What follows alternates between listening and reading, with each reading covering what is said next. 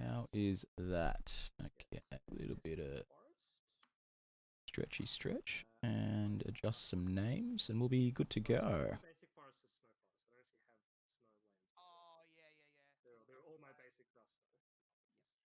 G'day, Tessron. I'm actually not playing today. I am just commentating.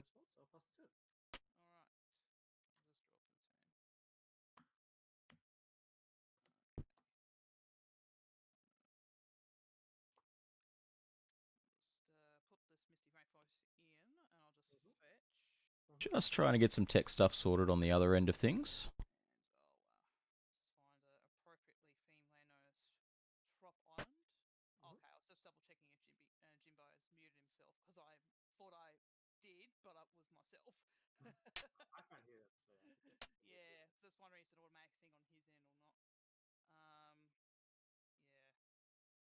So, right here, I guess I should change these names. This is not Michael B on 5 Color Garbage.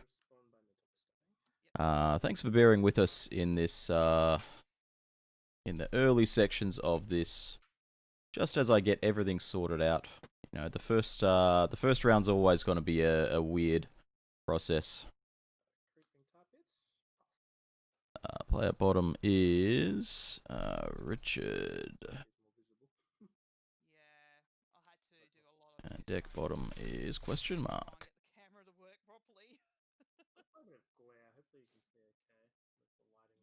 Do I have a Gridgem? Hello. Gridgem. All right, we have some audio. Great. Awesome. That seems a lot better. So, looks like we've got a start here at the very least. We have Barb leading on Tropical Island and Plateau versus Creeping Tar Pit Forest. So, at the very least, Bug and some Snow versus not a lot of action yet, other than a preordain on Barb's side. Yeah, I think there was another cantrip under the preordain as well. Is that an evasive action? That looks like it. Yep. It's a new border one, so I Okay. don't think evasive action comes new bordered. I might be wrong. It was in a dual deck or something. Okay, sure. Bit of glare on Richard's stuff here. Right, so it was a Planeswalker that got counted. I'm gonna guess that was a Narset, perhaps? Maybe. I think it's actually an Ashiok. Okay. I can't tell what Barb's life total is, unfortunately.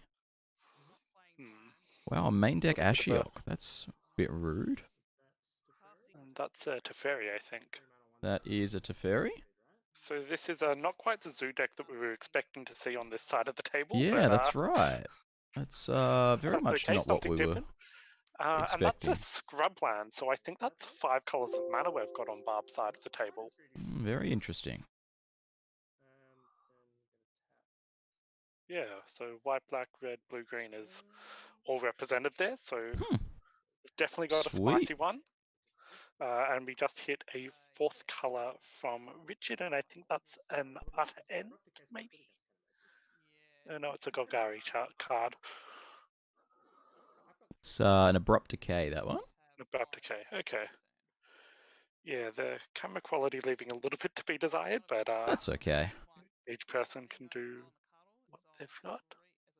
That is some sort of elf, I guess. Or is that maybe a wild Nacatl? Judge Foil? I'm not sure. Let's see if I can find it on the Scryfall.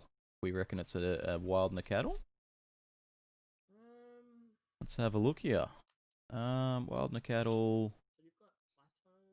You all prints. Yeah, spot on. We have a wild Nacatl from Friday Night Magic. What's going on, Pocket? Not quite a judge event. Is that Titania? Well, that's a good way to put a stop to a a 3/3. Yeah. All right, so it looks like Barb is on 5 color zoo,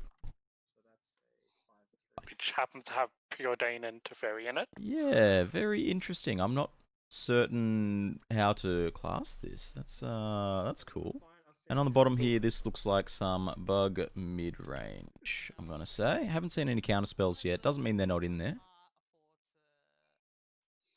Nice, but yeah, so it's actually 4 colors because there's a Badlands that got played by Richard. So we're missing white at the moment. Right.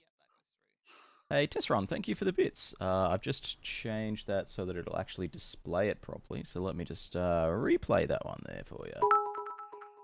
Sick. Much zoo, very Vance. Yeah, I mean, Wild Cattle is the only zoo thing here, but, you know. And that is a Brazen Brazen Burrow we've got Borrower. now. I need to not tapping scroll 3. down on my Scryfall window. That's important. Good tip, good tip. And what got attached to that? That's on an adventure. It's on an adventure. Yeah. Okay. So it wasn't a Brazen Burrow, it was a petty theft. True. True. Bottom player's life is 15. I can't unfortunately see what Barb's life total is. It's been a couple of fetch lands. But it doesn't look like he's got a hit in yet. With any deck with Wild Cattle is one that I'd expect to see a creature down on the ground and running on first turn. Mhm. And she hasn't played it until turn 3. So we've had Very true. cantrip to fairy. So turn 4 even. And it's just... Very true. While it may have some zoo creatures, I'm not sure whether that's a game plan that she's actually decided on for this game. And Yeah. Oko we've got there. Oko. So I get to open up this little points document here and write down Oko, Thief of Rounds. Go to this. Kablam.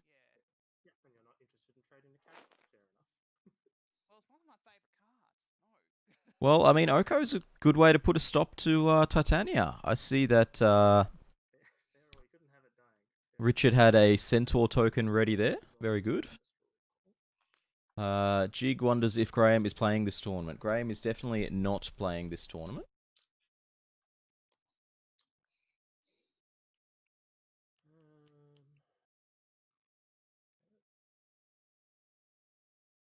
Okay, and then we've got the Ancestral, so big 4 points there.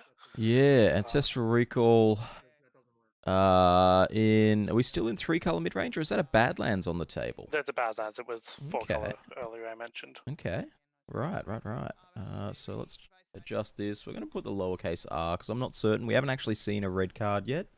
I'd assume it'll just be a splash for some stuff. Yeah, I think I've played against a similar thing to this from Richard previously, and it might just be some red blast out of the board. Okay. I would need to check that. Sure. Yeah, less of a reason to splash for it now with Wrenn and 6 having some actual real costs on it. Before that, Wrenn and 6 was just a premium reason to go into red with no real cost. Excuse me, just tweaking the size of the windows here as we are live. Okay, and is that... That's a Drown in the Lock. The Drown in the Lock, okay. So it just looks like cheap, 1-for-1s and Ancestral Recall. Yeah, so very much the old school Kurgan kind of gameplay. You're wanting to trade 1-for-1 with your opponent, and then if you get the opportunity, your Ancestral to bring yourself ahead. Yeah, I mean, that's right. Then if you're 1-for-1 down to no resources, and then you draw 3, like that's a pretty solid way to end the, to get ahead. It is, but not when your opponent has an Oko on the board. Very true. Oh, that's a nice looking Elks token, I tell you what. That is a pretty good looking Elk. I think my favorite ones were, I believe it was James Caesar had these ones with a little cellophane pane on the middle of them, so you could put them over the top of your opponent's cards and still see what they were underneath. I like it.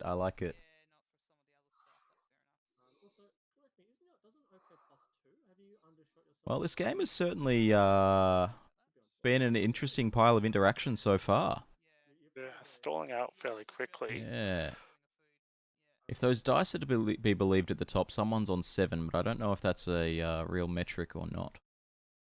I can see a 10 on the Oh, there we go. right Yeah, hand. yeah. That looks like D12. 10 or 20. Maybe it's 17, but it could be more. Well, I'm It's gonna hard leave to it. tell. I'm gonna leave it on 20 for now. Actually, you know what? I'm gonna change it to question mark because I just don't know. But at least the video quality is coming through. Okay, so we're getting in with the Creeping Tar Pit and the Elk to finally get Oko off the board, but we're tapped out on both sides to do that.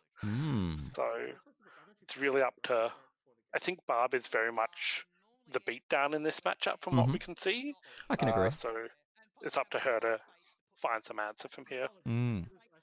So this is a perfect opportunity for Barb to draw, let's say, a Titania. You know, something to equalize this board.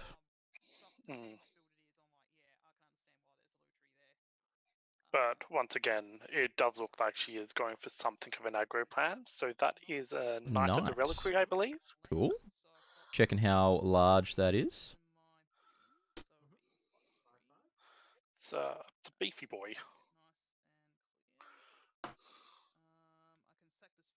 A big red 3 on top of that Knight, hey? So that makes it a 5/5. Anyone in chat tell me how good the volume levels are? Can you hear Gridgem fine? Can you hear me fine?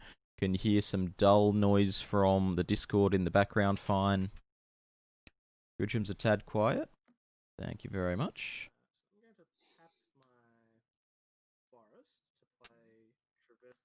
Both good. Well, we can't please everyone, hey? Okay, mental misstep.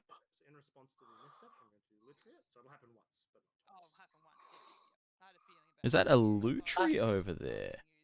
That, I think, is a Lutri.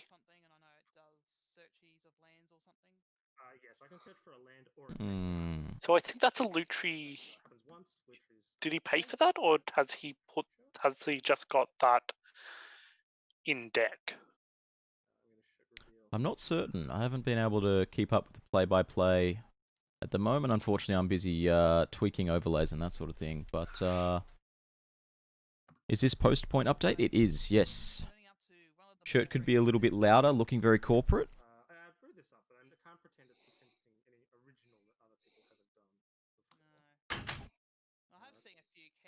Alright, I fixed the shirt problem for you. Alright, we've got the louder shirt on now. The BEMB represented. That's the one. You know, there's a mirror match between two BEMB players in this first round. We've got Leslie versus Mulch. A Scamjingu's coming down for Richard. That's really gonna sort of take over this Knight of the Reliquary. Yeah, you can just eat the lands and then eat some creatures to make your scoos bigger. Yeah. So things are looking a bit rough here for Barb. So you would say there was a discussion about green 2-drops previously. After Tarmogoyf and Scavenging Ooze, what would you say is the third best one? The third best green one. We're talking mono green? Mono green. Third best mono green 2-drop. Ooh, the only one that actually springs to my mind here is Strangleroot Geist. I can say that. I've definitely played that in Zoo and then clamped it and attacked for a bunch. What else can I think of in mono green? Does Flash count? Does Flash count as a 2-drop green card? No, it doesn't. Are you sure? Yes. Does not say creature on it in the type line. It says it somewhere. It does. A lot of cards say creature. So ultimate price is a good green creature. No, it's not green. Oh. And Flash is? Yeah. All right. Oh, sorry. Perish. Perish is the best green creature. I think we have 14 on both sides here. Pretty confident in saying that now? Yes, that looks it's either that or it's 14 against 7. We'll find 14 against 4. But... Okay, so no, it's definitely a very big red contingent in this deck. We've got the Kess down. Okay. And we're getting an A call back. Gross. What do we call this? Wrenn and Grix, but that's not. That's not. It might have Wrenn and 6 in it, you never know. But It might. Rubixus, I believe, was mentioned previously. Gruxus. Ugh. I'm gonna call it Kess Green. That's the official name now, Kess Green. It's on coverage. That means no one gets to change it. If a card currently doesn't see play, it makes it bad. Untrue.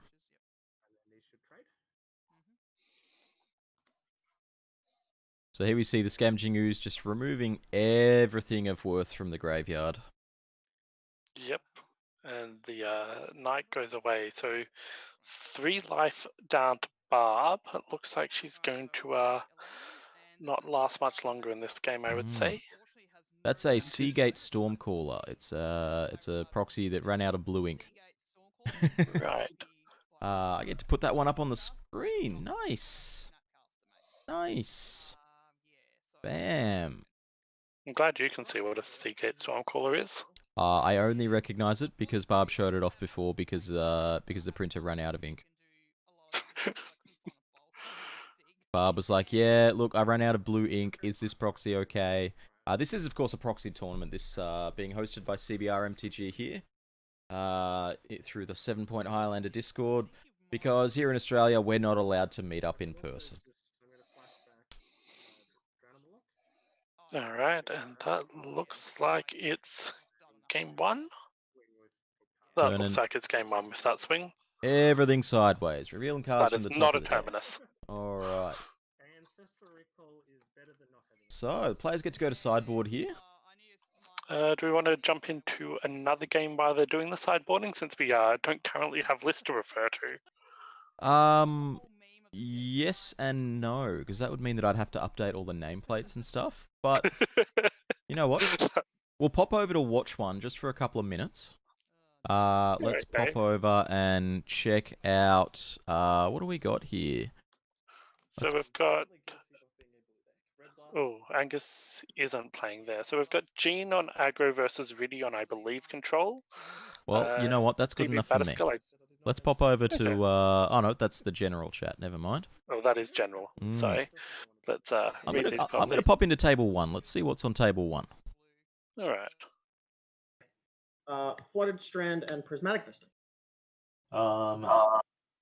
Okay, we have a Thoughtseize, which is very good for us seeing what's going on early on. Yeah, I can't get video from this top player here, unfortunately. I'm just gonna refresh this one.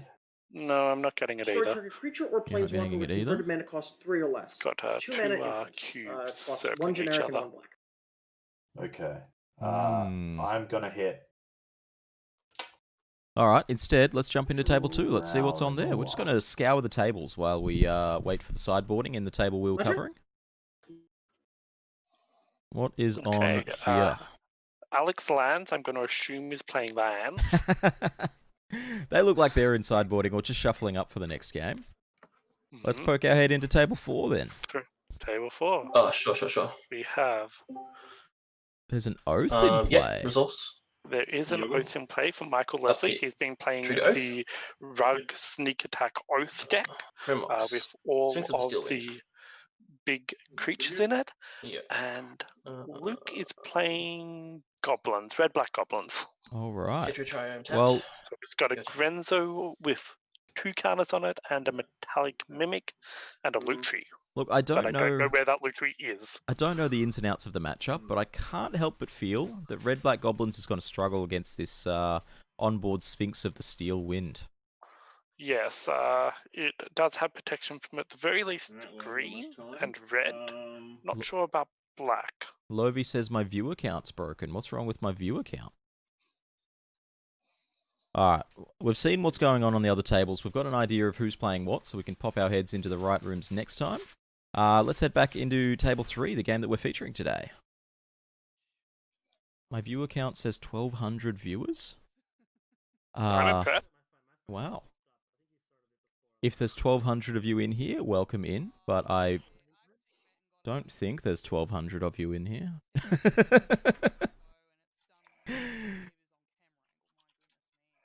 All right. Well, we've got a very clear webcam from Barb this time. That's much better.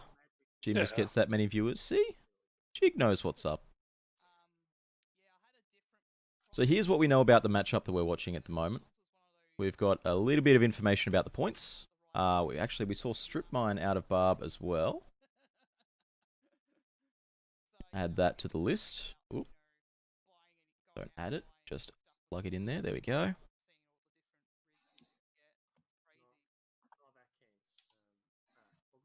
And let's see how game 2 goes. So Richard up a game. Richard's name in the Discord, of course, Richard Storm. I don't think he's playing Storm today,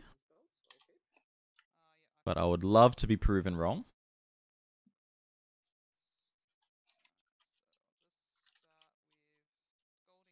Are you still there, Gridgem? I am still here, so I am Alright. just All good. writing down some deck lists at the moment. All good, all good. Is that a Right. wasteland I see there in Barb's library? In a library. That's a better place for it to be. So we've fetched out a Volk. Let's see if we go for the aggro plan early on this time, or we're gonna... No, we're just holding something up. So Richard with the turn 1 bird. Always good to have an accelerant on turn 1 in these mid-range decks.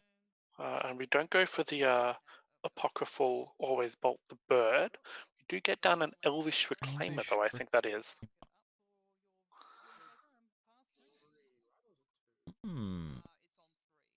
So that can get the Wasteland and the Strip Mine then, I guess? Yeah, I'm going to rename this to Aggro Lands. Yeah. Well, it just has a small lands sub-theme in it. Yeah, it's a pile of cards that are all powerful. This is true. And that is a... Fatal Push. Fatal Push. Is that a Goblin Guide? So that's a Chain Lightning, I think. Chain Lightning, you're right. And there's... there we go. So as we were saying before, when you're trading 1 for 1, you know, I'll push your guy, okay, I'll bolt your guy, okay, I'll draw 3 cards. Whew. Can't complain about that. That's a doozy. And I would say hand numbers are about 7 to 4 or thereabouts now. Yeah, I would say whatever the hand count is, Richard has a couple more cards than Barb, unless there's been some big mulligans that we missed.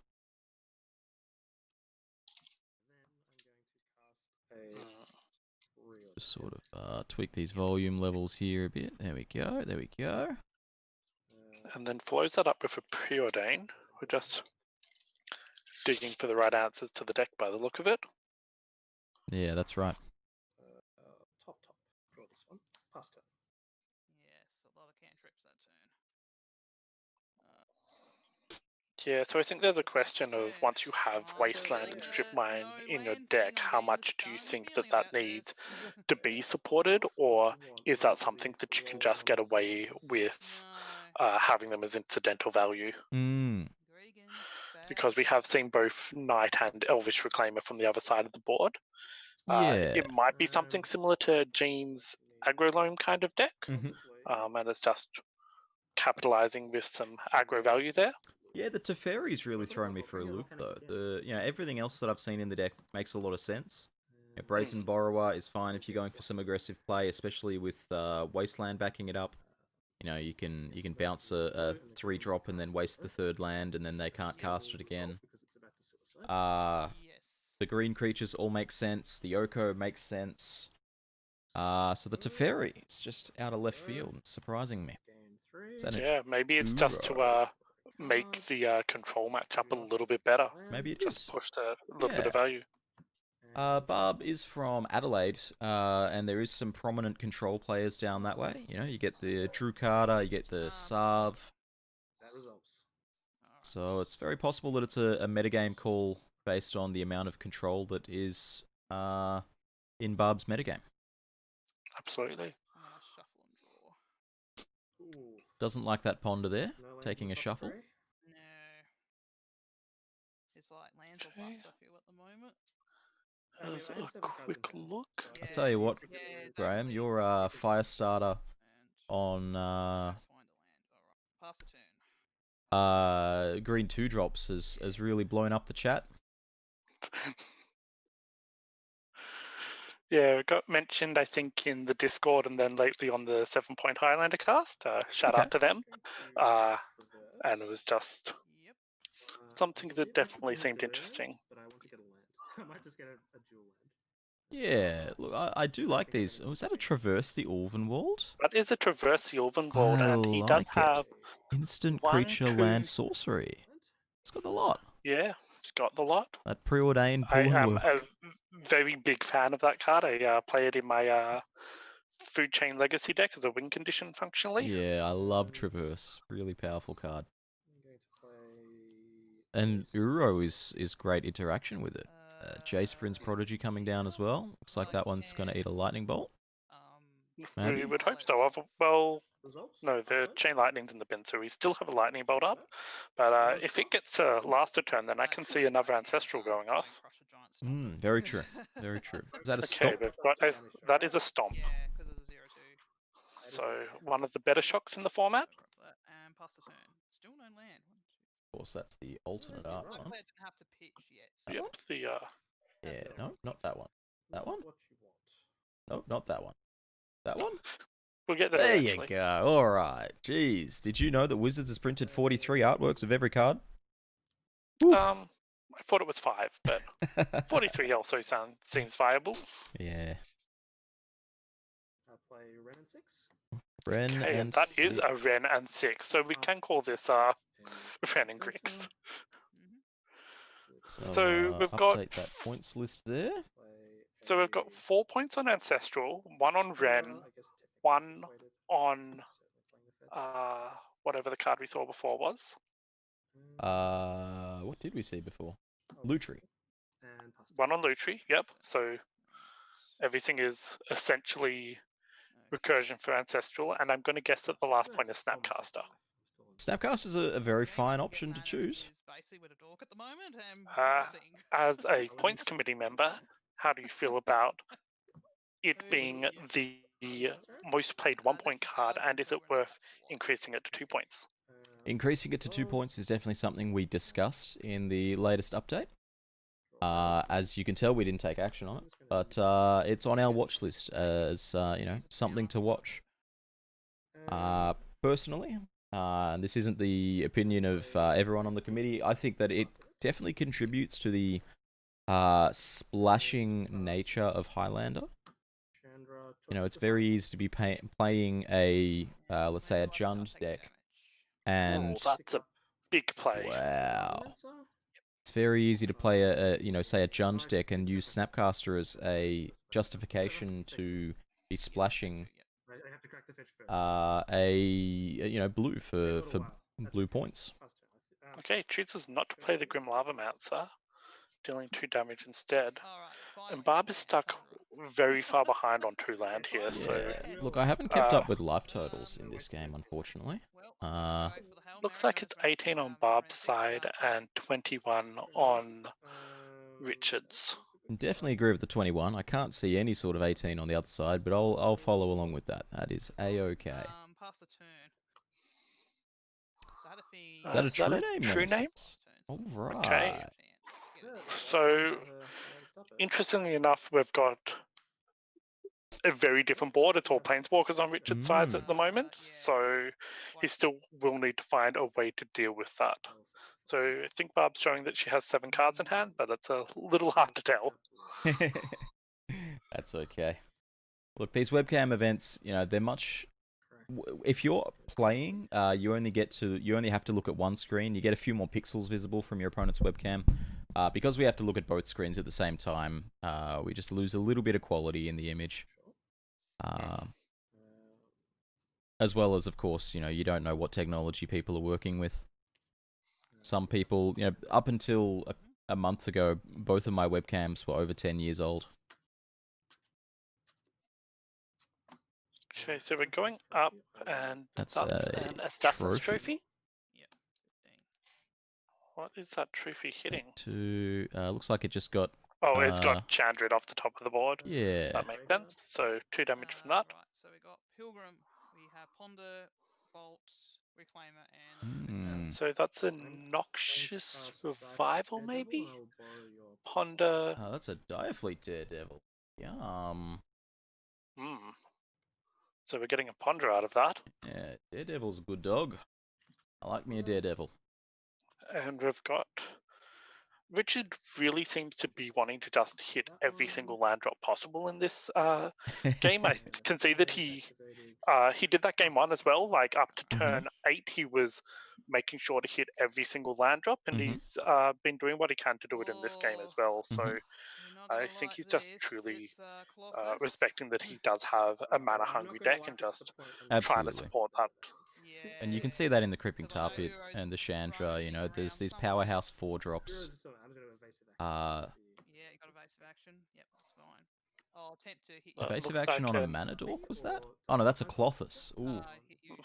That is quite the mana dork. Yeah, Yep, I think that I've got a is, bit you of know, I a mean, I defense guess it posture at counts the as a Mana moment, trying Dork. to It, get through. it is a creature that makes mana, Yeah, among other things that it does. Yeah, but just I think that he's doing really well by just keeping Barb in the early game on 3 land here as well. Absolutely. Absolutely. I mean, I'm not sure if that's his own doing. You know, Barb's I haven't hasn't drawn another land. But you she hasn't can... drawn a land, but she's definitely stopping the mana dorks from getting any action. Absolutely, absolutely. You can see the cost of playing a card like Bone Crusher Giant here. Like, yeah, it's flexible, it gets to stomp, and then it's a 4/3. But it does, you know, playing a 3-mana 4/3 here just doesn't get it done. Yeah, so I think the true name has to go at the Chandra this turn. I would agree. Otherwise, it's going to ultimate, and it's not something you want to see. I would agree. What was that? It looks like 11 there. That's a 1, so I'm going to go 11. Yeah. And Richard on 16. I need to be more on top of these life total changes, but it's very different. 15 now. Very different when you're not the one playing it, you know? When I've been casting these before, I've been the person playing as well. And it's really easy to stay on top of life total changes when you're the one playing the game, you know? Absolutely. You know, your opponent loses life, you want to be there. You lose life, well, it's fresh in your head because you've just done it. Is that Oko? Surprise Oko That was is the last Oko. point. Okay, so it's not Snapcaster, it's Oko. Very Goes interesting. up 2, get some food. So this is the control-y end of mid-range by the look of it. Yeah, I would... Yeah, wow. Looks like he's getting back a Delta from Graveyard with Wrenn. And another 4-drop coming down? What's our 4-drop? Is that Cling to Dust? Oh, Uro. That is Uro out of Graveyard. Uro is a big dog. Uro will get the job done. Does not have trample though, so it can be blocked by True Name, but Sure. still gonna gain a bunch of life and put a bunch of lands into play off it. Look, the Uro, it's going to crack through this turn at least. You know, the True Name has a job written on it for this turn. Its job is to remove the 7th loyalty counter from that Chandra. So, you know, Uro's going to get at least one unimpeded attack in. And with at least, I think that is an Elk Direfleet, but I'm uncertain. Okay, we've got a Red Blast on the Uro or the Oko. That's a big decision. Goes for the Oko? Goes for the Uro. Okay. Okay. Oh, that's a Hex Drinker over on Barb's side as well. That Hex Drinker, I would That love to changes... ultimate Oko on it right now. Wow, can that be done right now? What's the exchange requirement? The exchange requirement is an artifact or creature on your side of the board. So Oko could swap a Daredevil for a Hex Drinker? And then ultimate the Hex Drinker on the same turn. Well, that seems pretty good. That's my official ruling. would not complain about it. You left us with- Something you need to keep track of when you're playing stuff. Hmm. Yeah, exchange control of target artifact or creature you control, Yeah, I and forgot target that creature an wasn't, opponent so controls You with get an power emblem with 3 whenever you or cast a less. spell, Hmm. this emblem deals 5 And damage to Hex target creature. Drinker, I do not Okay, believe I had a fear we levels were up going until it that hits game, 3. Looks like True Yeah, Name levels 3 to Nemesis. 7 it becomes a 4/4. Looks like True Name Nemesis hung back. Didn't get in and attack the Chandra. Well, the Chandra is in graveyard now, Yeah, so got ultimate on. The Hex Drinker getting submerged. Yeah. Look, the writing's kind of on the wall here for Barb. Take another 5. Casting Uro, that's another spell. That'll be another 5 damage. Uro. Draw. So elects to not go for the Hex Drinker play, but oh well. You know, you've got these buttons in front of you that can just deal 5, deal 5, deal 5. Yeah, yeah. Oh, you're I on don't 6 think I was going to get out of that, to be honest with you. Because I was like, Wow, that early looks on like that's game, the end of their game. questing beast That right in is. hand, Let me pretty plug good in there. a Also, second Money win Bag was here still for drawn, Richard. you know, the right situation to play it. And Interesting set of The games. Mantis Rider, I think, off the top. Oh, Mantis So, yeah. Rider, so wow. Is that a embarrassing, Mantis so Rider or a annoying. Rhino? I just couldn't get the name I think you're right. I think that is Don't know. Mantis Rider. And you can't draw land. But yeah, it's definitely it's. Very hard to win. I think it's trying to do too many things at once. I think Hmm. it's definitely an aggro deck, but it's trying to do some things which don't really fit that style That's at right. the same time, and it's suffering because of it. Hmm. But maybe it just shines in other matchups. You'll Very, never very know. possible. Very possible. All right. As for right now, we're gonna see if we can find another table playing. Perhaps we'll jump down into table 6, see what's going on down there. That I'll- sounds good. Here we It's a have flip. Angus Counts. versus my lord. And I'll play Winged Okay, so Sliver, let's so see my what we creatures can can't glean fly. from this is match on- here. Sounds good. And I'll pass to you. On tap, So draw. this is Bottom red, players on black, Jace. green. Draw. bottom players on 18. And That's a blue card there as well, isn't it? Is it I'll not? bin a rattle. I'm not gonna lie, I Looks don't like it. recognize Yep. any of those Okay. cards. Well, And the middle I'll one go is for- a changeling. It's one of the 1-drops that you I'll go for play Legacy in Fleur again. ninjas. Yep. It's Thank you. unblockable Yep, from memory. Changeling Outcast. The one on the right, obviously, is a Sylvan Library. Yep, and Oh then yeah, the Sylvan left Library. 1, one 2, 3. is blue. Sure. This time I'll only go.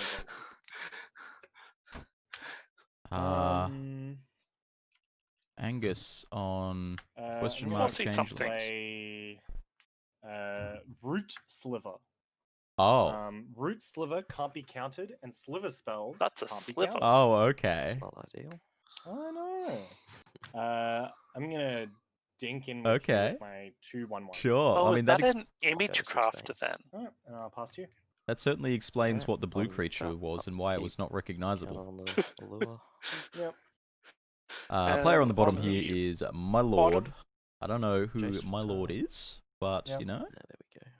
I'll bin And this There for a are- spike. 'cause There were it's some not pixels there. actually something else. That is a blue. And No, that's a 4 Play spike. a back to basics. Oh wow. Oh, I believe he was playing mono Uh, blue against me a me- few weeks ago. 12 life. He misdirected my mind twist You for 5. It 16 was life? a paddling. Okay, so there's Alright. back to basics, Jace, and something Oh, which look at costs that. blue. Angus getting us some Hopefully life they can do that. totals. I like Oh, it. nice. That is very for- nice of for him. coverage Yeah. purposes, I'm sure they want to know. Cool. So to me. Yep. And what was the creature that you played? Sorry, I can't really see it. It was a back to basics. Oh man. Oh dear. Um, All right, that's fine. That's fine. Not quite certain what Root that Sliver, creature Wing with Sliver, the dice on Changeling it Outcast. is. It's all on you, babe. All right. But I feel one, like That's a the back to great basics question. is doing Two, quite a bit of work three. here. Absolutely. So there's a Mox I'll in play just on. get one. Yeah, looks like a Mox Emerald, I would draw a say. card. I'll play this Verdant Catacombs. Crack it. I love having all my basics from Goes now for on. And now, fetch. sorry, all my lands from now on. are just Doesn't loaded find a gold. basic. I don't know which if is totally fine. he has any. No room for basics here. No room for I'm gonna play basics, this he's just Leeching said. Sliver. And I'm going to 4, 5, 6, 7 you. Hang on. Okay, we're getting him with some slivers. Just want to check. I mean, look, it's about all that Yep. he can do in this matchup right now. You know, the back to basics means that he doesn't really have the ability to do anything else. Yes, it's it's a like new before sliver, combat. so you get the All right. The so blue it's, thing that I didn't know what it it's like was dies. two-sided, which is fine. In that case, just take 4. Okay, cool. Jig asking how I beat a misdirected Mind Twist for 5. I don't remember. It's like a fever dream. I'll. Yep. Yep. Looks like they're on 12 life apiece here. Yeah. I'll tell you what, Gridgem, you know what's nice? I go to. Our voice meetings last 45 minutes and a round lasts 50 minutes. Ah, that seems good. Are we about to end, are we? I have no idea. I haven't got a notification, but you know, that would be pretty neat. Mm. You can still bolt him. He just might not die to it. That's true. Yeah, the 4th Walking Dead card has been spoiled. We were discussing it heavily in a group chat that involves a 4-color legendary humans player. Tick the dice up. Yeah, so would you like to open a can of worms and target continue a discussion about that? Probably the flying one. Yep. No. And Okay. If you want to weigh in on whether those cards are a good idea, bad idea, whether various formats across the world should take action on them, Commander, Canadian Highlander, competitive EDH, you know, Legacy. jump into the Discord. I don't know if Legacy really gets a say in it because Legacy. Legacy doesn't get a say in it because of Watsy is the one who looks at that format. That's It's right, really yeah. the community-led formats that have more of an issue with it, and just. I think Well, that we might... put up a poll for Highlander yesterday, and about I think 2/3 of priced people into were it. saying that they don't want these cards in our format. Is that Compared to, is that a Mox Uh, Emerald? Is that what the Mox is? So slivers I I control. believe have so, first yes. strike. And then we compared that to Now Commander or currently they have EDH, where they first had strike, about flying, 95% and of people counter. saying they don't want it in the format. Mm. Very, very interesting. I'm It's going to, in response. Vapor So I Snag would the- look at oh, a Vapor Angus's field. Snag. I like it.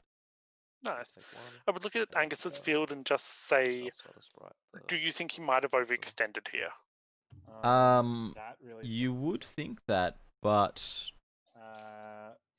it's mono blue. Well, this is That's a true. 1/1. Mono Blue does not really have sweeps as such. You can play Oh, upheaval. wow, You can he- play. Vapor snagged the uncounterable sliver, and then Spellstarter sprited I must the have the red sliver. That is beautiful. Ooh. Looks Hang like on a second. Angus might be picking up his land. Tap, draw for No, tap. he's just having a look at what's there, making sure he can fetch something. Having a look at what's left in his deck, I would say. Mm. Because, you know, each of these fetch lands is just getting a land that is in for one time and then out of there. I'll attempt to get in for one. Yep. Do you want to? I mean, you have the opportunity to attack with your leeching sliver if you'd like to. As well. Oh yeah, I forgot about that guy. Yeah, I will. Alright.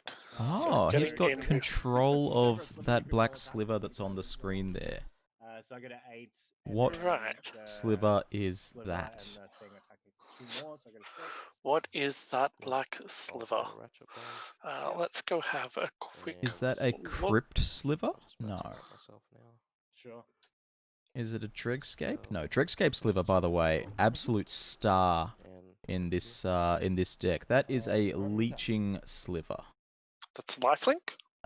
No, it's got some sort of when it attacks, it pings the defending player. Oof. Right. So that looks like it would have been an attack for 3 then.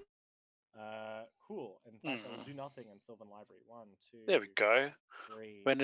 Whenever a sliver you control out of attacks, lands, I tell defending ya. player Running loses out 1 of life. lands. Okay, so these are the new slivers which only affect one side of the board. Yeah, the M15 and M14 slivers were only one-sided. Oh, We've got a real tribal battle here. We've got slivers against fairies. draw a card. Well, I think it's just incidentally fairies. Odds of there being But I may be a wrong. main deck harmonic sliver? Don't know. I actually don't know the game score here. Very possible that this is game 2. We are pretty late in the round. You know, very much could be game 3, to be honest. That's a sliver hive on Angus's side. Ooh, very nice. The CMC of Jace Telepath Unbound is 2. oh, okay, that's weird. So, I think with Delver, they changed the rule after Delver. So Delver somehow got dunked by it. I've got a That's discussion right here about the converted mana cost of Jace Vryn's Prodigy. Yeah, very It's weird. true. It is I'm too. gonna dink you for 2. The one of them's still ticked down. The flyer. Oh, that's true. I'm not gonna attack with this one. Attack you for this one. Every turn. Yes, so Oh, they yeah, no problem. updated that about 3 years ago. So the Eternal flip Brute cards have Sliver. the same CMC Eternal. as their Uh-huh. unflip side. That's right. As Cantor, the Sunken Ruin has a converted mana cost of 2. Pitching some That is spells. right. I don't know if it's true for modal double-faced cards. Is it true for those as well? I would not say so based on the conversation. So we recently had a rules question about what would happen if you copied A, Oh, yeah. and let me go find I some take spells. lovely Alright, I words got a for 3. you. All yours. I think you said that he's on Untap, 3. Sylvan Library. Oh, the first sliver? Perfect. Yes, if you used a glass pool mimic to copy a Huntmaster of the spells and then Right, did I'm gonna not take this, cast any spells, territory Right. your and do my glass maths, pool so mimic it's does fine. not turn I'll into a cast it glass off pool, a- sure, Hopefully my because math flats will Cheeky. give me a green double-faced Oh, no, I've transform got the card is silver different hyper, to so a I'll just double-faced have to find modal it for card the in the Okay. Magic rules. Sure. Cool. Good to know. I'll get it underground. So I'm going to assume that works in a similar manner, but also Yep. don't quote me on that. I am not a judge. Oh, you have Ethereal Forager? Yeah, I can see. I don't want to play anymore. Angus Yeah, back to declaring, basics. I don't want to Oh, yeah. play anymore. It's a gig. In jest, of course. Probably 5 color deck versus the back to basics. 5 Take colors. that as, You just, your mana base can't stand up to a back to basics. It's as simple as that. Although I guess do if have a you lot had- of artifact Yeah. as well, including. All right. Well, What's his face? I think we're nearing the end of the if you go round back, here. that's the direction you'll There's still a few tables playing though. play a few. So we've got Yeah, Bonk I versus think I'm gonna Leslie, try that, and we've actually. I got think, I think you maybe just Jean can't versus Rudy. that really sounds about right. play, Yeah. So like let's a pop full creature over deck to. in this Let's pop over and see what's going on at just table because 5. it's Jean just versus like- Rudy. One for me. Okay. Over here we have. I'm down to 16. Okay, we have Jean. Looks Then like he's on I'll his go ahead heroes. and He's cast, got a. Terramander. I believe that's a snake legend. I can't really remember the name of the mobile It's Hyrax. Wayward Swordtooth. That one. He's Oh, playing how could I Aggro forget Loam. that? Oh, he's playing Aggro Loam. Yeah. Sure. And then we've got a Terramander and a blue-black ninja. An Ingenious Infiltrator. That's the one where if you hit a player, you draw a card? If any of your ninjas hit a player, you draw a card. Ah, much better. Yeah. So just updating our overlay stuff here now. This looks like blue-black tempo, I'm going to say. Some argument that it could Just be 2 called cards. I have ninjas Brainstorm or and Boxes. fairies, but well, yet to be seen. Yet to be seen. We'll find out. Let me chuck this Wayward Swordtooth on the screen for anyone who didn't play a bunch of Rivals of Ixalan Unlimited. Looks like the Yuriko version of Blue-Black Brandos. Okay. So Blue-Black Brandos is the name for the old Blue-Black Tempo deck. Been around for years.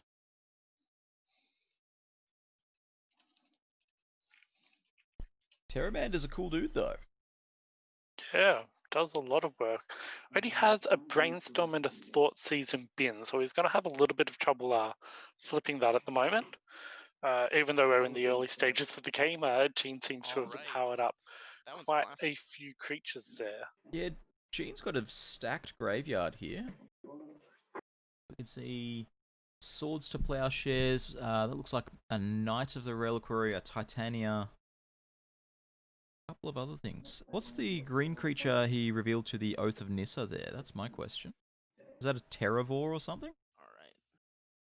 Alright. That is a Terravore that he's What's got the down name you there. have under Savannah So there? one Oh, green that's green, first. XX, where Yeah, X is this the round. number of cards in your graveyard. I'm not going to lie, I entirely guessed that based on context. I've never seen this artwork before. Okay. So I think I had the art confused with Seshiro the Anointed, which is not a very good card in this matchup, Sure, that would make sense. or deck at all.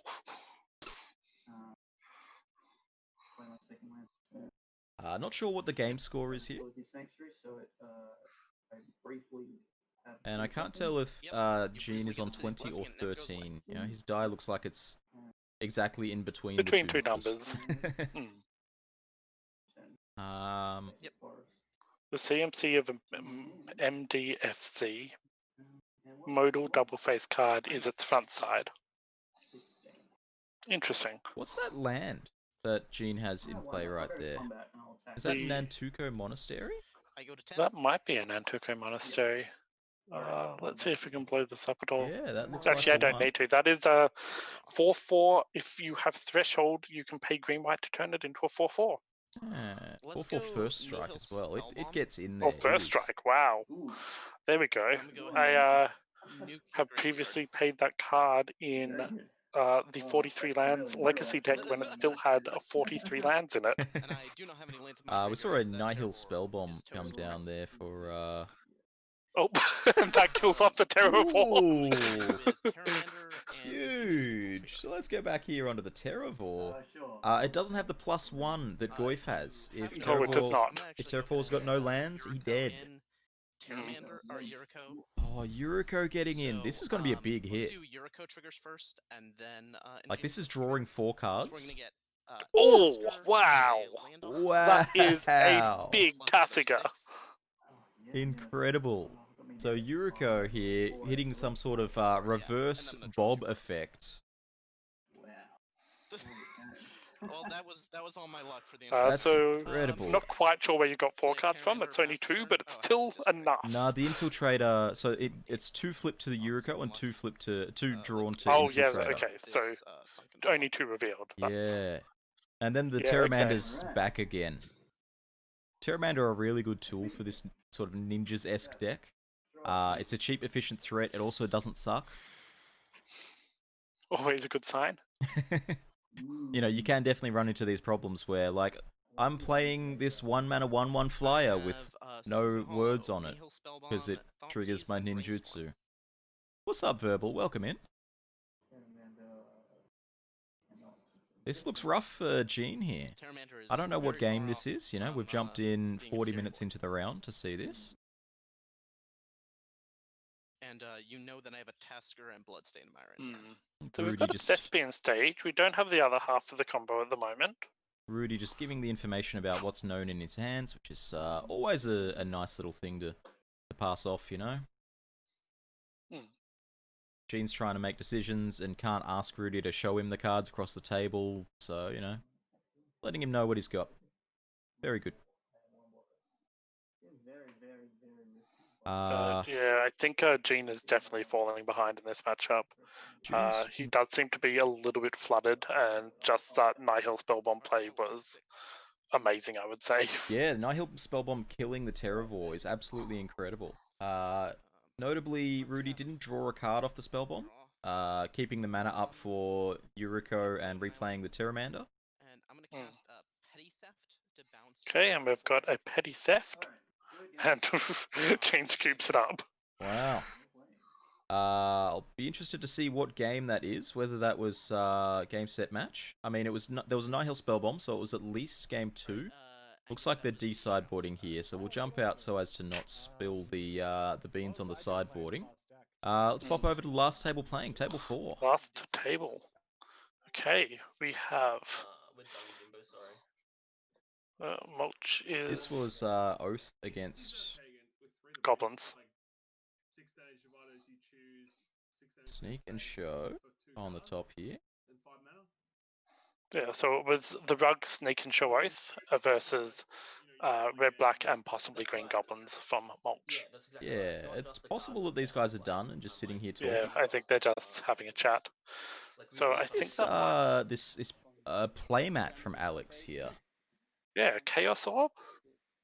No, that one's from who we got there, D Batterskull. I really like Oh, Alex's you're- playmat. Yes, the piece of cardboard with lands, combat, and Yeah, I like it. other permanents. He needs to paint the red zone red though. Yeah, that could be an idea. So just updating the nameplates on these players here. I hate the secret lair is only a lukewarm take at the moment. Yeah.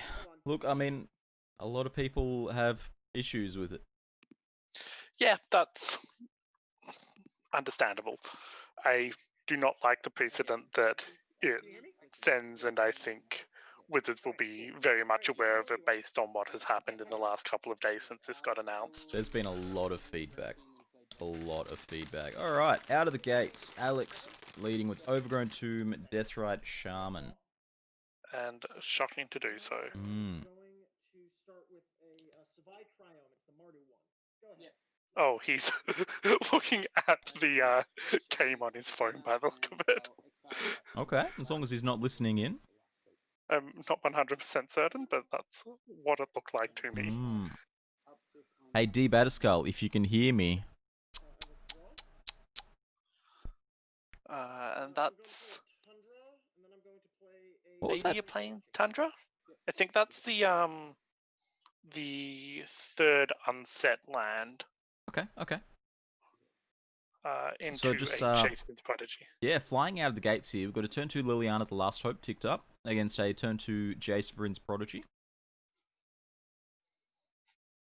It is a pain. Yep, I can agree with that, Jig.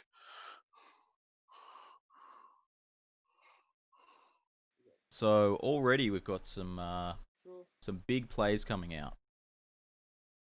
Yeah, we've got a win con established in play for Alex here in Both the sides of the Liliana. field. Yeah, so I'm J- going to guess that he's not on land today, but we're going for the attack with Deathrite Shaman play.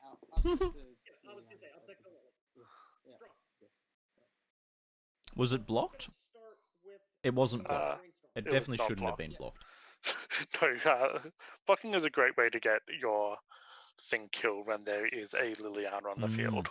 The isometric view makes it a tiny bit hard. Yeah, it's definitely a bit more realistic with regards to, you know, how you would typically sit down across from an opponent. I like it for that purpose, but Cross-legged on the couch? have you not played Magic cross-legged on the couch? I definitely have. What's going on, Spiderbite? Welcome in.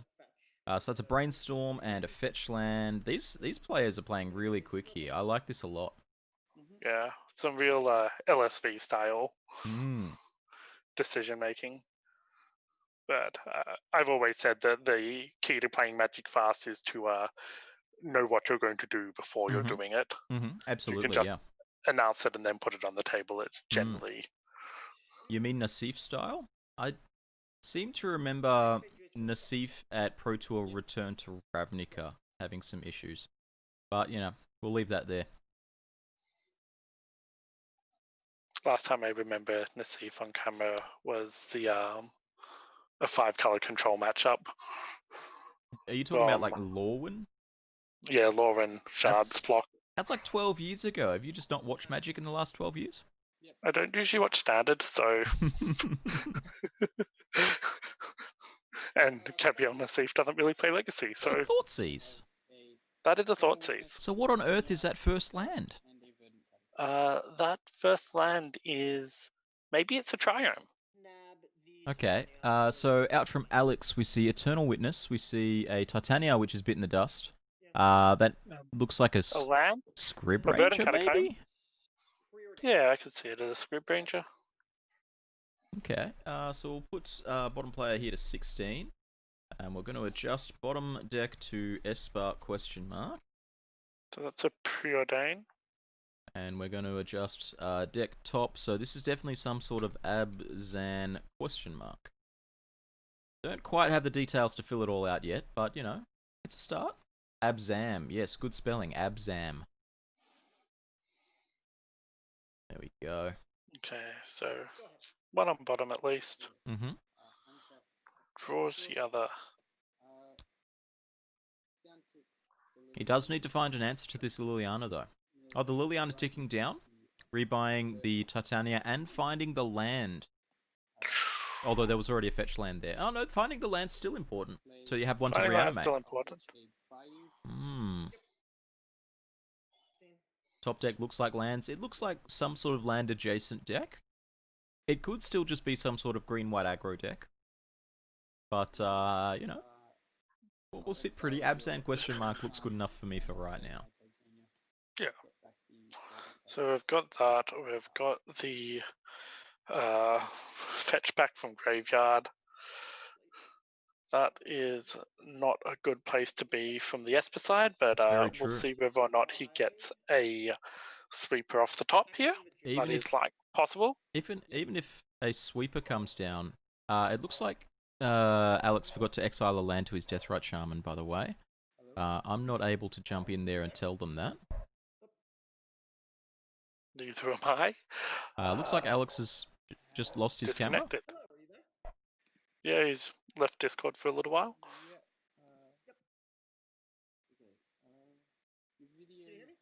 Yeah, I can hear you, but the video's not loading for me. I've just tagged him in the Fight Club and asked whether he exiled a land. Cool. Okay, so we've just got the one camera up. Yep, that's better. Yep, we got it. Perfect. Thank you. Alright, so I'm in the middle of resolving my jigs. Yep. Well, I've done my best for bringing it to their attention. Nothing more I can do.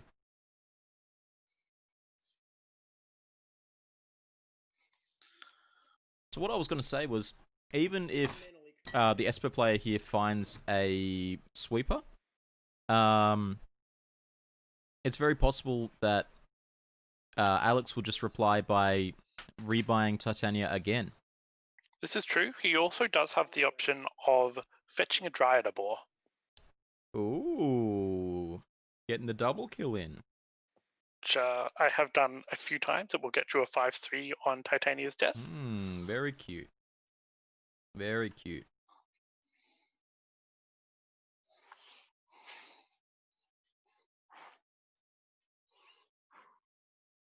But we don't know if that's in his deck. It does seem likely if there's a Green Suns in your deck, though. Which does seem possible from what we've got on this side of the board. Definitely seems possible. That's an underground sea there. See, I knew that one. I'm really curious what that first land was. Maybe it's just some sort of intricate proxy.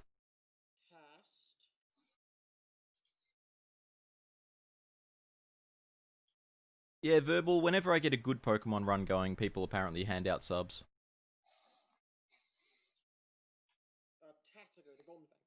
Is that a Tassiga? Okay. I do not have access to Debataskull's video for whatever reason. I see. I do, thankfully. But just watch with a couple of seconds delay from your Twitch instead. Yeah, so it's a Tassiga exiling a bunch of garbage, it looks like. Yep. Tassiga, you know, it's definitely not the best card against Titania. No, you can still attack with tokens all day long. Absolutely. Okay, so it goes for the end of turn fetch. Not getting the Dryad Arbor. No, we only really want the Dryad Arbor in response to a sweeper, as I said. Now I've lost video. Why is that disabled? Did you exile a land? Exiled my Scalding Tarn. Well, now I've lost Debataskull's video, and I've got the other. Okay, lovely. Oh, there we go. We're back. All right, cool. Technology. Doing this live. Still don't know what that other card in Alex's hand was, that middle card. It does look more like a forest now. Alright, All so right, we go for that's definitely a Inquisition. forest. Inquisition getting drowned? Yep. Target. The Inquisition. Yeah, counter the Inquisition. Mr. Verbal mentions that he exiled a Marsh Flats. Okay, cool. Fair enough. No, I'm gonna blow up your Death Right. Actually, I'm gonna blow up your token. I'm definitely not in a position to argue. My hand is Jace, Wielder of Mysteries, Dig Through Time, and Badlands. Did the drown Okay. Yep. Thank you. not... Looks like we're doing something in response to the drowned, maybe? Oh, the drown was killing the token. Okay, sure, right. Oh, yeah. So it just needs to be a more than oh 0. yeah, more than 0. At least 0. What's the Eternal Witness picking up? I'm gonna guess Titania. The Horizon Canopy. Okay. Yeah, I can see that. You can Right. sack it. Draws you a card along the way. Was that Jace Wielder of Mysteries? I thought it was Architect of Thought, but if it's Jace Wielder, then that's a very clear sign. I played as Badlands. Yeah, I think it is going to be Wielder there. Stick through time, I'm gonna exile Brainstorm, Thoughtseize, and Drunlock. Ooh, glare. Shining it right into my soul.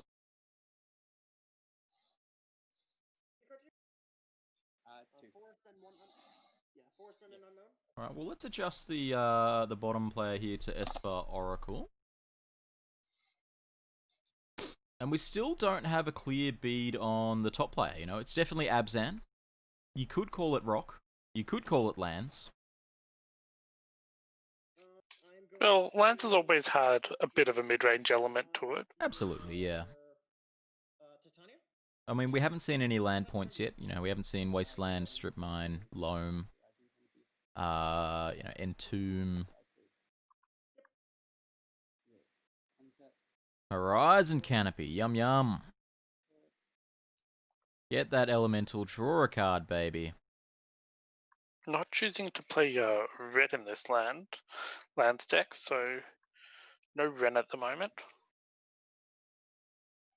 Alex has played 3 to 4 color lands at all the previous events. Yeah, I'll start by That's fine. I'll play. Okay, playing Forest out of hand. What is that? She is. So she's got. Is that a... I mean, I'm going to plug in the word Vraska here and see what artworks I can find that match it. Oh, that might be a Vraska Golgari Queen. Vraska Golgari Queen, huh? That would be my guess, but it might be the new Nissa. Vraska. Oh, The new Nissa. There we go. Nice. Nissa, That a is, shadowed boat. Okay, so let's get that on the screen, because I have no idea what this does. Landfall, put a loyalty counter on it. +1, untap a land, it becomes a 3/3 till end of turn with haste and menace. And -5, you get to show and tell or reanimate. With +2 It's counters. all seem good.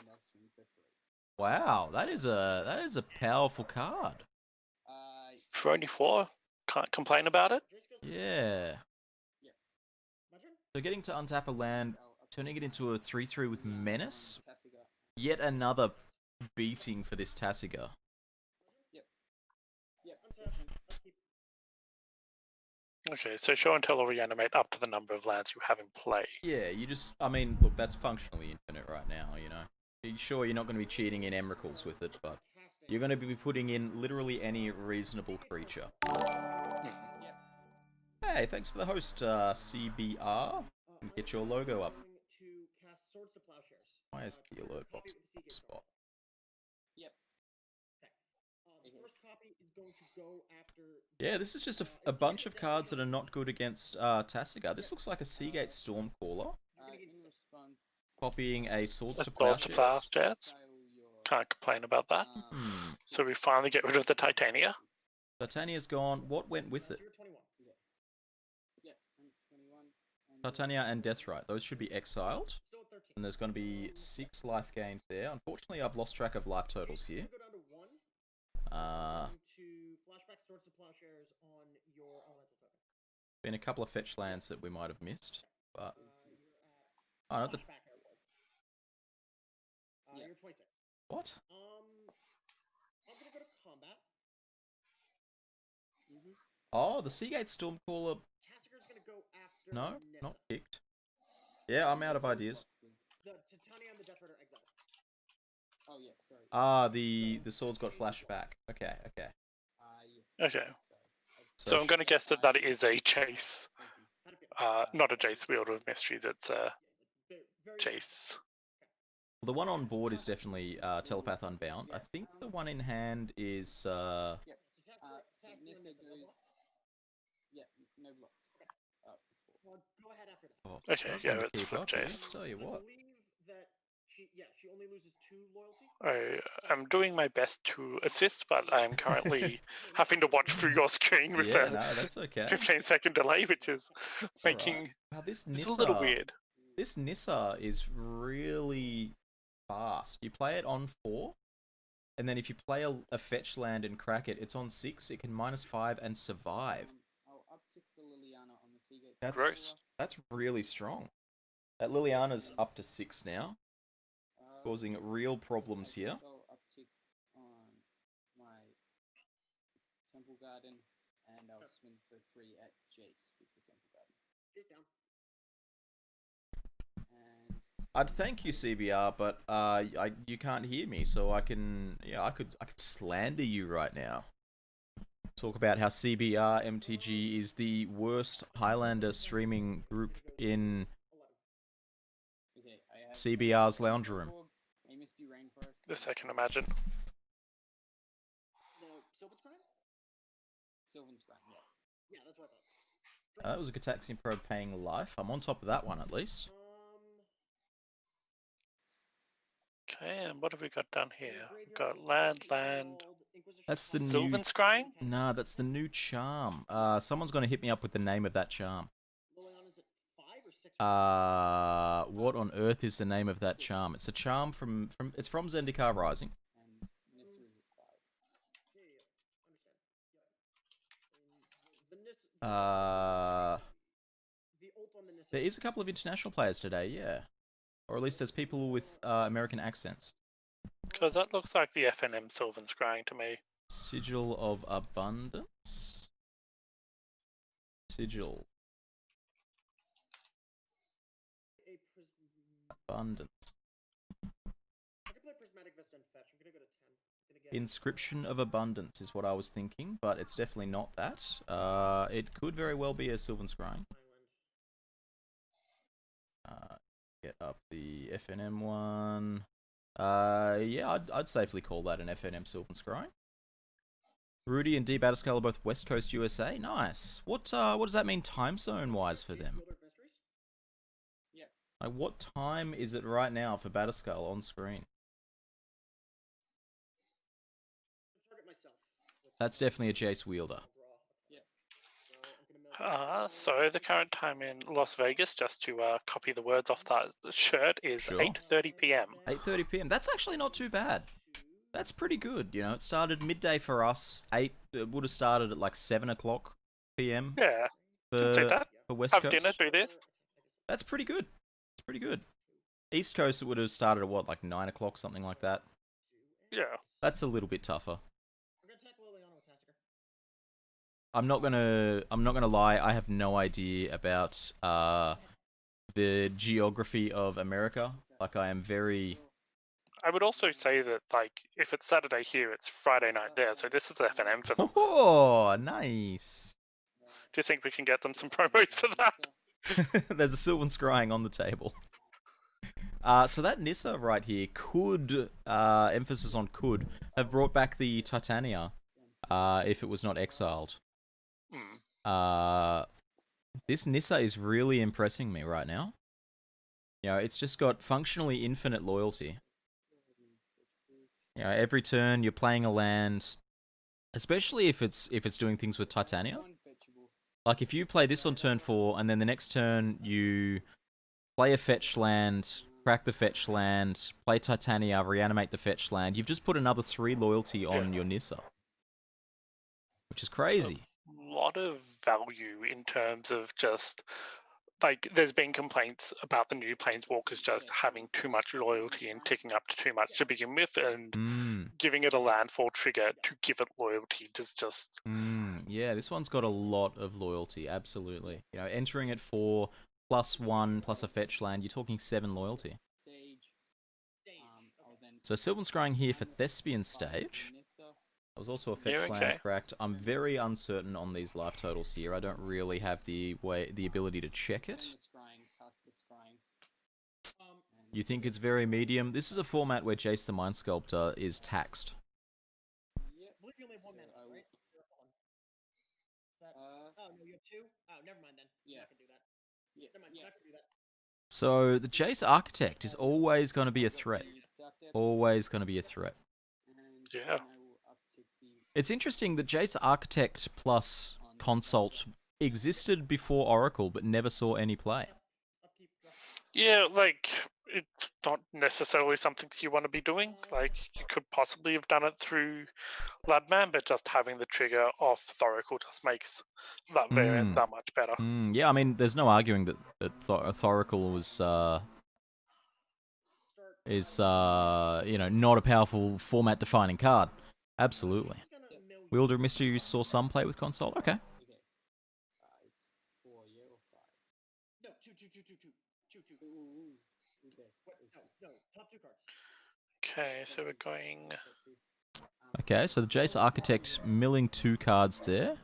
Looks like it hit. I'm then going to What is that green borderless card? And a crop rotation.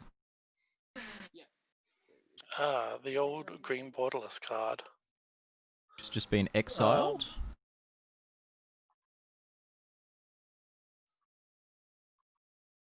Maybe it's an Assassin's Trophy. That is definitely a Cling to Dust. Yep.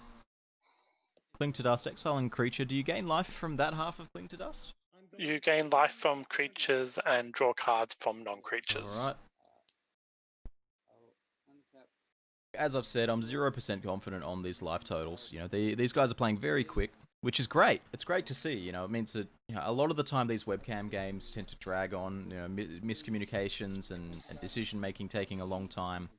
But they're really just getting it done today, which is really good. It does mean that without the ability to communicate with them, things like life totals are going to be a little bit inaccurate. But what can you do? See, that Nissa reanimated the Eternal Witness with 2 counters on it, made it a 4/3. I guess I'll just It's only been in play for like 4 turns, but it's already, it's attacked with a 3/3 every turn. It's Yeah, I brought think it's back just one of Eternal those things Witness. which you landed and it will take over a game if it's unanswered.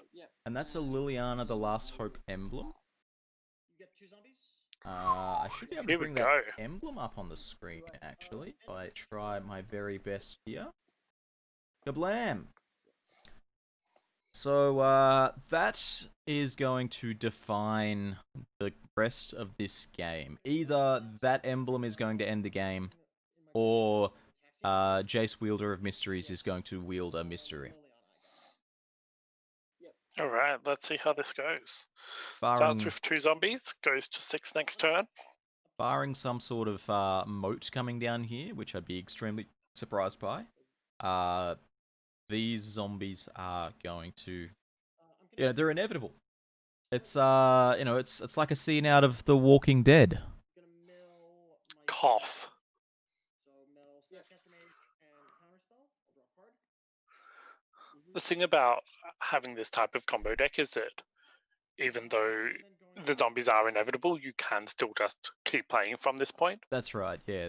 You know, if you're playing just a typical blue-white, no combo finish, this matchup's basically done here, but the advent of Thassa's Oracle and Wielder of Mysteries and all of that sort of jazz means that, this blue-white, this Esper deck may just, next turn, kill the opponent.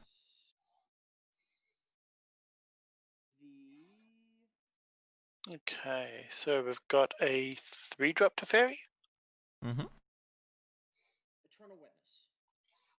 Have So we seen, use up Bouncy Emblem, I believe. have we seen any points from either side here? We have seen a crop rotation. Crop rotation's a point. Crop rotation is a point. The more you know. I believe Wasteland Strip Mine would be in Alex's deck, but we haven't seen them yet. Yeah, I believe they'd be in there, but not actually, Haven't seen anything on the Oracle side, but the moment you see an Oracle, you can assume that there is going to be a Tainted Pact to follow it up. Yes and no, actually. The Bluebell Open that we commentated a few weeks ago, actually, there was a player playing Oracle and no... Ancestral. Yeah, Oracle and no Tainted Pact. Verbal's definitely right here. We have seen a dig through time out of the Esper player. I'll take the Nissa on the Temple Garden, and then I'll swing for Get in there with the Temple Garden. Fairy, and then these at Jace. Wow, even the Dryad Arbor attacking is really sort of putting the screws Yeah, to him. just going for the lethal attack. Yeah, it looks like this Creeping Tar Pit might need to be getting in here to block. I'm gonna trade with a zombie. Okay, so that's 1, 4, 5, 6, 7, 8 damage Okay, coming that- across the table. That was all going at Planeswalkers. So Teferi removed from the table, Jace down to, I want to say 1 there. Nissa. Tar Pit dead.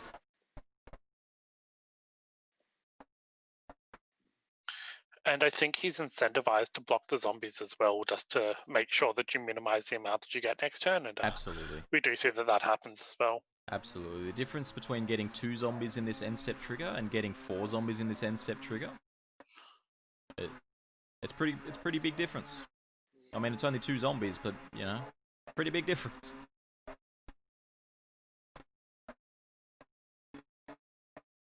I guess I'll just pass there. Upkeep drop. Yep.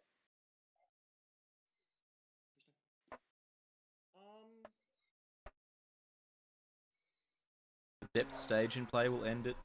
Yeah, I mean, look, that's definitely gonna get some work done. As I said, it's basically on D-Batterskull here to find an out. You know, the ball's in D-Batterskull's court. I'm going to play The Liliana emblem providing inevitability, the depth stage providing immediate threat. Yep. So we'll have to see what D-Batterskull can pull out here.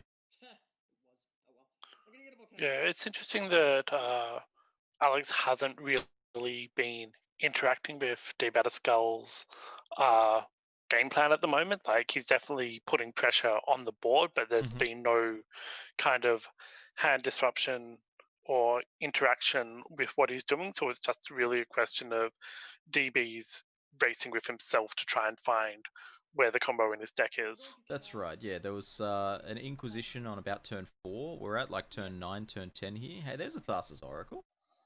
Hey. Chuck that on the points list there. Maybe we should chuck that on the points list. You could imagine it's already there. Yeah, it definitely is.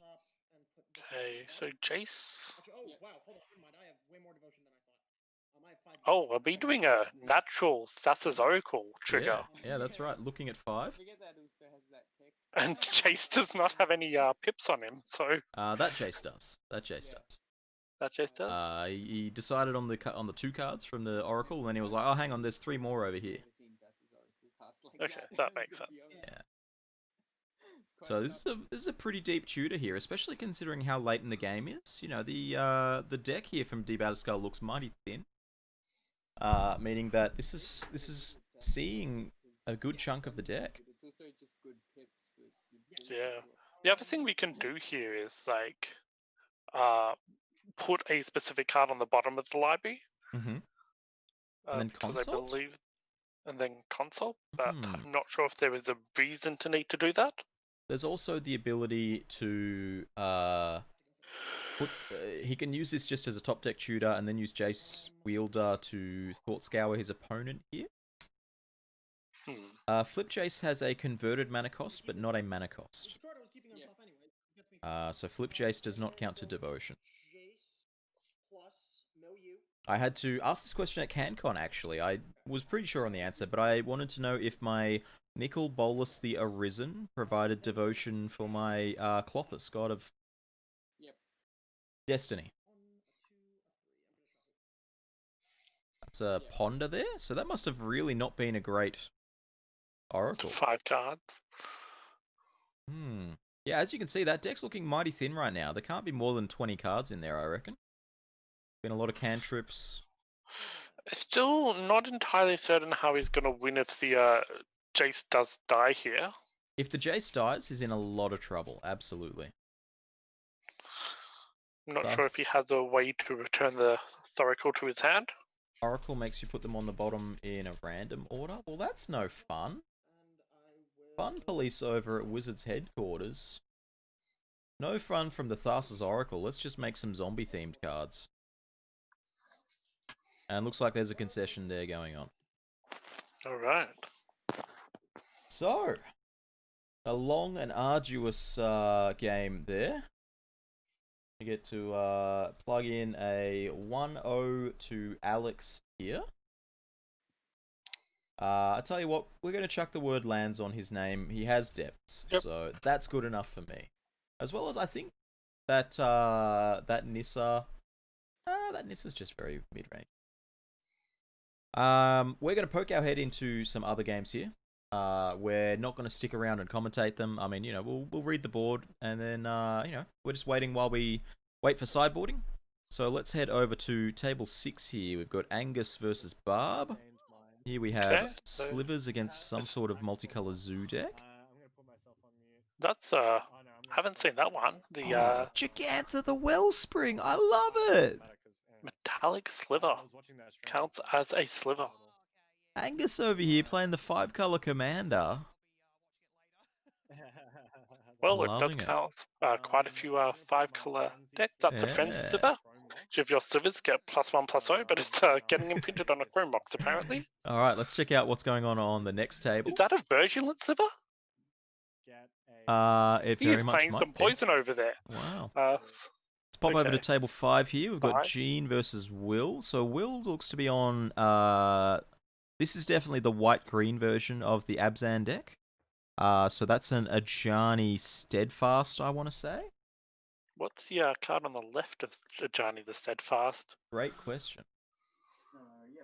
Is that Ajani green to Steadfast? play It's something? not. Life Gain Tribal, we reckon? Okay. So is that just So- an Ajani Gold main? Is that a Like Rishidon Ajani board or proper? a high market? Oh wow, the original Ajani. Gain 2 life by +2. I think it is. I'm not certain here. Yeah, I've I not think I seen can that see card that. in a long time. Renegade Rallier. What's that one at the front there? That's it's like a 1-drop. It's like a Serra Ascendant, except nowhere near as good. Okay, bad Sarah's Ascendant. Yeah, I think it we like will call makes this Doll angels. Sisters. Okay, and there's a Ballista in the yard, so this is some sort of Heliod combo, I would assume. All right, that's really cool. I really like this. Let's poke our Yeah. head over to table 4. Yep, We've got Mulch against Mulch Pat. on Goblins. So they're, looks like they're shuffling up. they're between games. You can see a Lutri there on Mulch's table. Yep, we knew that was Table- there from earlier. Okay, and let's poke our head into table 1. Table 1, we have the Show and Tell Oath, Sneak and Show, Tinker, Everything Extravaganza versus the 4-color even mid-range. versus basically Kurgan. You know, it's the Yeah. evolution of Kurgan. Speaker of the Heavens, you reckon that one was? Speaker of the Heavens. Is that the one? Yeah, that looks like the one that it was. Yeah, as you can see, some sort of bad Serra Ascend. Alright, let's pop our head back over to the table that we're actually watching this round. See how they're going now. Looks like they are ready, Still but in haven't sideboarding. started yet. Speaker of the Heavens, 1 mana, 1/1, Vigilance, Lifelink. Make a 4/4 if you've got 7 more life. Cool. Turns Eternal Witness into a 4/3. Oh, hello, I finally have video back for Battle Skull. Hey! That only took one game. Wow, I'm excited to see that life gain deck. Who was on that? That was That was Pat, I believe. Pat, Let me check. or was it Will? I'll go have a look. Will? Alright, well if Will can pull out this next one and make it Yeah, to 1-1. it was Will. If Will can pull out this next one and make it to 1-1, I wanna watch Will's game next round. So we'll see how we go. Yeah, Will was Soul Sisters. Alright, looks like these players resolving their mulligans. I'm going to try to be on the ball with the life total changes in this game. Alright. Because I was not on the ball with them in the last one.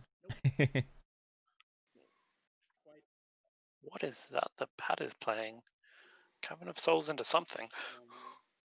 Cavern of Souls, something. That's my It's a favorite green card card. I do not recognize at all. Alright, well, these guys are still doing mulligans, so let's pop over to... What do we got here? That is a Jiraga Warcaller. Okay. Jiraga something. Hope that helps. Jiraga Warcaller, was I right? Some kind of elf. I think so. No? A mana dork of some sort? Gnarl Root Trapper? We're trying. We're trying. Nope, not Gnarl Root Trapper. Alright, anyway. Stop getting distracted. Back to table 3. Let's see how we're going here. Alright, we're blistering out of the gates. We've got an exploration on turn 1 coming down. 19 life for Alex. That is a point that you have now seen. Exploration's not a point. I thought you said you saw a fast bond. Oh, no, no, no. And on the other side, we have... Is that a Soul Guide Lantern? That is... maybe. I want to say that it is... and a Deathrite Shaman. Oh, a Cobra! Ooh, Lotus Cobra. Cobra getting pushed. Always bolt the bird, especially if the bird is a snake. So, D. Batterskull really putting the clamps on the graveyard early in this game. He's missed his 3rd land drop. But he's got control of the graveyard here. We're not going to see any, Nissa bringing back Titania, bringing back land. It's not going to happen this time. Between that Deathrite Shaman and that Soul Guide Lantern. Although the Soul Guide Lantern's gone now to draw a card. Yeah, See if they can find the 3rd Must land. be trying to hit a specific card? Or land drop even? Yeah, I think it's just a card that taps for mana is what D. Batterskull is looking for here. Hopefully not moving to discard here. That would really put a damper on this game. And the exploration on the other side of the board with only 2 lands. It was turn 1 exploration land and then nothing else. If you have something like a Loam in hand, I wouldn't mind that, because you can definitely start exploiting that quickly, but not whether the Death Ride on the other side of the board. So both of these players sitting there on 2 lands. Was that a Raven's Crime? That is a Raven's Crime. Here we go. Not so good in the face of Deathrite Shaman. What was that discard? Couldn't tell you, sorry. Yeah, Raven's Crime, not so good in the face of Deathrite Shaman. No. You don't really want the lands or the Raven's Crime in your bin there. Very true. Even if there was a handful of lands. Going for the aggressive Deathrite Shaman on his turn. So not trying to exploit it, just getting it out of the way.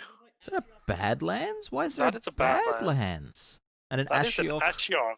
Dream Render. Well, when I said he was putting We're the no longer screws in on the Esper. graveyard.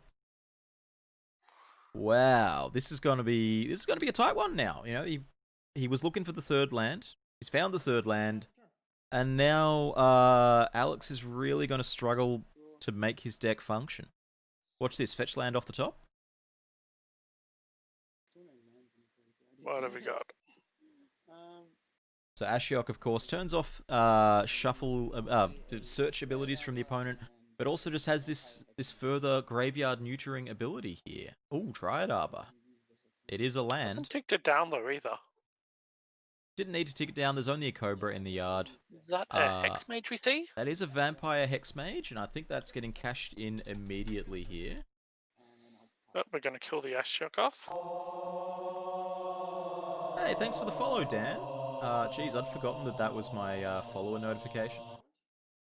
That's really something. I'm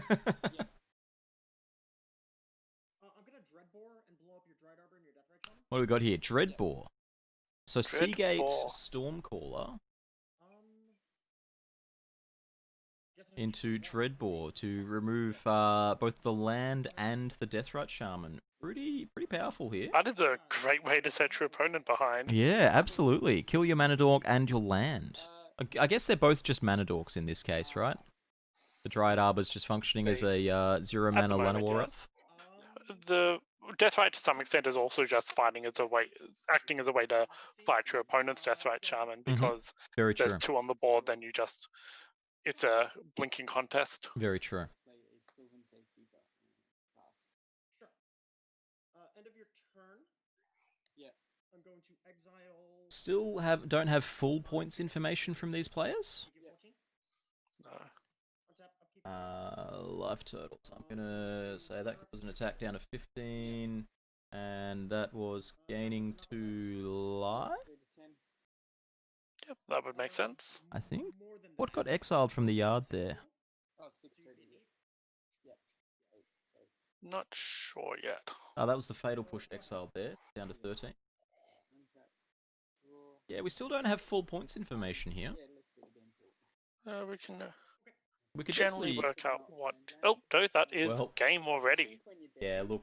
At some point, the writing's on the wall. You know, he's not drawn a third land, and you've just got to pack it up and continue on.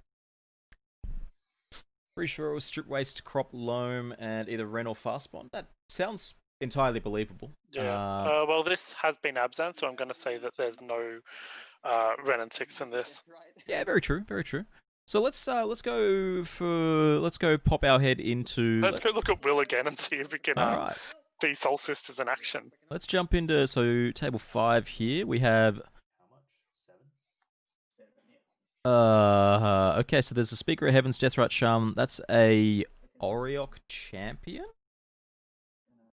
Oriok Champion, yeah, pro that what? red black, and That up. does some other things.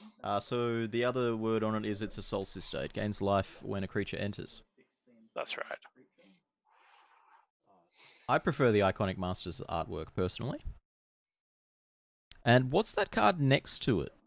Is that still a Renegade Rallier? I'm not certain. Yeah, that is a Renegade Rallier in black and white, I think. And then over on Jean's side here, we've got Renegade Rallier, Knight of Autumn, Fiend Artisan, and Primeval Titan. Primeval Titan. Primetime is a good one to have here. Yeah, look, that's gonna get some work done, that's for sure. Fiend Artisan here, cool Oh yes, little. you have said Knight of the Reliquary when it's actually a Knight of Autumn. My mistake. Fiend Artisan here, a cool sort of birthing pod equivalent. Perhaps that was the way that the Primeval Titan got tutored out. If we have a look here, there's 8 lands in play. Yep. Including- So Primetime, it looks like gets Dark Depths Thespian stage. I would posit here that it got Field of the Dead Thespian stage. That could be a Field of the Dead. So, Yeah, okay. And Field of the Dead is quite one to copy with Thespian stage. oh yeah, if he gets to untap here, copy that Thespian stage and attack with Titan, put 2 lands into play, make 4 more zombies. More zombies. You know, let me Yeah. get that Liliana emblem back up here. All right, let's jump back over to the match that we're featuring here. See how they're going. See if their sideboarding is done. In for game 3. All right, we have a Elvish Reclaimer from Alex on the play, I'll play a. and I don't have video from Batterskull as of yet. There's a fast There bond. it goes. Yep. Okay. And Yeah, so we do have the fast bond in there. Gets Yep, Riftstone and I'll Portal, play Rishadon a Port, and taps in upkeep. Okay. Play this snow-covered swamp. So he's taken 1 there from fast bond because that was a turn 2 fast bond. So you're at 19. Yeah, 19. Riftstone Portal in play. You know that's where it's got to be. Always where it wants to be. You can't even sacrifice it to Elvish Reclaimer, or can you? Is Elvish Reclaimer any land? Elvish Reclaimer is sacrifice a land. Oh, It's also a Zone Orb as an option. cheeky. Yeah, so Reclaimer could turn this into an Urborg for perfect mana. Unlikely to happen, but could happen. Could just be 2 tap, all your lands are now Abzan Triomes. Yeah. No ports. The 1 Triome that I didn't buy, actually. Port. Draw step. I think. Did I buy the Abzan one? No, I bought the Abzan one. Never mind. Alright. Is that a Dryad Arbor in play as well? Get some. Could also turn it into a depth or stage. Who needs cards that win the game? Let's just, fix our mana and port our opponent. Your end step. I'll sacrifice my Stone Portal. Okay, what's happening this game? We've got our perfect mana. Well, almost perfect mana. Are we getting an Urborg? I don't think we're getting an Urborg. I'd very much presume a Wasteland or Strip Mine here. No, we're going for the Thespian stage. The stage, alright. Well, I won't add Wasteland and Strip Mine to the points list as of yet then. I see how it is, Alex. Okay, and that is something with a moon on it. Was that a Dimir Charm? Oh, now that's stretching me as one I don't know off the top of my head. I I thought don't it was think a it was the mono right black card. Eliminate. Okay, yeah, that makes a lot more sense. Tap 3. Eliminate makes a lot more sense than Dimir Charm. Alright, you okay, killed so my it's not really a Reclaimer. moon, it's just a circly thing. You So killed type my of quick Reclaimer. rotate. Here's my Reclaimer's big boy cousin. I'm gonna go to 19. I'm going to get Savai Triumph. Knights of the Reliquary. Actually, no, the Reliquary a girl. You killed my Elvish Reclaimer. Here's my large cousin, Knight of the Reliquary. Big sibling. Sibling, friend, family member, person that is better than me at what I do. Let me just disconnect and come back. Who Yeah, are you? sorry. I'm you, but stronger. The elf and human in the same family.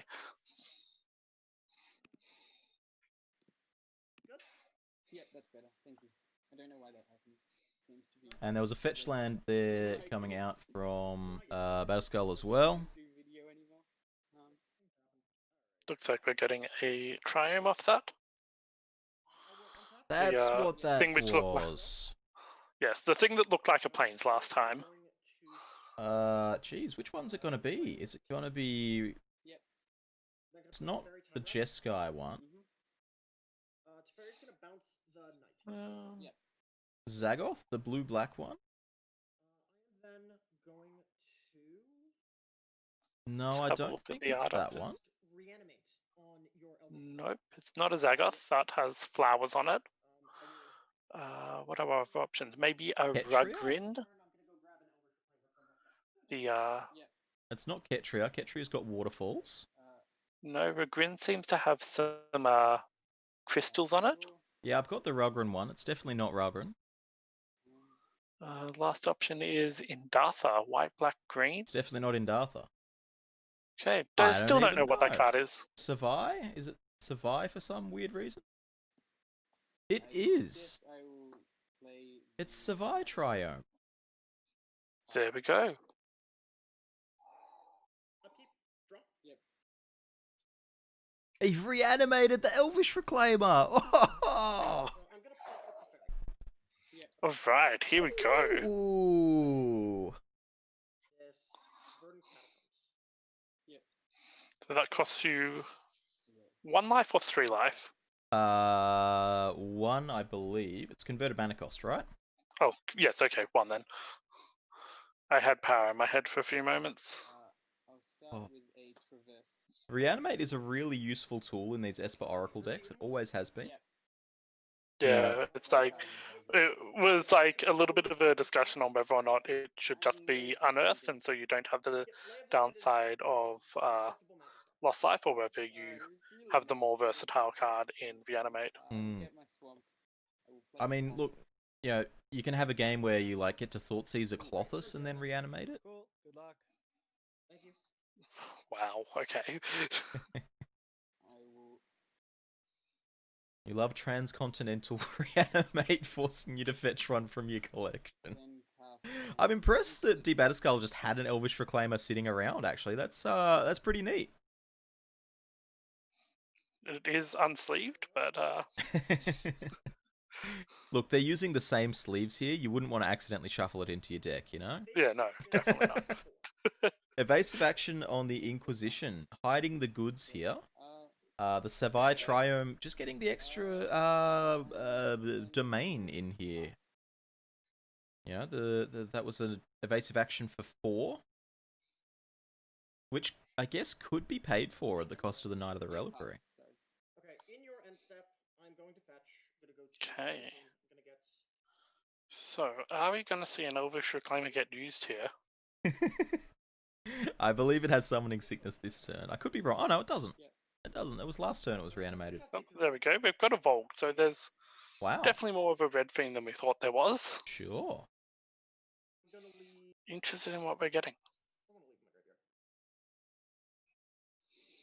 Dig through time. That looks like a delve spell of some kind. Eliminate my graveyard. Mm-hmm. Yep. It could be Maintaining treasure. the Hey, you got to graveyard. put down the dig through time, my friend. You got to put down the dig through time, my friend.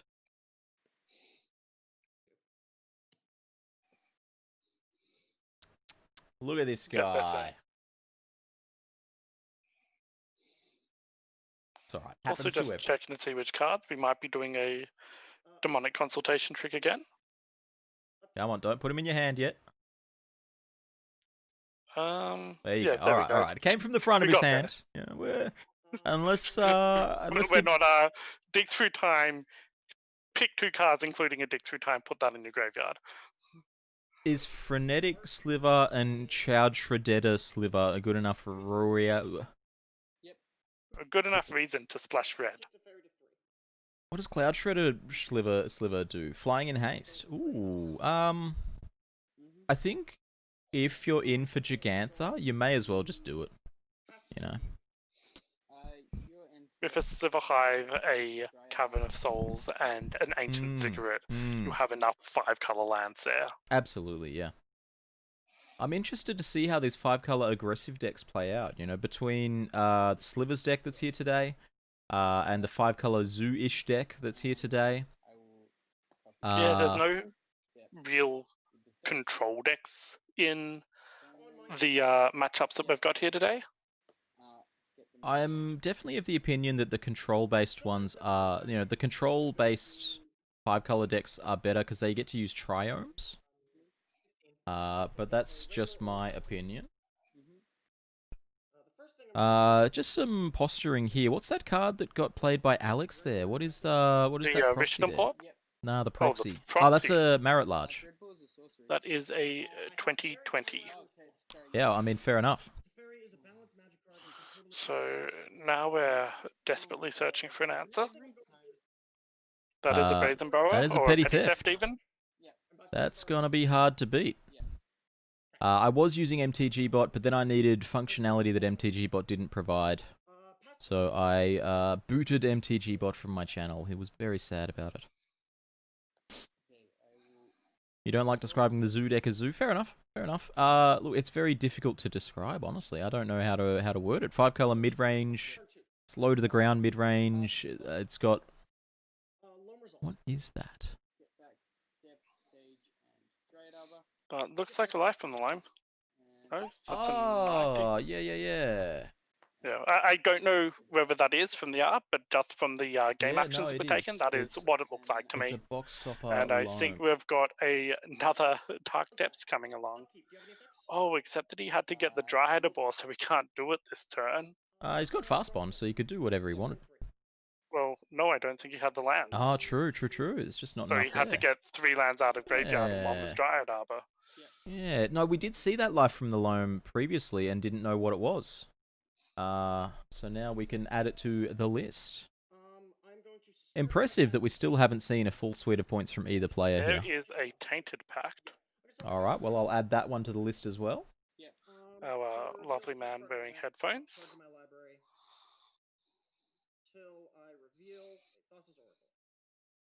What are we going for here? Gifts is gone. Snapcaster. There we go. We can fill out the points list here. There we go.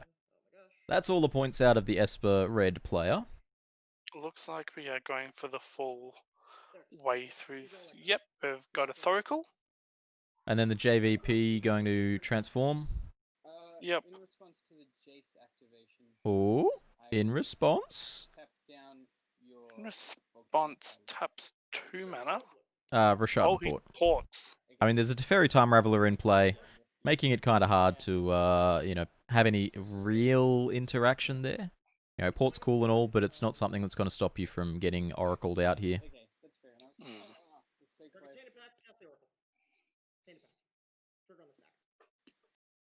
Or is this gonna go for depth? Cool. that- Just Looks assuming like that the Alex is shuffling up there. yeah, just assuming that the actions were taken in the right order. You know, there's some suspension of disbelief in did you do that in the right order? Especially when you're a Dark Depths player, you know, you're not going to ask your opponent which order they specifically got them in. Yeah. What's up, Dukes? Yeah. Welcome in, my friend. I think So 2-1 here to D Batterskull on Esper plus Red Oracle. Okay. Over Alex on Abzan. There's a Mox Diamond there. I'm pretty comfortable calling that Lance. Yep. Easy. That is very much a Lance deck. Alright, let's have a look, see if there's any other games There on right is now. Will versus Gene still, so Oh, this looks like a game. that looks like that's a lot of zombies. That's Don't a know lot where of they came from zombies. though. Oh, I think we're Field of the Deading. Yes. There was a Thespian Stage and Dark Depths on the board. So these guys are over here playing Commander. Is this a green-white mirror? And I think on the bottom right we have Will's life total at 31. I think that actually might be 28 plays 2 or something like that. Oh yeah, that would make sense as well. Yeah, not certain here. So let's adjust this stuff here. So it's green-white Loam on the Versus top Soul Sisters. versus Soul Sisters. Just typical 7-point Highlander matchup here. Yeah. You know, every match we've had so far, we've had one of the players orienting their cards the right way and one of the players orienting their cards the wrong way. And it's been in the wrong order for the coverage. And like, I could rearrange it, but that is a lot of button presses. Like, I have to make a separate capture them both separately and rearrange them and this and that. And you know what? It's just going to be awkward for everyone who watches, you know? What are you paying me for?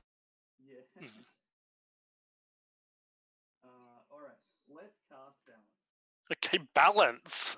Hello. Wow! That doesn't seem good for Gene. So the immediate thing I'm looking at here is Cavalier of Thorns on the board.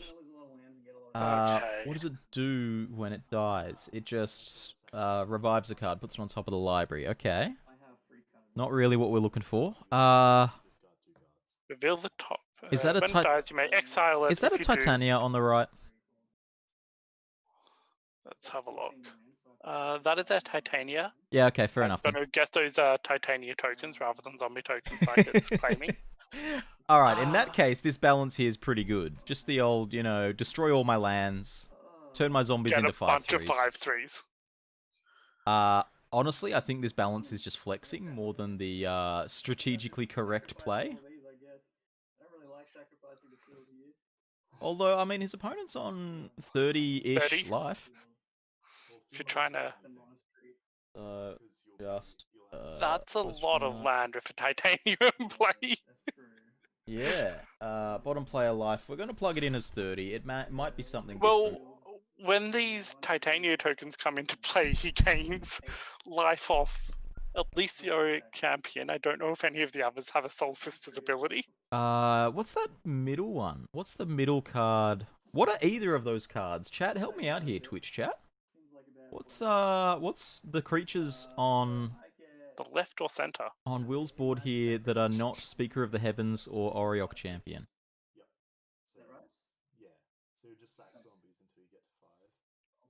A sliver in the middle?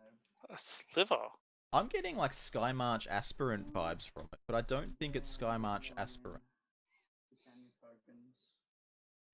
Oh, is it the 2-cost 1/1 +2 when attacking? Pay 4 life, make it indestructible. Someone's gonna have to give me the name of that one. That is a lot of 5/3 elemental tokens. Daxos, yeah, we've solved the one on the left there. Daxos, very good. Very good. No, the Rivals of X1. Yeah. Adanto Vanguard. There you go. Mr. Verbal. No, Wildfire. No. Oh, and it's not. Daxus blessed by the sun. That. Toughness is equal to your devotion of vibe, and every creature you control enters the battlefield or Not dies, you Adanto gain 1 life. Yeah, Daxos. Daxos is another Soul Sister. Yep, but also counts when they die. I don't know what that one in the middle is. I got nothing. A But- Dando Vanguard. Did we have a look at that one? We can get an updated life total here on the bottom player. 42 for Will. 42. Sure. Which card are we When looking it's at? attacking. Dead center of Will's board. Yeah, I don't think it's a Vanguard. No, it's It not does a look Vanguard. black, so we know that, and it probably gains life. Looks like the orange sleeves there are 4/4 angel tokens from Speaker of the Heavens. Okay. As one does. So, you know what, we'll get Speaker of the Heavens up here as well, because, you know, this is, as I said, these guys are playing Commander over here. Make a merit ledge. I've actually used every one of my tokens so I get Vigilance Lifelink. Tap create a 4/4. Activate this only if you have at least 7 more lives than your opponent. Looks like we did have reasonably good life totals on both players here. Is it a new printing of Zealoport Cutthroat? Teleport Cutthroat. That'd be a good one. It's a single mana to play, I can tell you that. So it won't be that. No, it's It's a black to play something. Yeah, I'll get the cradle back and get another token.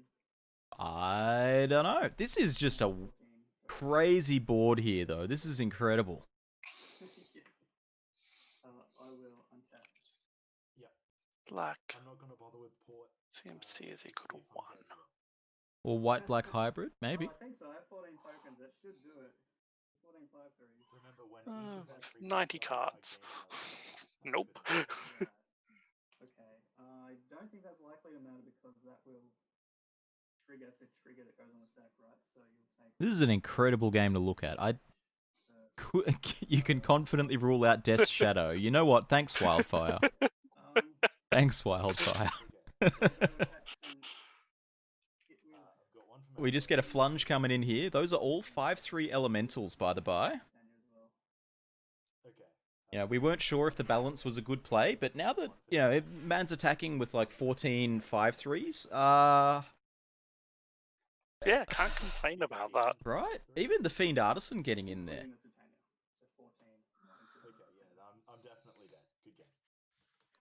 Looks like his Will's packing it up. And that's the end of game 1. That's game 1. I say sarcastically, but it might well be.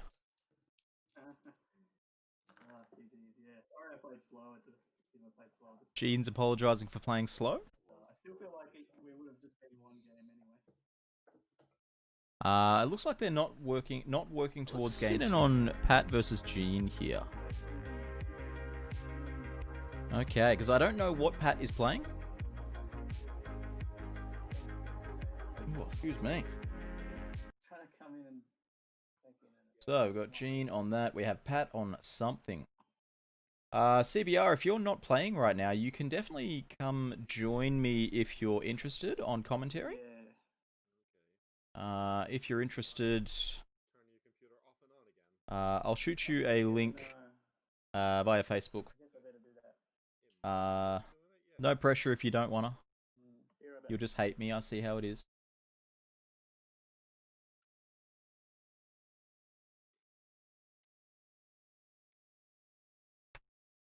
Alright, so let's fix up those life totals. This is definitely not what's going on in this game. Tell you what, last time I had to do this, I had a neat button that just reset everything back to blank. I want that button back. It was just a button, 20 life, 0 games, 0 games. Easy, done. Not today.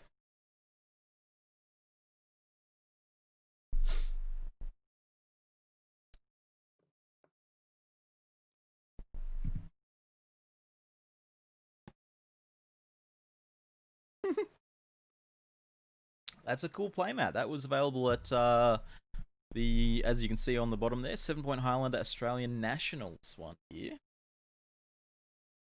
So, pretty cool stuff. And it is somebody smashing a Sensei's Divining top to smithereens. I believe that the character depicted there is Fry, esteemed Judge Fry.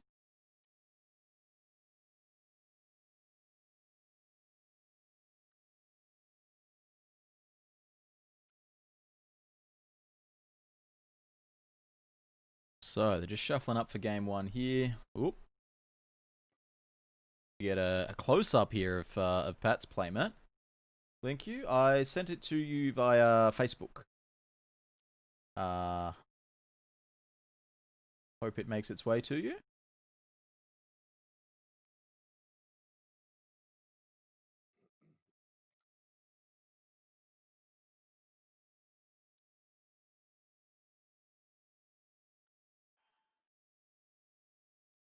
Man, the eerie silence, hey? It's not working for me. Did you say it is or it isn't? It's not. No. Looks like they might be having some issues with the I might. with getting their video synced. I'm joined here by the tournament organizer and CBR MTG host, Angus. Hello, Angus. I'm so good. How are you? Sorry, I was listening to you in both the video and also on the Twitch stream because I was so excited to be to watching you stream this event live. No, that's all right. Look, thanks for putting this event on and letting me come in here and wreak havoc with my attempted video feeds. It looks How's like it been going so far? It looked like you got a lot of good footage. yeah. Look, I mean, it's been a wild ride being on commentary and doing the tech and not being able to talk to the players. I've typically been able to do 2 of those at once, but Yep. it's been cool. Okay. I'm I'm very impressed. I'm going to pop over to a different table here, just because these players look like they're having video issues. Okay, that's no good. We're going to pop so down I can here. tell you, we were looking at Pat. We couldn't get it right, huh? So this is Will. So we're back with Will and Mulch. That's Will cool. and Mulch, that's right. So an Oriok champion game 1 against Red-Black Goblins. Oh, we're playing Goblins today. That's very exciting. Yeah, Mulch, he's really sort of set the stage for Goblins in Highlander. yeah, he's been brewing it for a while. You know, even before we had Muxus and Conspicuous Snoop. Huge plays by yeah. Wizards for that. He was just playing fair mid-range goblins, and by that I mean he attacked me for infinite on turn 2. That sounds like fair Goblins to me. Yeah, I mean, you know, a Mox Ruby is a hell of a drug. Oh yeah. Yeah, it was really interesting. Our compadre in Canberra, Frank Karamarudis, is also sort of repping the Goblins, and watching it turn from like it was like a sort of a janky Allurin, like you're trying to put in other combos in there as well, which is just like fun if you're like a Goblins player because you enjoy that opportunity to go to combo off if you needed to. But Conspicuous Snoop and Muxus just send it right over the edge. Yeah. So we can see a Lutri here immediately as points here. Yep. I'm not certain on life totals here. Oh, actually, there's the dice for Will, which is very handy. 22. Let me just pop into the other game and I'll see if they're see what their life totals are.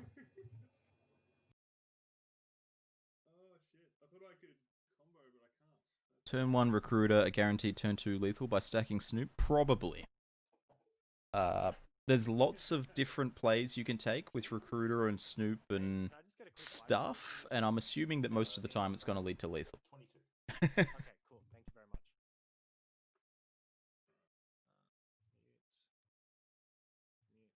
What's the black-white creature that's in play there with 4 counters on it? Looks like some sort of grow creature. Gets bigger when you gain life. I'm not 100% sure, but I'm definitely able to look that up. It's a legendary something. It might be from one of newer sets, but I can confirm for you that Mulch is on 17 and Will is on 22. Thank you very much. Chat's pointed out it is Karlov. It's an Uber Pride Mate. 2 mana 2/2. When you gain life, you put 2 counters on it, and it can just nuke permanents, nuke creatures. Okay. This is interesting. I'm looking forward to seeing how, because Life Gain also got a bunch of support over the last year. Kind of not really talked about when you're talking about like Uros and Okos and Veil of Summer. But in reality, like in the last 3 sets, we had some huge Life Gain cards. You know, even including the sort of the Basri lieutenants, Basri and Basri lieutenant, but because whatever the last set was had like there was a counter sub theme. Yeah. It was coincidentally sort of mixed in with some life gain, so you could definitely go both of the ways with counters and life gain. But I'll be interested to see how Will's deck looks into these next few games. Look, core sets tend to always have a counter a life gain sub theme in their white black sections, or at least in their white sections. Yeah, it's just a very convenient, definitely a very convenient thing to put in, because it's like pretty fun for limited. It makes the games like a lot more grindy. Yeah. And the effect on constructed is nearly minimal. It's very minimal because there's not a lot of competitive life gain decks. Competitive counters decks. What's the proxy on Luke's board there? The red one. So he's got. I'm not sure. It's got a Harbinger, a Deathrite Shaman, and a proxy. Oh, it must be Snoop. It must be Snoop because it says red as the cost, and yeah, it does say red. The top card's revealed, but I think that's because of that's from the Boggart Harbinger. Yeah, the Harbinger. These we're gonna be able to get to see something that Legacy Goblin players have been hoping to see for quite a while, which is a Goblin Recruiter. A good old-fashioned pile stacking. Yeah, that's right. And I can't see what that card that is Glare Incarnate is on Will's board. It's a 3-drop. It's a rare and it's relatively new. That's what it is quite glary. Yeah, it's quite glary. Let me ping Will and I'll ask. Heliod, we reckon? Heliod Sun Crown? Heliod Sun Crowned. Apparently it's Heliod Sun Crowned. There you go. And Vance perhaps correctly pointing out that it's going to be lethal soon, which I'm excited to find out. With Goblins? Absolutely.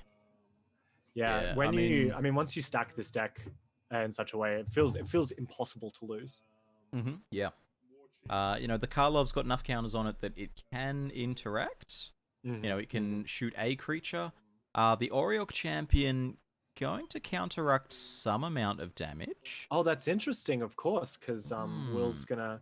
So so if this is a Snoop on the battlefield, which I can only assume, that means that he'll almost certainly put Kiki Jiki on the top and then make infinite Kiki Jikis and just go off that way. But that, as you said, that's not actually lethal at all, because will gain 1 life for each copy of Conspicuous Snoop on the battlefield. And then return fire by putting that many counters on the Karlov. Yeah, that's dangerous. This is an interesting board state. What's the go? Yeah, well, with Goblin Recruiter, he has all the plans in the world. I see. Maybe he's. It's hard to say. He does have Muxus in there. So it's starting from left is Ringleader, Trashmaster, Skirk Prospector, Goblin War Chief, Palashik Mons, Goblin Chieftain, Goblin War Chief. I think there's a Krenko, Muxus, the Goblin Churgeon, I think, and there was the Gem Palm and also the Munitions Expert as well. And then he put a new Krenko back on top. So he's basically just getting all of the cards in his deck. Considering I played Legacy Goblins religiously, I'm impressed by your ability to just name all of those off the cuff. Honestly, I've played against because Frank's in our local play group. So now suddenly Goblins is on the menu, when you're hanging out with your friends on a Friday night. Yeah, so sure. I've seen a lot of recruiter piles in my life. But no, it's going to be good. So this is the rest of the game for him. If he's doing a fair recruiter and he's not going to try and win immediately, which would be crazy not to, of course. But it depends on whether or not he actually can. If he can get rid, so of course he's going to either Muxus or Munitions Expert directly to get the Auriok. Auriok Champion has protection, right? So he can't even. Well, this is a wild ride. This is actually quite bad for Mulch. I didn't realize how problematic it got until we sort of put all the pieces together. So Skirk Prospector. Okay. Play it for free. Thank you, Snoop. That's I think this is the Churgeon. So sacrifice a goblin to pay 0, sacrifice a goblin to give your goblins +1, +1/+1, or regenerate. It might be regenerate. that one's regenerate. Yep. Okay, cool. Although The Churgeon, there's all these different arts as well. So yeah, Karlov has the ability to exile things. Okay. Also, every it costs creature, a lot of mana for Karlov, right? every creature that enters here is gaining a life, putting 2 counters on Karlov and 1 counter from Heliod. But Mulch can block for ages. I mean, it's obviously a problem for the Oriok champion, but with the regeneration clause and Karlov not having any evasion, But we're Karlov, probably gonna be alright. Karlov exiles, I believe. But it's exile target, right? Yeah. So you like, it doesn't have trample, so you can still block, and then like declare blocks, and then you can exile your blocker afterwards. But nothing, the block is still declared. I mean, like he'll definitely buy some turns with this, but like if for sure. if Karlov just eats the Chirurgian here, then there's not a lot. You know, there's no longevity to the board. That's true. I mean, he stacked his deck. Like, something's got to happen. Like, if there's a way for goblins to win from here, Mulch has figured it out. He set it up. Interesting wording with the recruiter as well. That you show your opponent all the cards to prove that they're all goblins, of course. But then you can stack them in the order that you want. So even if Will knew what was going on inside of a goblin player's brain, which is obviously still very hard. Some would say impossible. Some would say impossible, of course. He still wouldn't know the order in which Mulch put his cards. I feel like it was supposed to exile the. So Vance, of course, coming in with saying that it should exile the Snoop some time ago, and that's almost certainly true. I'm interested to see. So part of my insolence, of course, but I don't know how much it costs for Karlov to exile, but I thought it was quite a significant amount. White, black, and 6 counters. Okay. All right. So that's pretty reasonable. Should probably get rid of the Snoop. You're absolutely right. That's a black creature that's putting counters on creatures. Let's have a look.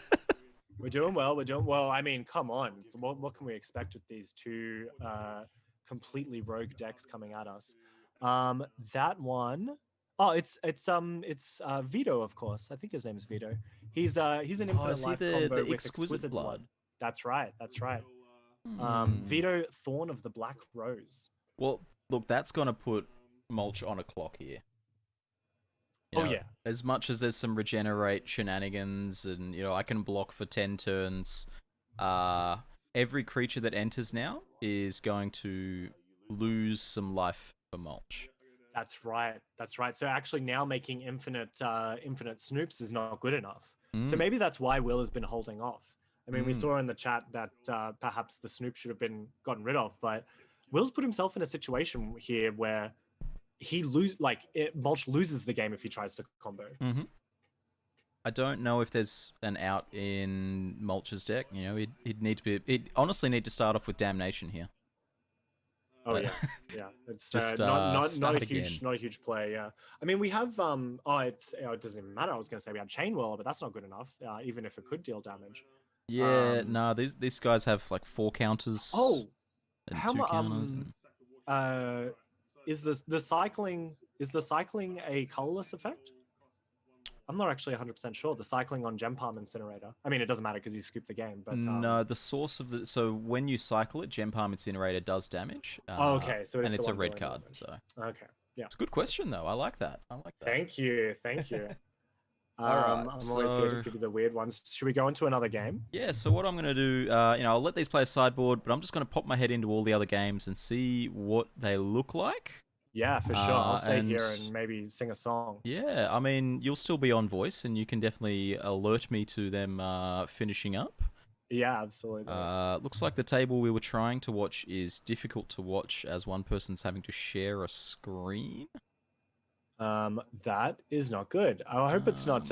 Poor Gene. Okay. Oh no, Pat should be fine. So this it's a little bit of a hodgepodge situation, but with Pat's camera, he's using his phone delicately suspended over his playmat. I can see that. So It's his- like on a pile of buckets or something. Yeah, so this is a lot of great Discord lore, but Pat makes honey, and those are giant tubs of honey. Yeah, exactly. All right, all Yeah, so right. here we go. So the bee man.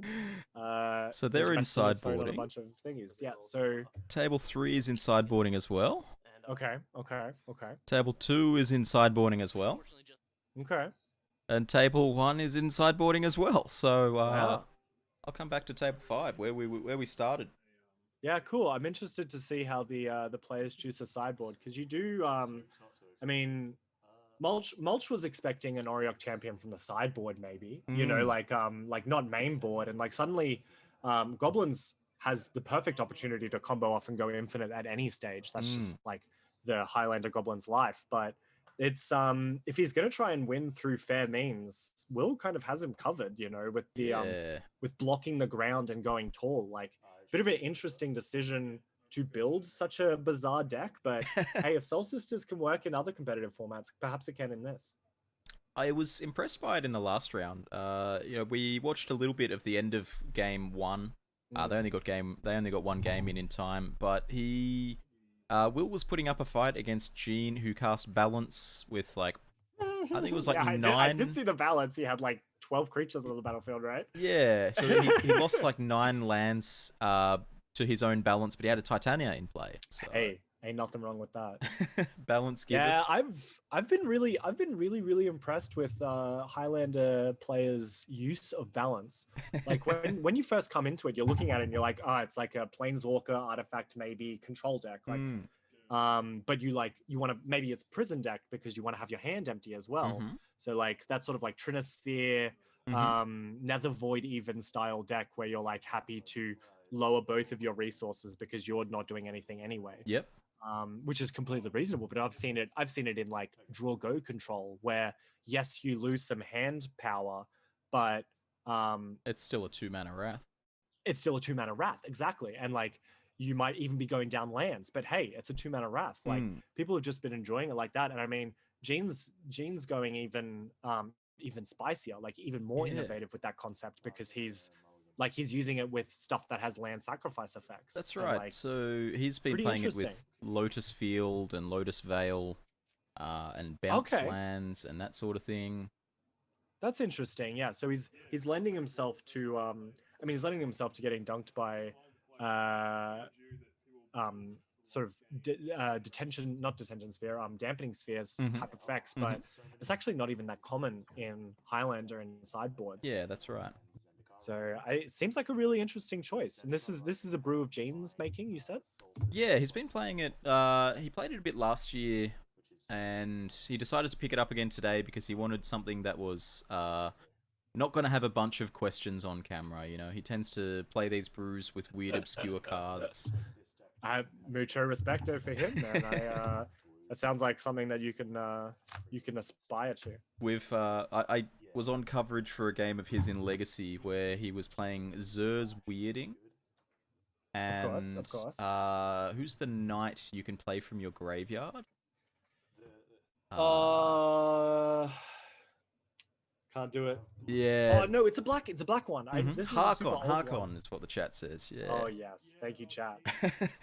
And you know, Zer's Weirding and like Blood Chief Ascension, forming a lock with Blood Chief Ascension and Zer's Weirding, so your opponent can't draw any cards. It was. Yeah, I'm having a lot of disrespect in chat right now about the time where I attacked with my not Heart of Kiran. What's the other one? The Hope of Girapur. I attacked Gene with my Hope of Girapur. Okay. And then this is round 1 of the top 8 of Moxfield tournament.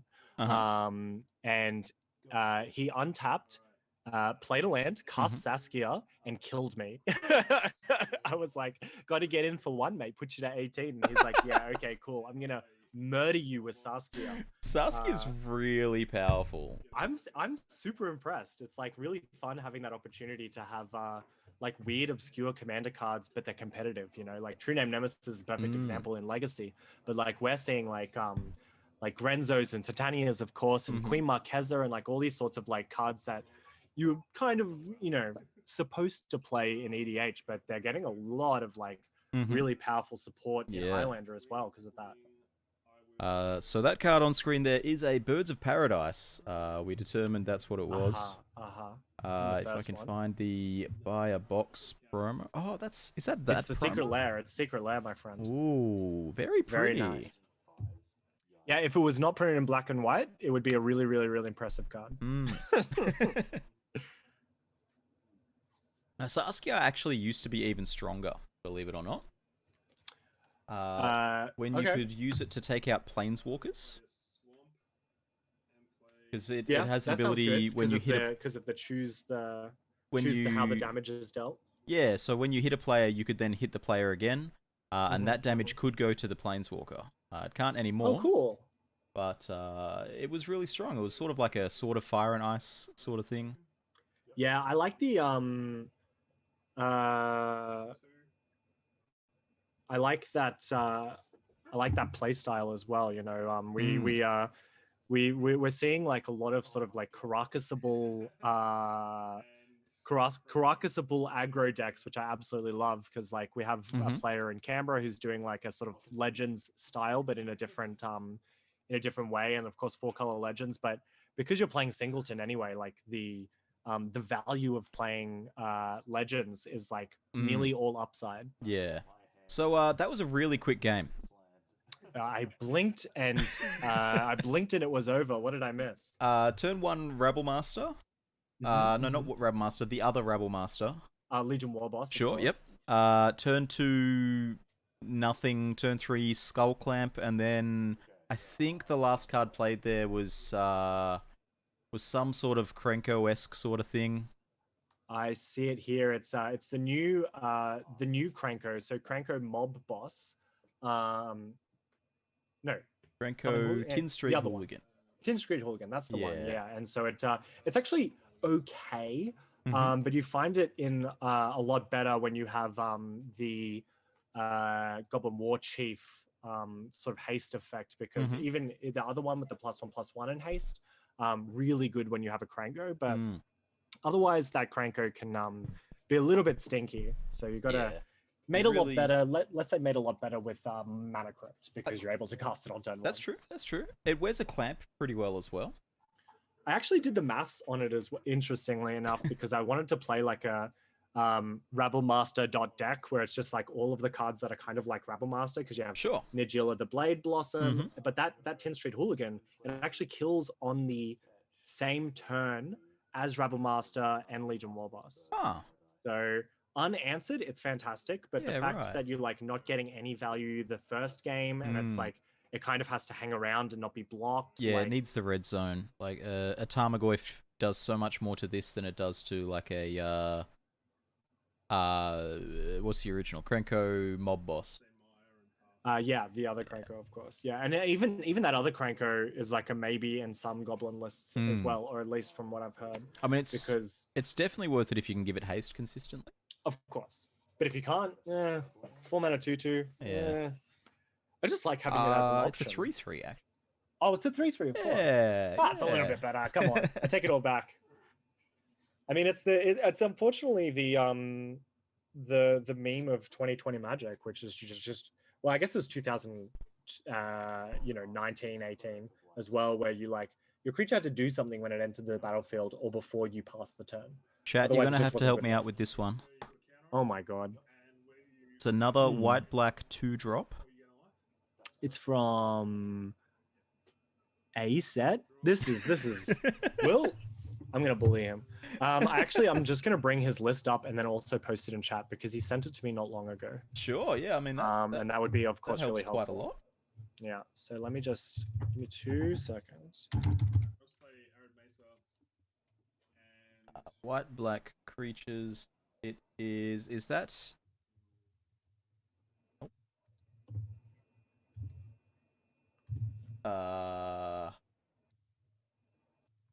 Cleric of Life's Cleric of Life's Bond. Yeah. Thank you, chat. We're all working together to Isn't it a 2 cost? Let's have a look. Oh my god, we'll post so much. Let me just type in Soul Sisters. All right, there's a clamp. I know what that one does. I know what clamp does. We're working together. We're working together. We're working together with the chat as well, you know. That's right. Making sure that everyone's hand is in this. I'm just going to zoom in a bit here. What do we got here? All right, my friends, I am going to post a link in chat. Here it is. Here is his list, and I'll post it to you, Jimbo, as well, in just our. And I'm going to bring it up, and we can look at it. Wowee. So by looking at it, you can say it's definitely Cleric of Life's Bond. So it's from Zendikar Rising. Whenever a cleric enters the battlefield under your control, you may gain 1 life. And then whenever you gain life for the first time each turn, you put a +1/+1 counter on it. So yeah, I guess Zendikar Rising really helped out a lot, huh? Because it got this cleric sub-theme. Why is that not... Right, okay, I see the problem here. Yep, okay, Cleric of Life Spawn. Yes, we can get that up on the screen. My search was just not showing everything. Some notable, interesting new cards.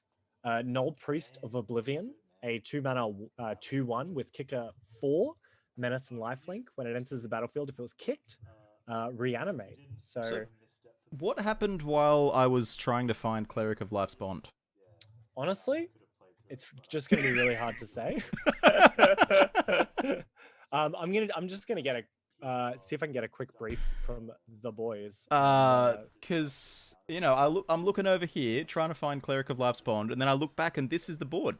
It seems to be the case. I guess it's this matchup. You might accidentally fall into a situation where you're in a grindy board stall and everyone's gaining infinite life and putting infinite attackers on the battlefield. But I guess we also saw the other side of it, where one player wins, then the other player wins, then one player wins, and the other player wins. Yeah. But it looks like Mulch took it down. So perhaps before Will could assemble his Cleric of Life's Bond life game, Mulch put a creature on the battlefield and killed him with it. Maybe just like cast a Muxus and hit the nuts or something. I have no idea. Yeah. Look, it's fun to theorize. Perhaps even chat can fill us in on the play-by-play. It's we're all working together. I think this is a really a really good way to do it. So Will 2-1 to Mulch. Just jumping over to another game to try and watch something here. I've got let's have a look. What have you got? Michael Leslie against Barb. And this matchup is Sneak and Show from Leslie against some sort of 5-color mid-rangey 5-color zoo, zoo thing with a Teferi in it. Okay. Let's jump in and have a look, huh? I'm gonna just mute these two. Hello. Oops. They can't hear us, of course. So I can tell you a little bit about both decks, actually. It looks like... Oopsies, I'm showing my video. I guess I'll unshow my video. I can't see it. Well, that's good. So Barb's playing 5-color zoo. I can find the list for everyone very soon.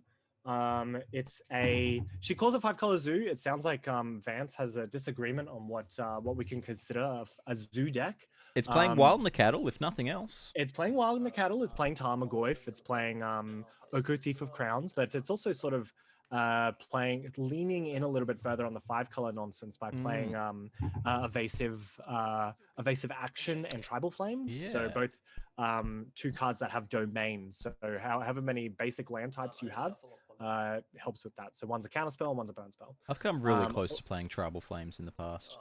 It's a cool card, man, and I have a foil one at home, so I'm just like begging for an opportunity to play it, you know.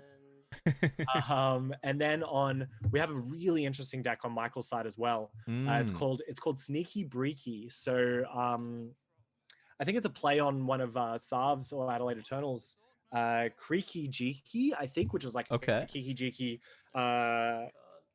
sneak attack deck. Yeah, he's been building this one for a few weeks. Oh, of course you would know all about it. This is a BEM deck. Have you That's right. told the audience what Sneeki Breeki does? So if you find all the ways to cheat something into play, you know, Tinker, Show and Tell, it's not going into Reanimate, but Oath of Druids, It's not, yeah. Through the Breach, Sneak Attack, all of that sort of fun stuff, you'll find that in this deck. It's just 3 color. It's got some cheap interaction. You can see there's already been a Lightning Bolt and a Pyroblast. Although the Pyroblast is exiled to Chromox. Exiled with Chromox, yeah. And it's probably a good reason to show off why Michael's mana base looks like that as well. Because, of course, if you're playing Tinker, you want to have some artifact lands or Chromoxes to sacrifice so you can search out for your Inkwell Leviathan. Yeah, that's right. Or Sphinx of the Steel Wind. Sphinx of the Steel Wind's a great one as well. No Flash in the deck. Flash, like, it's got a specific set of threats. Flash does, you know. Flash works fine with Titans, good with Worldspine Worm, and obviously Protean Hulk. But with the majority of big dumb things, Sphinx of the Steel Wind and all of that, it doesn't really work very well with Flash. Yeah. I think I mean, he is playing Worldspine Worm, as you said, and that is good, something good. Oh, it looks like we're playing Sundering Titan as well. Interesting choice. I guess it's you don't actually have that many. Yeah, so Terrastodon, Sundering Titan, and Platinum Empyrean. So the Titan might be out of the board. Well, we'll see. That's. I think you're right. Actually, that sounds completely plausible. I mean, I did tell him earlier in the week that I was maybe playing, and Sundering Titan is very good against me. Yeah. Well. I'm pretty upset with him actually that he's just instead of playing Tinker, he's not playing Madcap Experiment, which I would personally find to be much more impressive if you're a Platinum Angeling or Platinum Empyrean. But I guess he's gone for the more reasonable line and playing Tinker and a couple of artifact lands to sacrifice. The problem with Madcap Experiment is he's just going to flip over a Chromox. No, you just don't play them. Of course. Oh, you get rid of the Tinker synergies is that you have lots of artifacts, but Madcap Experiment, the one that's more expensive. You just don't play the acceleration and play a more expensive card? Okay. Yeah, right. Yeah. See, this is what you come to expect from the Angus commentary hour, which is this is don't vintage, play good cards, play bad cards. This is vintage Canberra right here. That's right. Why play good cards when you can play bad cards? I did have a friend message me about a game because we're having Paper Magic on Sunday, which is really exciting.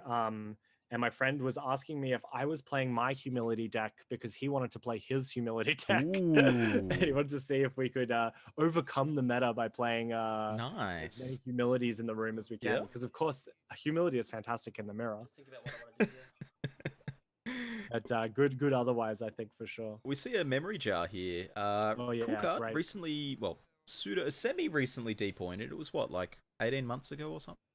Yeah, it was a little while ago, and I'm honestly super happy with how it's happened. It's interesting that he's cracking it right now. I guess he's going to hope to get another land. The Oko just means that he can't sit around with it. Yeah, that's also reasonable. Oh yeah, of course, because we have Oko on the other side of the battlefield. So if he doesn't do it now, he's got to do it. Tell you what though, that Forbidden Orchard doesn't look good in the face of Oko.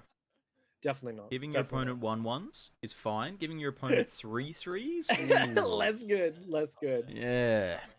Okay, so he did find the land. This is not going to be a good turn for him. I think he's dead. Honestly, I mean, if he doesn't die to his own Crypt trigger, he's only on 4 life. So I'm not sure what he's planning. Missed a bunch of damage. No, I don't think he's on 4. You don't think he's on 4? Perhaps it's just the life total that I'm looking at. I mean, he hasn't scooped yet, so it can't be 4 life because he's just dead on board. Otherwise, that's very true. So interesting ruling on Memory Jar. You're not allowed to look at the cards in Memory Jar. Okay. So you have to exile them face down, and then you don't have permission to look at the cards, so you're not allowed to look at them. What? That can't be right. It's true. If cards exiled face down, can't look at them. No, the Memory Jar. They're in the Memory Jar. They're in your old hand. Zone. You get them back later. Oh, you can't look at your cards that you had in your hand. Yeah, you've lost those memories. You've got new memories to replace them. I can't believe I cracked my memory jar. It was so full of memories, and now I just can't remember what I had in my hands before I cracked it. Leslie in the chat bemoaning the top deck of the memory jar and the mana crypt in the face of Oko. Yeah, it seems like it really stinks. I mean, you'd probably be hoping to make the mana crypt to have it turn into an elk so you can block, but it looks like very pretty bad news from here. So usually the conventional wisdom is odds I burn, which it seems that Michael is complying to. Fully agree. Which puts him down to 11 as we see now. The life total's a bit updated, but it's I think he's just given up. Yeah. When the beats are so bad, you need to come to the chat. Oh yeah. Oh yeah. Oh yeah. Well, I don't know if that was game 2 or game 3. It looks like they're packing up their cards. Oh, I think they're packing up their cards forever, but I guess we'll find out very soon. Let me just check to see who else is playing. Yeah, let's see what else is on. I'll reset some life totals and whatnot. Yeah, absolutely. I'm going to pop into Mulch's room and see what's happening. Thanks. Mulch is chilling in general chat. Oh, he is too. Yeah. All right, well, he's probably not playing his game then in that case. So all we have left is Pat versus Gene. Yes, and by the looks of it, it seems like it's still happening by the sounds of it, at the very least. Let's just have a look. I'm just gonna we'll hop in there now. It looks like you're in there as well. So as you said before, here's the Lotus Veil. I wonder if he's playing. Could we perhaps see a Kiora, War of the Spark Kiora in this list as well? Because I would be very impressed. That'd be cool. Yeah, if we have these bounce lands and these Lotus Veils, perhaps it would be a good idea. Mulch is very upset that you assumed his game was still going. Mulch has never been the last table running in his life. I think I've told him he's gone to time more than once. But I guess we did both see his absolute demolishing of poor Will in round 3 while we were looking at their decks and the game had ended. So very unfortunate about that. But I can say for sure that this is round 4, as I'm sure you already know. Round 3, sorry. So we're gonna have a break after this. Okay. For everyone to go and have a break, and then we have one more round, and then it will be the top 4. Cool. So by the looks of it, we have. So did you confirm? It seems like Richard would probably be playing Storm. Is that a correct assumption? No, Richard's on some sort of Kurgan mid-rangey thingy. I'm so proud. Hey, thanks for the follow, Peter. Oh, very cool. Just gonna. Richard is off Storm, according to Michael. Is that? Do you think it's interesting because we did get Underworld Breach and it was good enough to get pointed. So yeah, interesting. I'm interested. Interesting to see how. What put him off specifically, but I can imagine him wanting to be off combo in general. I think honestly, Ashiok has been so ubiquitous in sideboards lately that perhaps that's part of the reason is that sideboard cards also got really good lately. Thanks for all the follows.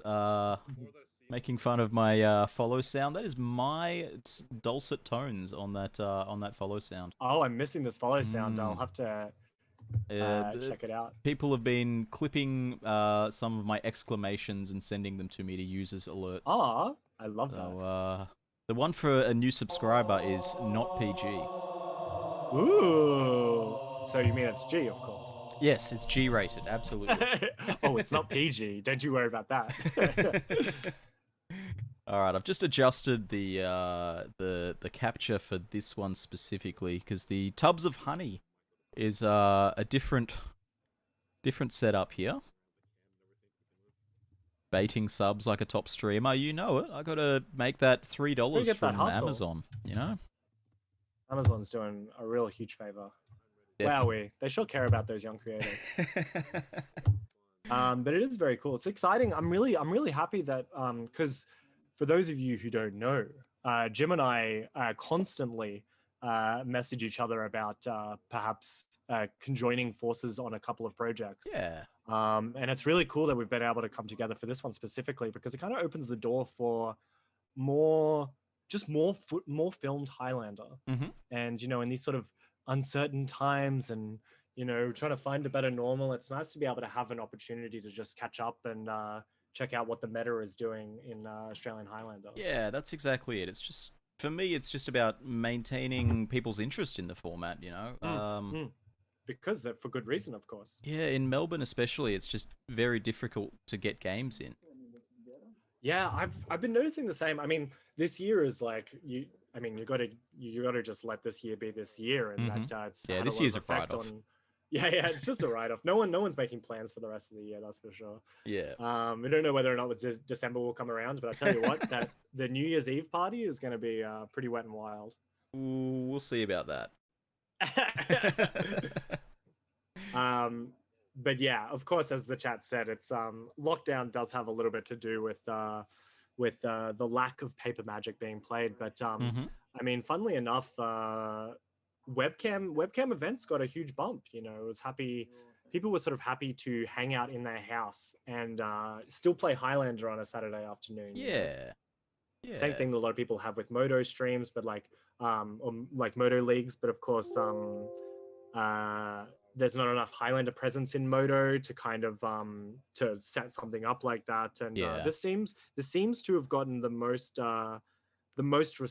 positive response, which I've been really excited about, because it's good to give players an opportunity to play, because absolutely, that's part of Highlander is playing it, of course. Yeah, big shout out to CBR and Angus specifically for hosting these events. You know, you've had leagues and open day tournaments like this that are open to people not only across Australia, but we've even got a couple of international players in today. I'm really, really excited. Yeah, we do. We have so we have two that are outside on the west coast of the USA, which is very exciting. And we also really have I think 2 or 3 more people in the league, which if you're really nice and you ask me really nicely, I'll add you to the league, because there's only a couple more days. I'm talking to chat, of course, but there's still spaces open. But we have 33 players for the league. Wow, which is really exciting, because it means that people enjoyed the footage last round, and a couple of people joined after seeing the great prize support that we got and stuff. So it's nice to do something really positive for the community that people are gonna really enjoy. 33 is great. That's a huge turnout. Yeah. Really happy with it for sure. So an explosive board here from the green-white player. Oh yeah. Turn 1 exploration into Dryad Arbor, Cradle, Wayward Swordtooth. Yeah, that's about right. And we have Flagstones of Trachea, which is I've honestly been talking about how much I hoped someone would do something like this, and I didn't realize that Jim was doing it right under our eyes, because there's like really interesting modern deck that's happening right now that's doing well right now, and it's an Elvish Reclaimer deck, and I think it's just called Reclaimer Vial. I'm sure someone in the chat will be able to assist with that as well, but it's like a green-white Field of the Dead deck. It's basically an Elvish Reclaimer deck, but it has the idea of like you're just like fair ramping into Primeval Titan. You're like, as you see before, tapping and untapping lands. Right. Flagstone is good because it's kind of like a rampant growth with Elvish Reclaimer. Yeah. And of course, crop rotation to a lesser extent, where because you're sacrificing Flagstones, you're searching a library for a plains, and any plains, by the way, and it comes in untapped. No, I think it comes in tapped. But is that it's a Priest still of Titania in play? Sorry to interrupt. No. No problem at all. It's a Priest of Titan. No, I think we have. That one is a Birchlaw Rangers. Birchlaw Range. And I think one's an insect, although I'm not 100% sure where we would have gotten that insect from. I'm not viewing Pat's live stream, so perhaps I'll watch his live stream as well. Oh, yeah. Yep, definitely a Birchlaw Rangers. Yeah, and then perhaps the insect is an elf. Is that a Concordant Crossroads?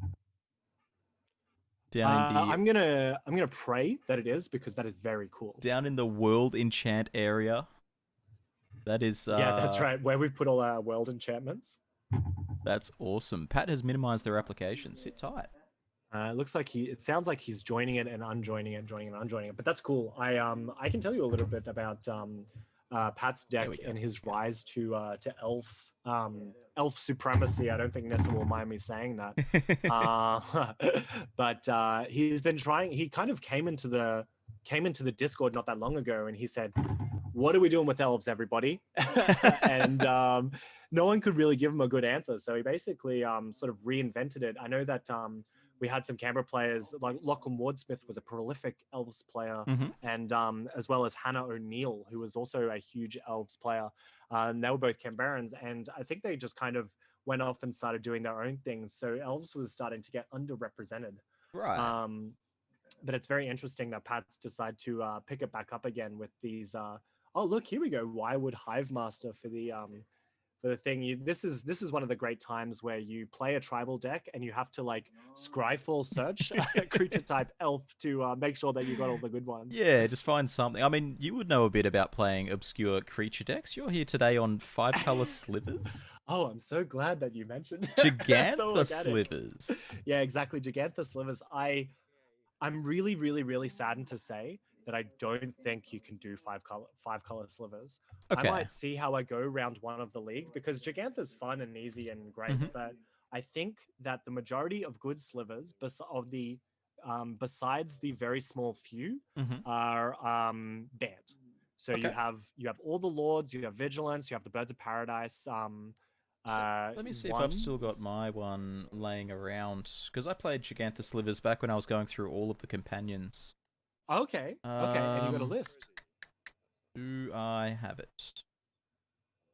While we're looking for this list, I can update our wonderful chat base of what is happening on the battlefield. I can tell you very much so that there's a Delver of a Deathrite Shaman, and we're looking for a Hermit Druid, which is going to actually allow Pat to basically pop off. He's gonna find as many, because the thing about haste, of course, this Concordant Crossroads, is that if any of his creatures tap for mana, they're basically free, because you can tap them on the same turn that you get them, which kind of powers up this strategy, of course. We're seeing that right now with I believe an Arbor Elf and the Heritage Druid, and another insect. So of course with the Wirewood Hive Master, he's going to be able to get these insects. They don't do too much at the moment, but they do have haste, so we could be attacking for a little bit. So I wasn't playing much in the way of black, definitely not. In fact, it was only the Unearthed Sliver. Yeah, that sliver's really good though. And the 5-color sliver. 5-color slivers. 4 of them. 5-color slivers? Question mark. Are you telling me that you're playing more than one 5-color sliver? And then in red, there was a few different red ones I played, but they're definitely replaceable except for the haste ones, I think. Yeah, okay. So maybe that's a way that I can sort of reimagine it, is because I want to put in like Days and Veil of Summer and that sort of thing. I'm just going to let the players know that it's time in the round. Sure, absolutely, yeah. Because it sounds like, I wonder actually, they probably might not be able to hear me, but give me 2 seconds. I'm just going to mute myself with you. All good. Yeah, look, it definitely looks like Pat is going off here.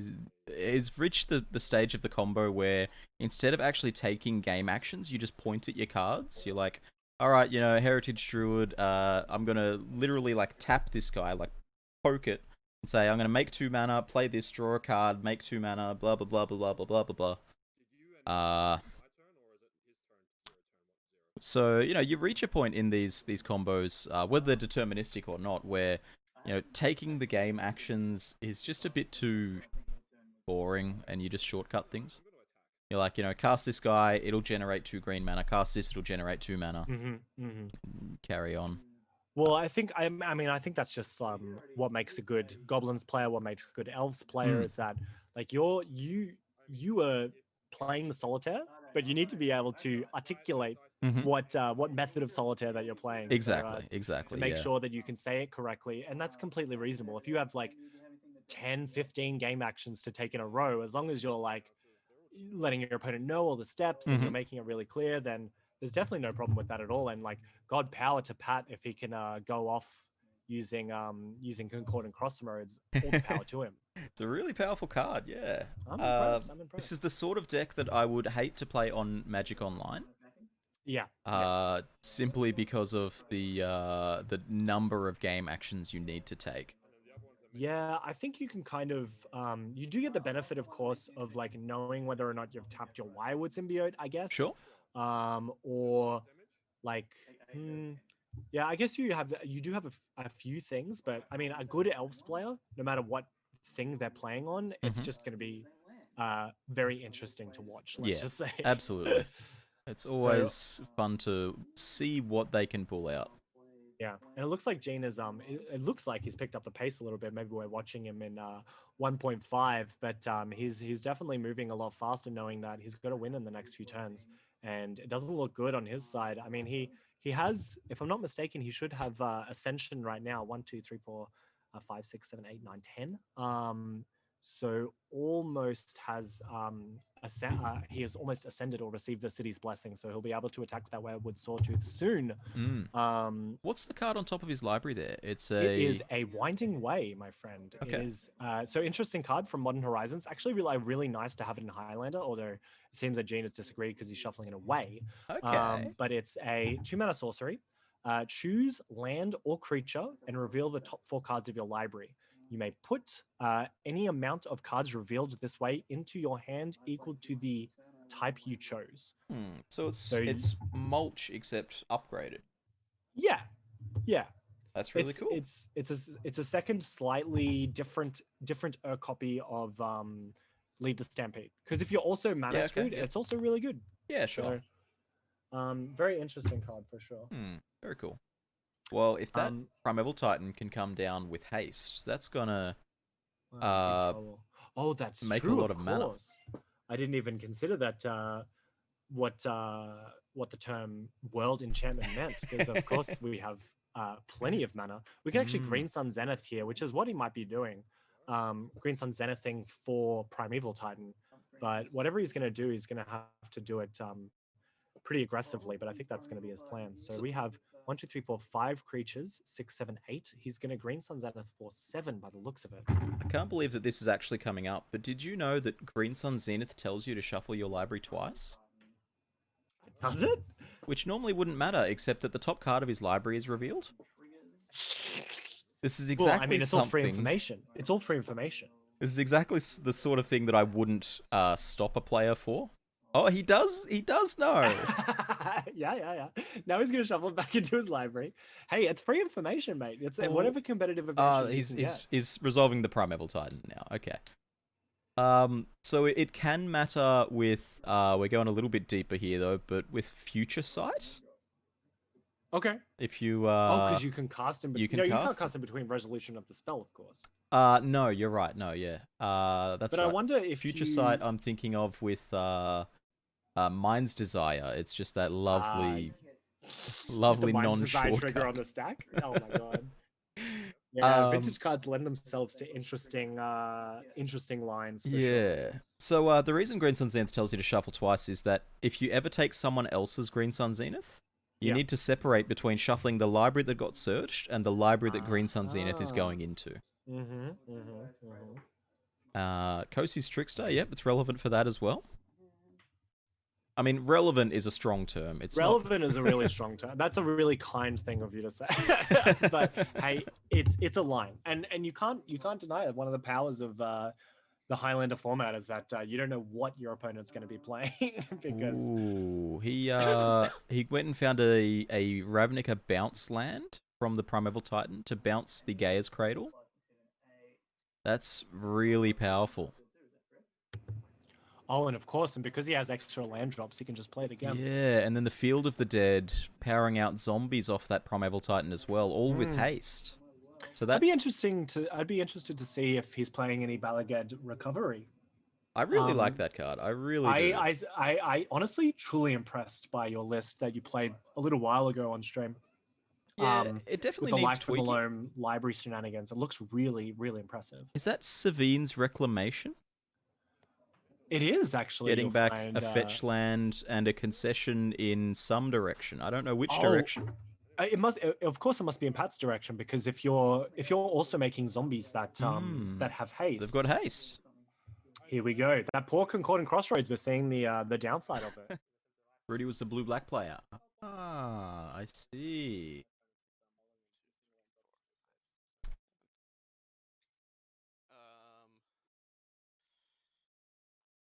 Well, I don't know. Yeah, that's right. That's right. He flipped a Tasiga to Yuriko, which is pretty good. That's how they draw it up. Basic island, go. Yep, put 2 on the bottom. There's 4 cards left in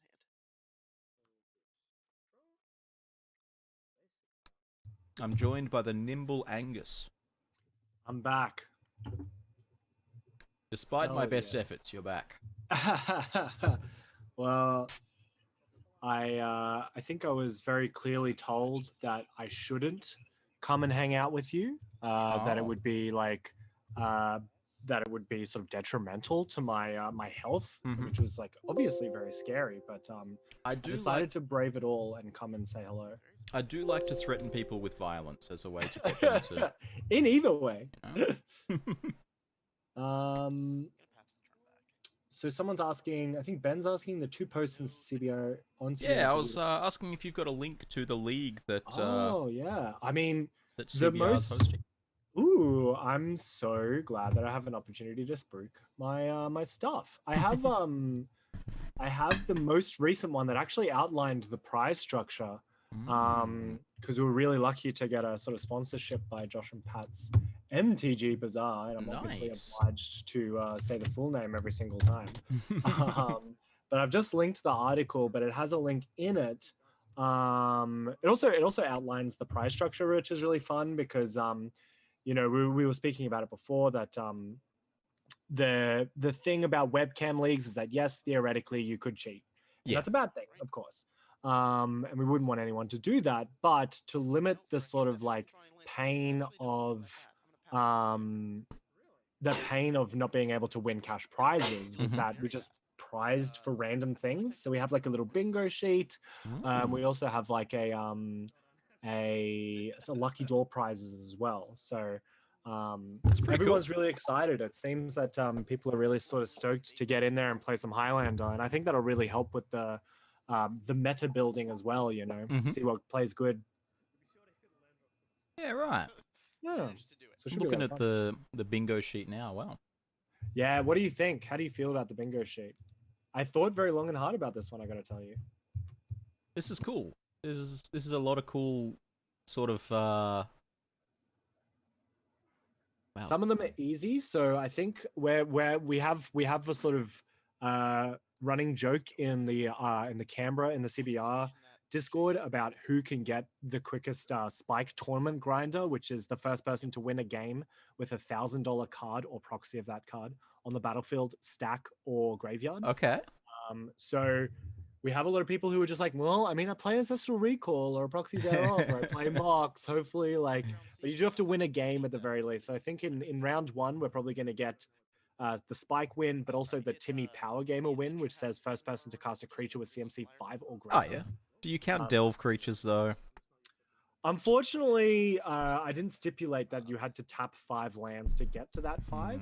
But, you know, Titania is a card, Ethereal Forager is a card, you know, of course, Tasiga and Gurmag Angler. So I think it's definitely possible. Do you have to cast it, or can Michael Yeah, Leslie you win gotta- this one for free? No, I think Michael Leslie is out of this one, unfortunately. Speaking of, it looks like we have something going on in the game that we should possibly be paying attention to. Maybe. Well, it's by the looks of it. I mean, I wasn't here to see the start of. Oh, here I see on your screen that it's UB Tempo versus this Wrenn and Grix. That's right. Interesting convention. I'm gonna say conventional choice of deck list by Richard. He's Melbourne now, right? He is, yes. Okay. Is he part of the BEM cabal? He's been in and out of you know, deck discussions and that sort of thing. Because it's this is a very Melbourne deck. I'm sure you won't find it too disappointing for me to say so. Absolutely, it's just full of 2-for-1s and good cards and that sort of thing. It's the evolution of the Grixis Kess Pile deck that was played a couple of years ago. And what do you think? What do you think the difference is between where the community sits now and where it did, say, when Dark Bant was really good, and we were sort of complaining about 4-color decks and 5-color decks going nuts. Look, I don't know why people stopped complaining. Reasonable. But I mean, there's always been this this dichotomy between people saying Blood Moon is oppressive and stops me having fun with my 4 and 5 color deck, and I'm sick of people having fun with 4 and 5 color decks. Yeah. It feels like it's pretty easily split between the two. Yeah. So, you know, and that's one of the tough parts being on the points committee, is having to juggle every single person's expectations and you know, what each individual person wants from the game. Yeah, it's interesting because, of course, fun is the hardest thing to pin down, because your idea of fun might not be the same idea of like my idea of fun, you know. So it makes it a little bit hard when you're trying to juggle, and fun is in the committee's mission statement, or at least enjoyability, you know. So it's something that you do have to consider. So this is a pretty backbreaking Narset here. Rudy's been stuck on 2 lands for most of the game. Hit land 3 last turn. Revealing a counterspell that he notably can't cast here, Richard. Except if he attacks with his Noble Hierarch, he's out of luck. But he does have that blue mana off the Noble Hierarch to hold up that evasive action. Although it seems like he's not going to do that. He's going to go for a Jace Fern's Prodigy. Okay, just push the advantage. This I is think so, yeah. sort of... I don't know if Wrenn and Grix is the right name for this deck at the moment, honestly. It shares some similarities with the... what's the name of it? The Yidris Pile. Okay, yeah. I think it's gone by a couple of different names, also dependent on how you structure it. Because some people like to go for the Cascade, some people prefer to go for the sort of counter spelly version. So, but 4-color Yidris is definitely the pseudonym, the correct pseudonym for that one. And I mean, it's been a powerhouse for quite some time, but I think it's also just like, if you want to play Nono White, which is what it is, it's a Nono White deck, you basically have to just call it Yidris. But in reality, it's just playing what are the fun, good mid-range cards at the time, you know? Yeah, exactly. So really, anyone can fit into this Nono White deck nomenclature. It's like the you know, the evolution of Jund. You know, there's a lot of decks you could call Jund that are not Jund. You know, I would say that Abzan is pretty close to a Jund deck. Of course. Even though it's not. I would say so too. Mardu is also a good Jund deck. Yeah, exactly. Even though none of them are Jund. And I'm gonna cast Treasure Cruise. Yeah. It's an interesting way to put it, but I think the word Jund is also synonymous with like a mid-rangey deck that wants to get you both to a black-based mid-range deck that wants you to both get empty-handed, but your top decks are better. Yeah, I tend to agree. And I mean, Mardu, I honestly just think it's like black non-blue control is just like that. And of course, that's what we said with Abzan, Jund, and Mardu, because those are the only 3 options. But they lend themselves to being okay with being empty-handed. Like these are your sort of mind twist decks. Although we don't get to see as many Direfleet Daredevils in Abzan, and it's what we're seeing on Richard's side, and it looks like we're casting a Treasure Cruise, which I think he's pretty happy about. Richard's deck does love a draw 3. Oh yeah. Notably done this before transforming the Jace Fern's Prodigy. An interesting choice by him for sure, considering he had to exile his entire graveyard to do so. But perhaps because he knew his graveyard was going away anyway, maybe just the draw and discard is actively just better here. Sure. Sometimes you just want a Merfolk Looter. Exactly. And you can't get much better of a Merfolk Looter than Jace Fern's Prodigy, that's for sure. All right, so Thoughtseizes from Richard's side. Showing the hand, which is fine. So we see Counterspell, Mana Drain, Jace, the Mind Sculptor. And I believe we have it's a proxy of a flip land, if I'm not mistaken, on Rudy's side. Is that correct? I'm not. Do we know what that flip card is? I guess it would make sense if it was the modal double-faced blue-black land. Yeah. Okay. Clearwater Pathway and the other, depending on which way you decide to go on your adventure. I'm glad you have that name in your head, because I sure don't. Yeah, it's interesting. It's interesting to see which decks wanted to go for those rare Myrtle double-faced flip cards. I'm not It'll be certain interesting to see that's if Chad has had any experience with it. I can see it a little bit better now.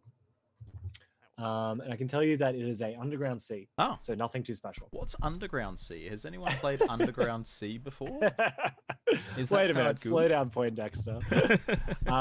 Yeah. So I guess we're wrong on there. I was thinking that because it's so brand new and lack of access to printers, rely on some proxies being a little bit less than ideal. That's fair enough.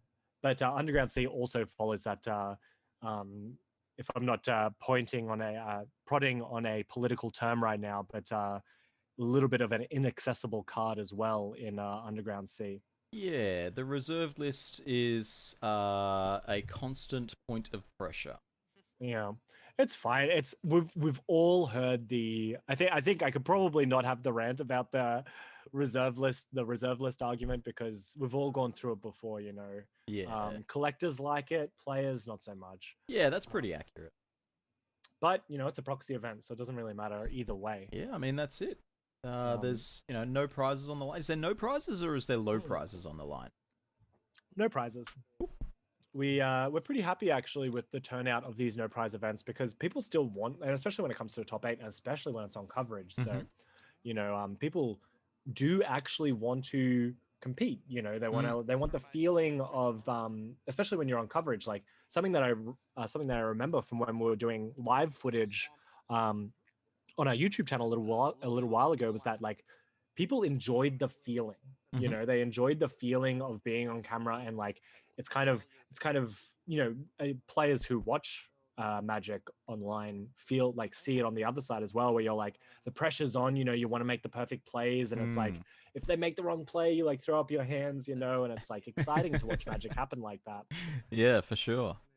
And speaking of which, we see a couple of a concession actually from these two players. I think we saw a counterspell and also an evasive action to say I still had all these. So it looked like Richard sort of scooped up that last game with quite a reasonable amount of protection on his side. Yeah, I mean he got to resolve a couple of draw 3s and a bunch of 2-for-1s. The game started off with Leovold into Narset. It's a lot of card advantage. Not much you can do about it at this point. How much do you know about Rudy's deck? Rudy on the blue-black tempo, Yuriko plus Ingenious Infiltrator. Pile of cool cards. Yeah, well, I can tell you that the idea of blue-black ninjas is not a unbreakable meta. It's not a meta thing that one person figured out. It's something that a lot of people, I think, have a lot of excitement in trying the sort of blue-black, because of course it started with, I mean, we have so much history with blue-black in general and constructed in both Highlander and constructed because, we had fairies not that long ago when Loam came out. The blue-black fairies deck was fine standard deck. You got to play Bitter Blossom and you got to play Spell Slutter Sprite and those sorts of like blue-blacky tempo-y kind of cards. In Highlander, blue-black tempo was piloted in a lot of different places, but we sort of attributed it a lot to one of our players in Canberra, might I say. But Brandon sort of made a deck called Blue-Black Brandons, which is of course just all of us, putting his name against the deck because we like to have fun. But it was just a blue-black tempo without having to try too hard about a sub theme of fairies, or now we have rogues, and then for a brief period we had ninjas. But I've got my finger on the trigger on this rogues deck. I've got it loaded up. Bitter Blossom makes rogues, Yeah, every set they release like another 2 or 3 like almost playable rogues. It's just waiting for that critical mass, I think with if you really wanted to if you wanted to play blue-black tempo, you do have a lot of different options in regards to how you want to pilot it, or how you want to build it, if you wanted to build a sub-theme or not. I think the ninja sub-theme is definitely worth exploring. I mean, competitively as well, because you do have like Fallen Shinobi and you have Ingenious Infiltrator. Fallen Shinobi is huge, by the way. 5/3, I'm pretty sure it is. 5/4. Yeah, 5/4. Absolutely nuts. And like you also have I'm gonna have to have chat help me with the name. Zaz. It's either Zazareth or Xanareth. It's the rogue commander from Zendikar Rising. So he has ninjutsu. Really? Yeah, but he's got they his couldn't own name it method of it, ninjutsu right? because he's not. Yeah, it's off-brand ninjutsu. There you go, Zereth San. Thank you, Savakuma, in the chat.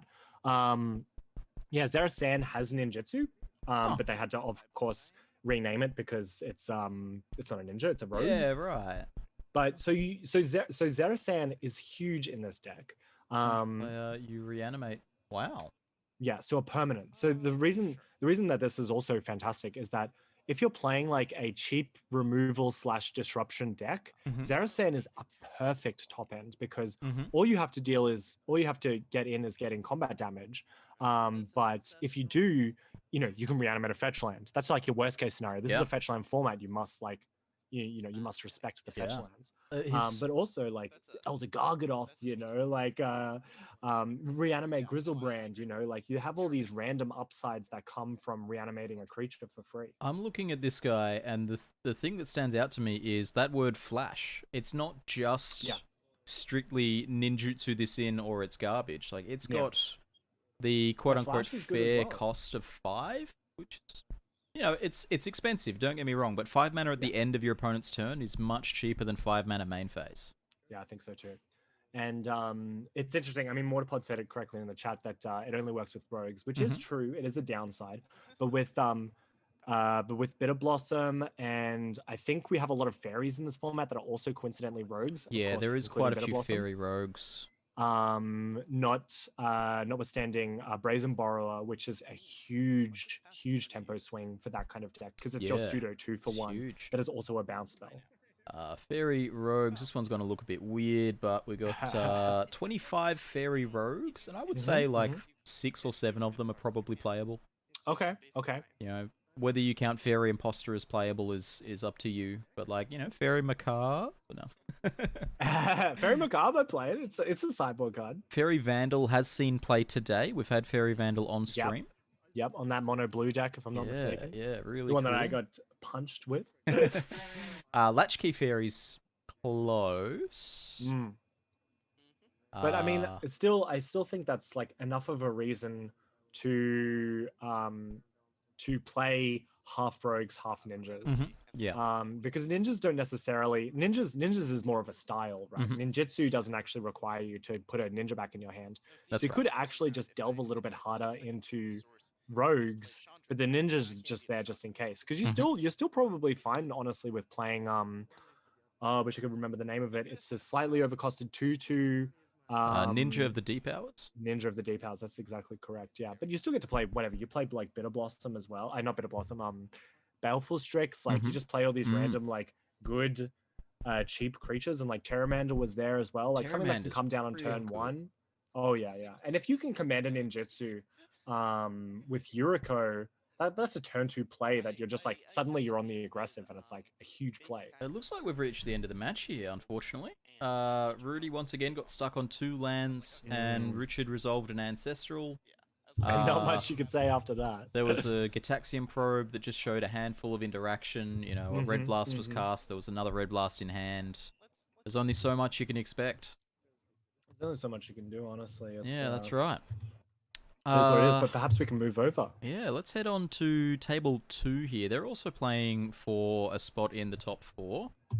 Interesting. We have Barb against D. Batterskull, who I'm assuming is Danny from the pairings.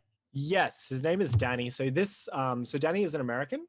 I think he like pretty funnily like came to one of our events. It was like his first event. And he was like, "Oh yeah, I like saw some lists online and it looked fun, so I wanted to give it a go." And he brought like a Painter's Servant Storm deck. Okay. And a real Canberra sort of build. Oh yeah. This he would fit right in Canberra because he was playing like Painter's Servant combo, but also escape the underworld and like Black Lotus, but also like you're playing the Bomberman as well. So, yeah, like, sure. There's also different avenues for this deck to go, and I was really impressed, and he smashed it. He was like unequivocally first place. Like I think he lost like 2 games out of the whole thing, so just went, oh, this format looks fun, and completely demolished us. So really sort of like took us to town with this deck. So really happy to have him as part of the usual people. Well, the bad news is I can't pick up his video right now. Yeah, I can't either, which is very unfortunate. But it Hmm. seems that Barb can because she's still playing. Unless Danny is just telling her what's happening. So maybe if you want to jump in, jump out, maybe you'll refresh. Let's have a look. Um, I can pick up table 3. okay. Well, if we can't get Can't there pick up soon, table 2. Yeah, it's gonna be tainted pack. Table 4's working fine. Must just be something on this table 2. Yeah, that is a shame. I would love to see because Danny's playing. What's he playing? He's playing a sort of Esper list, right? Yeah, Esper Oracle, I think. Yeah, I'm yeah. not certain. Sounds like a lot of fun. Perhaps we should go into another game and Let's see what else do is it. Let's happening. hit table 3. We've got Alex Okay. against Mulch. We've got Lands against Goblins. And for about the 10th time today, the players have one board the right way up and one board the wrong way up, and it's the wrong way for my camera.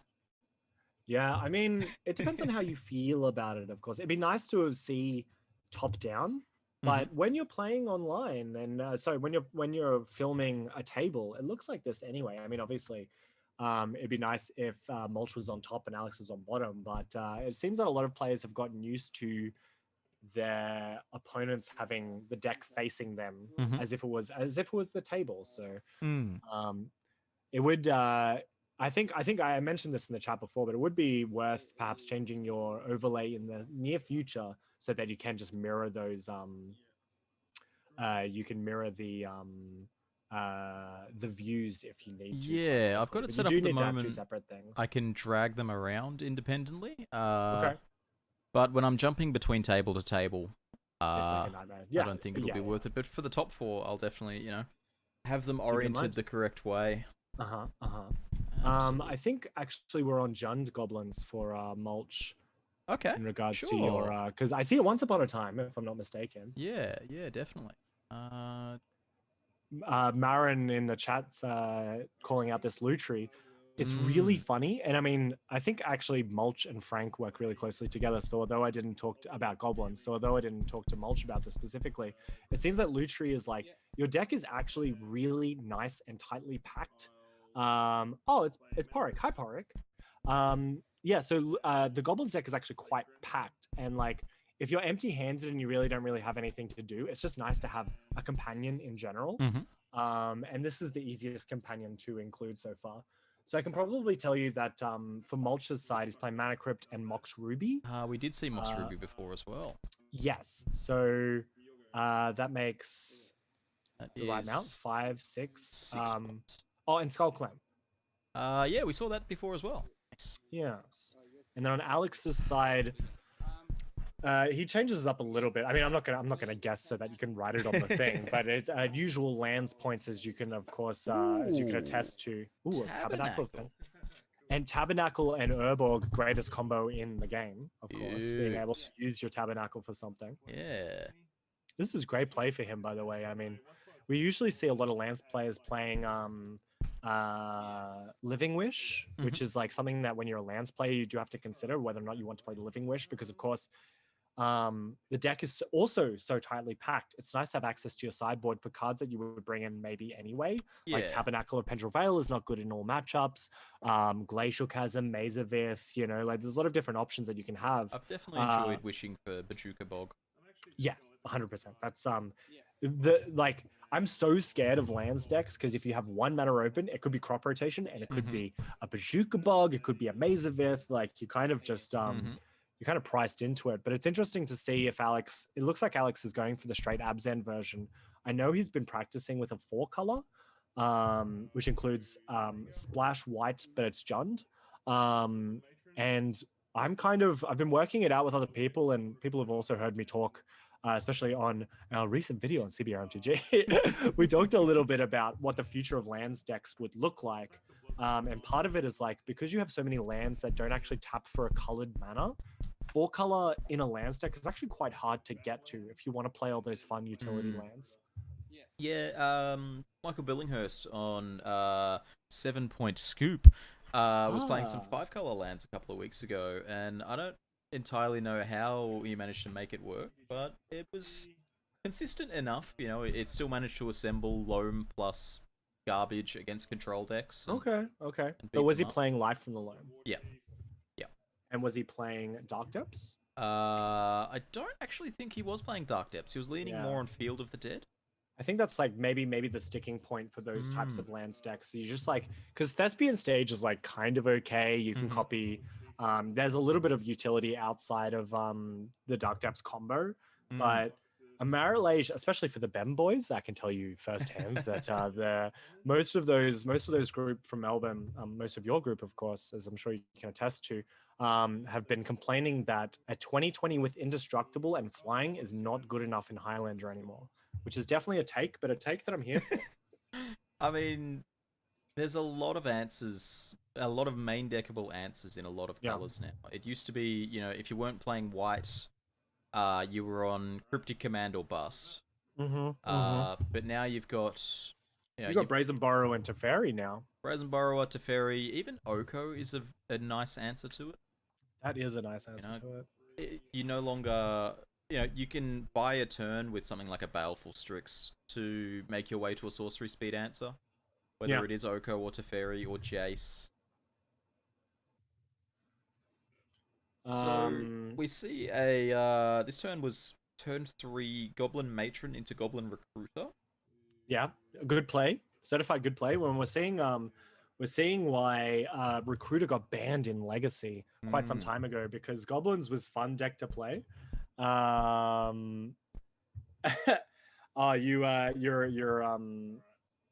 need to get you a new thing. It is actually on our YouTube channel. So sorry, you must respect the hustle because of course I am also hustling for our YouTube channel. But obviously it's nice to have each other collaborating on this instance.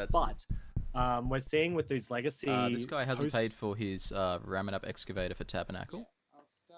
I'll actually ping them. Unless, Sorry, that's the judge in me just jumping in there. Good on you. At least someone's paying attention to the games, you know. Pay for random map. I'll tag Mulch as well. There you go. Mulch has got it. Alright. Not the biggest deal, you know, there's a fast bond coming down. And a fetch land and a Ramming Up Excavator. So 1 mana is whatever, but it's not an insignificant number, that's for sure. Yeah. Good luck tracking the life total here, though. It's on 1 fetch land right now. We can work this out together, surely. I think we see a Temple Garden, or is this a Temple Garden and a fetch? So I think I'm gonna 17 now. I'm gonna guess that it's 17. I think that's a really good assumption, and it looks like Mulch is accurately representing his life total at 19. We must have been really lucky with our crypt flips. I think he's had 2 crypt. Yeah. No, only 1.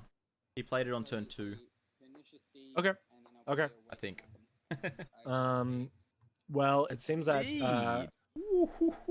Temple Garden was turn 1 fetch. Interesting. We're taking a bunch of life here as well. We'll make sure that we include it. I think that's a really good reason to push into the players that they need to have more visible life totals, because we want to make this sort of experience as easy as possible for our players, because I think the first priority is that the players, you know, play their matches and enjoy their matches. We don't want them to work around us too much. But I think we can ask for some concessions to be made in regards to life totals visibly on screen. So my question here is, how many goblins did Mulch tutor for? I'm gonna say the whole shebang bang. I saw a huge pile, so I can only assume you're like setting up for a situation where you can play Muxus and then like Muxus flip into whatever you can. Well, I've got bad news for Mulch then. If he's not holding a land, he's stuck for that many turns. Oh no, you're absolutely right. Surely he's figured it out. Come on. This is a Wasteland Excavator fast bond.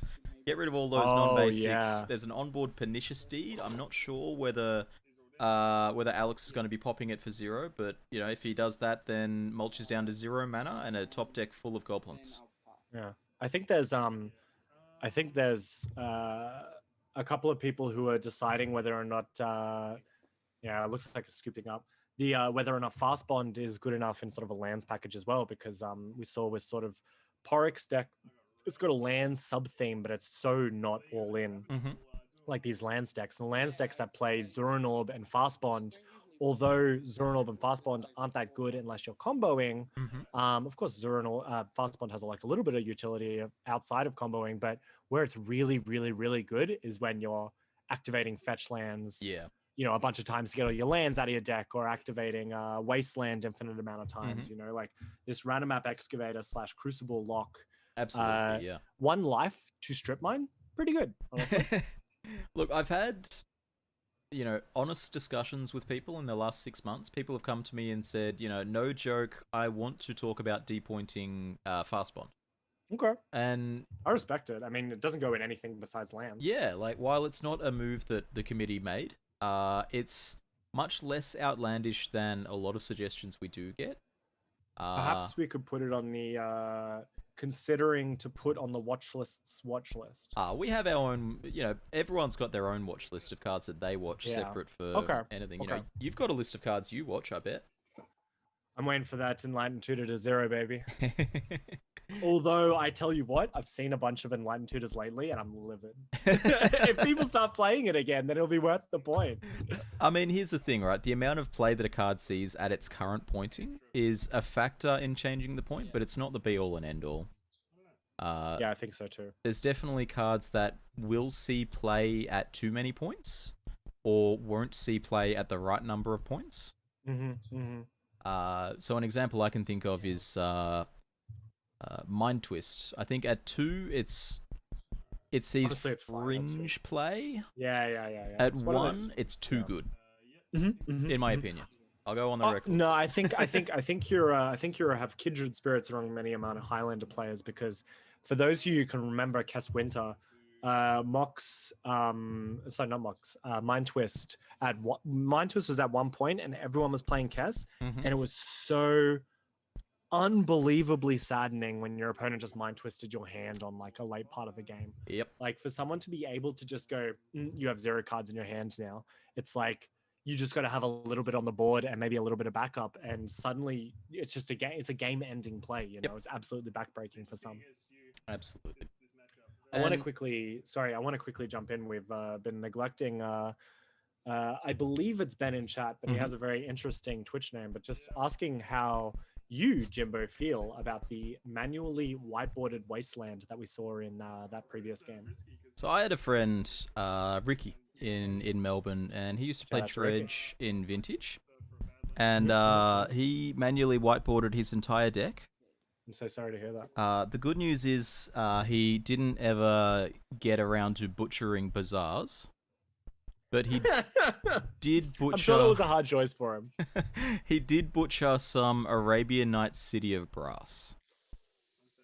It's for the tilt factor. You'll still be able to sell it. I think there's a very specific group of people. I tell you what, when I was playing Legacy Red Black Reanimator for ages. It was like my main deck, and that's how I sort of kicked off my love for reanimating creatures in general. But I tell you what, people, when you revealed turn 1 white border Chancellor of the Annex, and then just and then 1 on turn 1.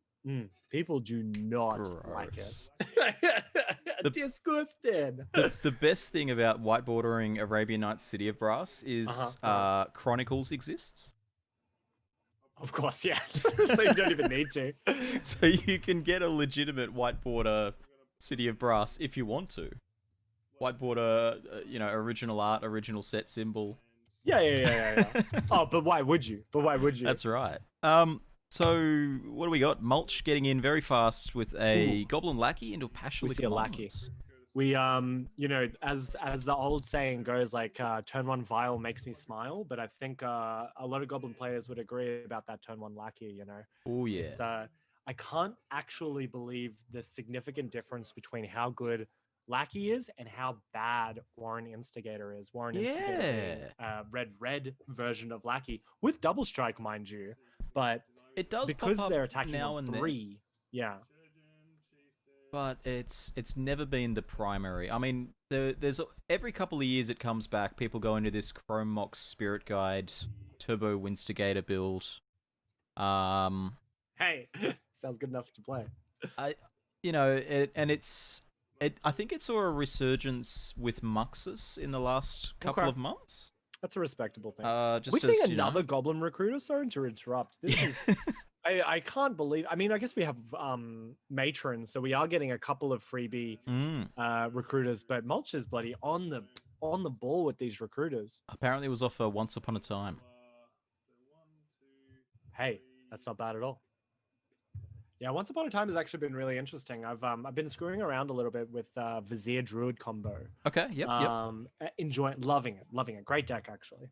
But Once Upon a Time has actually been really worth it. You don't cast it on turn 0 a non-zero amount of time, or turn 1 after you draw if you want to be technical.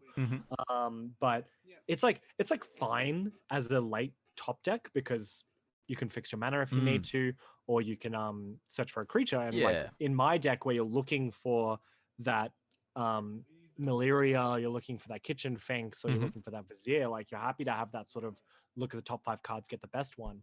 But I've actually cast it on turn 1 for free, like pretty regularly. So if you're in that kind of deck, I would definitely consider playing it as well. The most memorable Once Upon a Time that I've seen in a game, it wasn't me, thank God. A player draws a 7, keeps, and you all know that the story starts off with Gataxian Probe Once Upon a Time. Oh. Oh, that is so upsetting. The that old is so upsetting. Draw Once Upon a Time off Gataxian Probe. Can't cast it. I mean, it's if you're playing Gataxian Probe and Once Upon a Time in your deck, you just have to accept that sometimes that's going to happen. That's it. Sometimes these things happen. So Alex here has gotten to take all the game actions of playing a swamp and not blocking. Yeah, pretty stinky, unfortunately. And the unfortunate thing about Risha Import, and this is why you kind of got to play 3 colors if you're going to play these types of lands, is that like Risha Import sucks now. Yeah. Right now, Alex is in a really bad position because tapping down his Badlands does nothing. He doesn't care. He's just cast a, I believe, conspicuous Snoop. Wait. The one that you can never say, of course. Conspicuous. Of course, yeah. The impossible to say. Exactly. But yeah, he doesn't care. I mean, he's got this Skirk Prospector, which is, of course, not great yet. But Mulch has his deck. He has his deck stacked. He's like really excited to play out those next 3 turns for sure. Look, you've also got the ability, even if tapping down the land stopped Mulch from casting the Snoop, the Lackey's on board. The Snoop could be coming down that way. Yeah, that's true.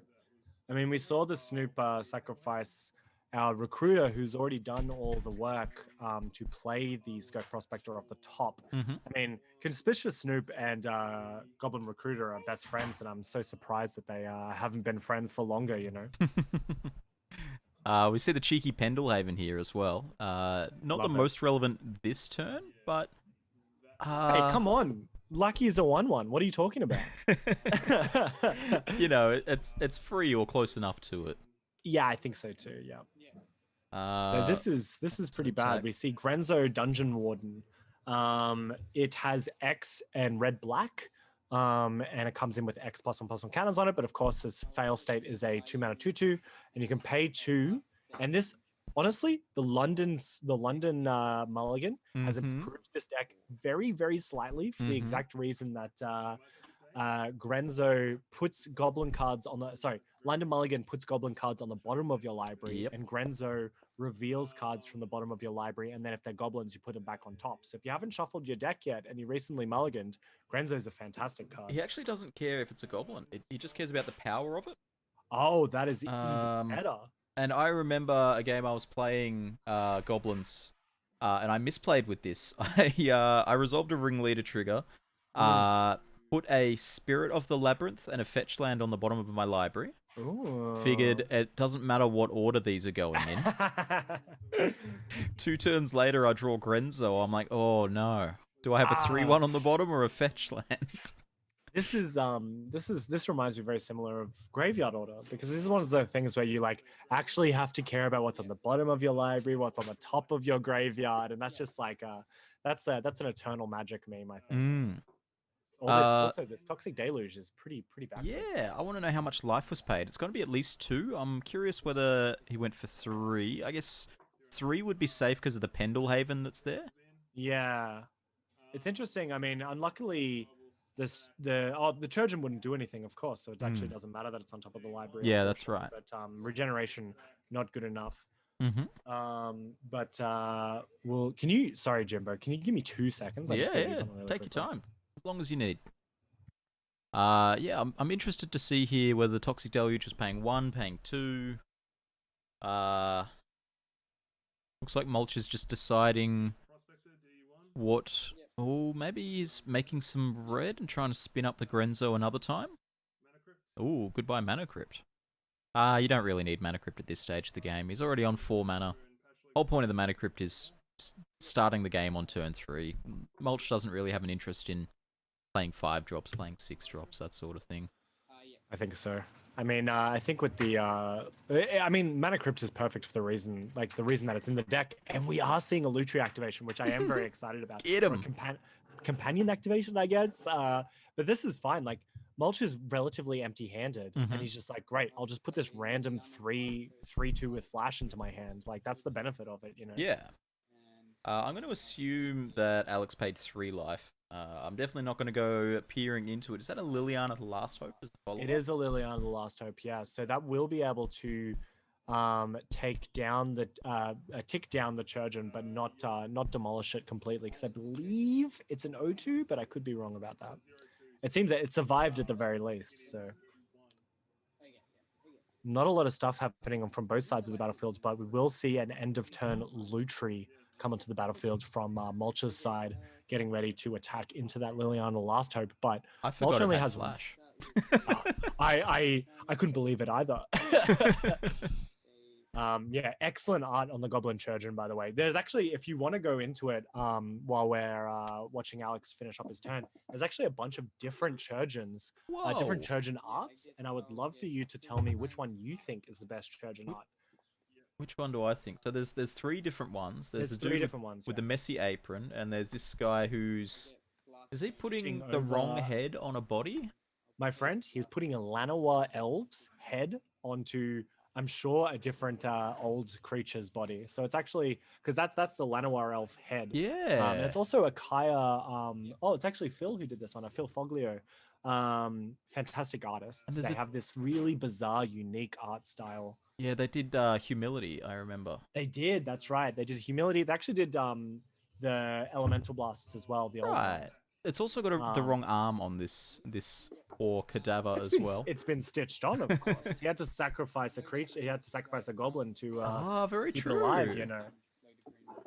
And I mean, Llanowar Elf was happy to go for whatever this Goblin Churgeon is making. I think this is definitely the best artwork. Absolutely. You'll find that I think Frank agrees with you on that one. He believes that the Danny DeVito art is definitely the best. They have different flavor text as well. Are they any good? What do we got? I asked one of my aides to do something. You'll have to read it out because I got a little bit of a screen delay. Perhaps goblins are good for something after all, as a goblin's getting their legs sawn off. That is very flavorful for goblins, being the sacrifice tribe, of course. The Chirurgians patched up their fallen comrades with a gruesome mix of twisted limbs and... that's just boring. Ugh. Twisted mix of twisted stuff. That's fantastic. I asked one of my aides how they do it, but all he'd say was, "Trust me, Mayor, you don't want to know." Yeah, I like that. There's also a Foglio... I think Recycle is the one, and they're cooking up some goblins in the pot, and it's a very cool flavor as well. Oh wow! If you're looking at that, I can tell you that we have a Sling Gang Lieutenant and the Churgeon mentioned earlier, and the Lutri, and it looks like Mulch is back in this game. Okay. There's flavor text on. I think there's flavor text in the original copy, or maybe not. I guess. Oh, that's a shame. I must be thinking of a different thing, but Perfect, perfect art. Never trust a goblin making you stew. It's recycled. You It's know, recycled. of waste course. not, want not. That's exactly right. And it looks like Alex is in a bit of trouble here on game 2, I think. It's really got to hold on for this ultimate, but I don't know if that's going to make it. Yeah, I don't think so either. I mean, we do have the blast zone, which is non-zero value. Mhm. Although I think with a 4-drop and a 1-drop, Churgeon is a 1-drop, I think. Yep. And the ability to regenerate as well. That's where blast zone is going to come in handy. Yeah, that's right. Even if the blast zone was on the right number, the tokens can just get in and get sacrificed. Hey, no worries, Cat Gamer. The layout's still under, it's still being worked on, but getting a lot of help from my good friend That's Not My Robot to build. Yeah, very cool. Thank you working for That's Not stuff. My Robot. It looks really good, honestly. It's like an interesting. We had sort of a similar layout, but finding the perfect layout is quite hard. So I'm really so props to That's Not My Robot, of course. Yeah, Robot's been working on a bunch of my overlay stuff, the Be Right Back screens and that sort of thing. So yeah, very cool, very cool. So the Liliana managed to actually snipe this Sling Gang Lieutenant, if I'm not mistaken. Sling Gang only a 1/1. You know what? I'm going to go out on a limb and say it is, although that my only reason of understanding that is that it's currently in the graveyard and Churgeon did not regenerate it. Yeah. So unless we were missing something, Singlang only a 1/1. Yeah. I guess it's unfortunate as well that he and the Richard Import might come in handy because Richard Import stops Liliana activations, of course. Depending on the power and toughness of your creature, but a lot of them are 1/1s. So if you can keep up that Pendlehaven, you can naturally counter that Liliana. But the natural counter to Pendlehaven, of course, is this Rishadan. We got to go deeper. Yeah, exactly. So I wonder what Mulch has in mind when it comes to trying to take down this Rishadan. That's right. Alex boarded in the Rishadan port to beat the Pendlehaven. Of course. And the Pendlehaven was brought in to beat the Liliana. Yep. So what's Mulch Liliana going was to brought do? in to beat the 1/1 Goblins. So I think that's probably the flaw. So what's Mulch going to do to beat the Rishadan port? We absolutely have no idea, but I think it's going to involve being proactive with this Pendlehaven. And it does mean that I think we have declared a block. Yep. In Deathrite Shaman blocking a 1/1, and then of course in response we're going to pump the goblin that was blocked. And so Deathrite Shaman looks like he's going to hit the sink, but not before taking out this Sling Gang Lieutenant from Mulch's graveyard. I think I have the life right. Okay. Really beats Pendlehaven since her ability goes over into the next turn. Oh, you're absolutely right, Ben. Yeah, no, the Pendlehaven lasts 1 turn, but the Liliana actually lasts 2 turns. You're entirely right. Very cool. Very cool. So didn't need to board in the Rishadan port. Honestly, poor play here. That's right. You knew that you could beat the Pendlehaven with the Liliana. But it looks like Liliana has bitten the dust. Unfortunately, not getting any tick downs to retrieve any of our fallen comrades in Alex's graveyard. But I don't think actually there was anything in there worth saving. I think that was an ultimate there that I actually... Oh, are you... Oh, you're absolutely right. All right. So we got a game here, fellas. Doesn't appear to own the cardboard emblem, so I'll get the emblem and I'll just plaster it on the screen for him. I bet you I can beat you. Let's move this up to at here. the beginning of your end step, create X zombie creature tokens, where X is the amount of zombies you control plus 2. There we go. I've put it on his board. There you go. Very good. I'll wait the overlay. Yeah, this is a really powerful ultimate and something that's like kind of best case scenario for Liliana, but not necessarily why you would play Liliana. But the race to ultimate is real and it has been done many times in the past. Absolutely. This ultimate does win the game. It's exponential growth. It's going to get there. This kind of means that Mulch no longer has the fair game plan available to him. I mean, he does for the next 2 to 3 turns. So really not a ton of time left in the game for Mulch. Yeah, I think so too. It It'll appears be interesting how long we can survive with these zombies, because we still have this Pendelhaven. So I suppose it might be. Oh, we'll see what we're flashing in here. This is okay. trophy. Assassin's Trophy is on the battlefield, my friends. It's very interesting that I think Alex hasn't noticed the Richardon port versus Pendelhaven. I guess the downside is you have to upkeep the Richardon port, and then the Pendelhaven can still get some use. It seems like you're relatively accurate with your with the live totals, and I wouldn't mind taking 2 if you just like when Mulch attacks, you just activate the Richardon port, saying, all right, now you have to activate your Pendelhaven in response to make your choice. And I'm not going to block the one that's a 2/3 because obviously I have no reason to. Yeah.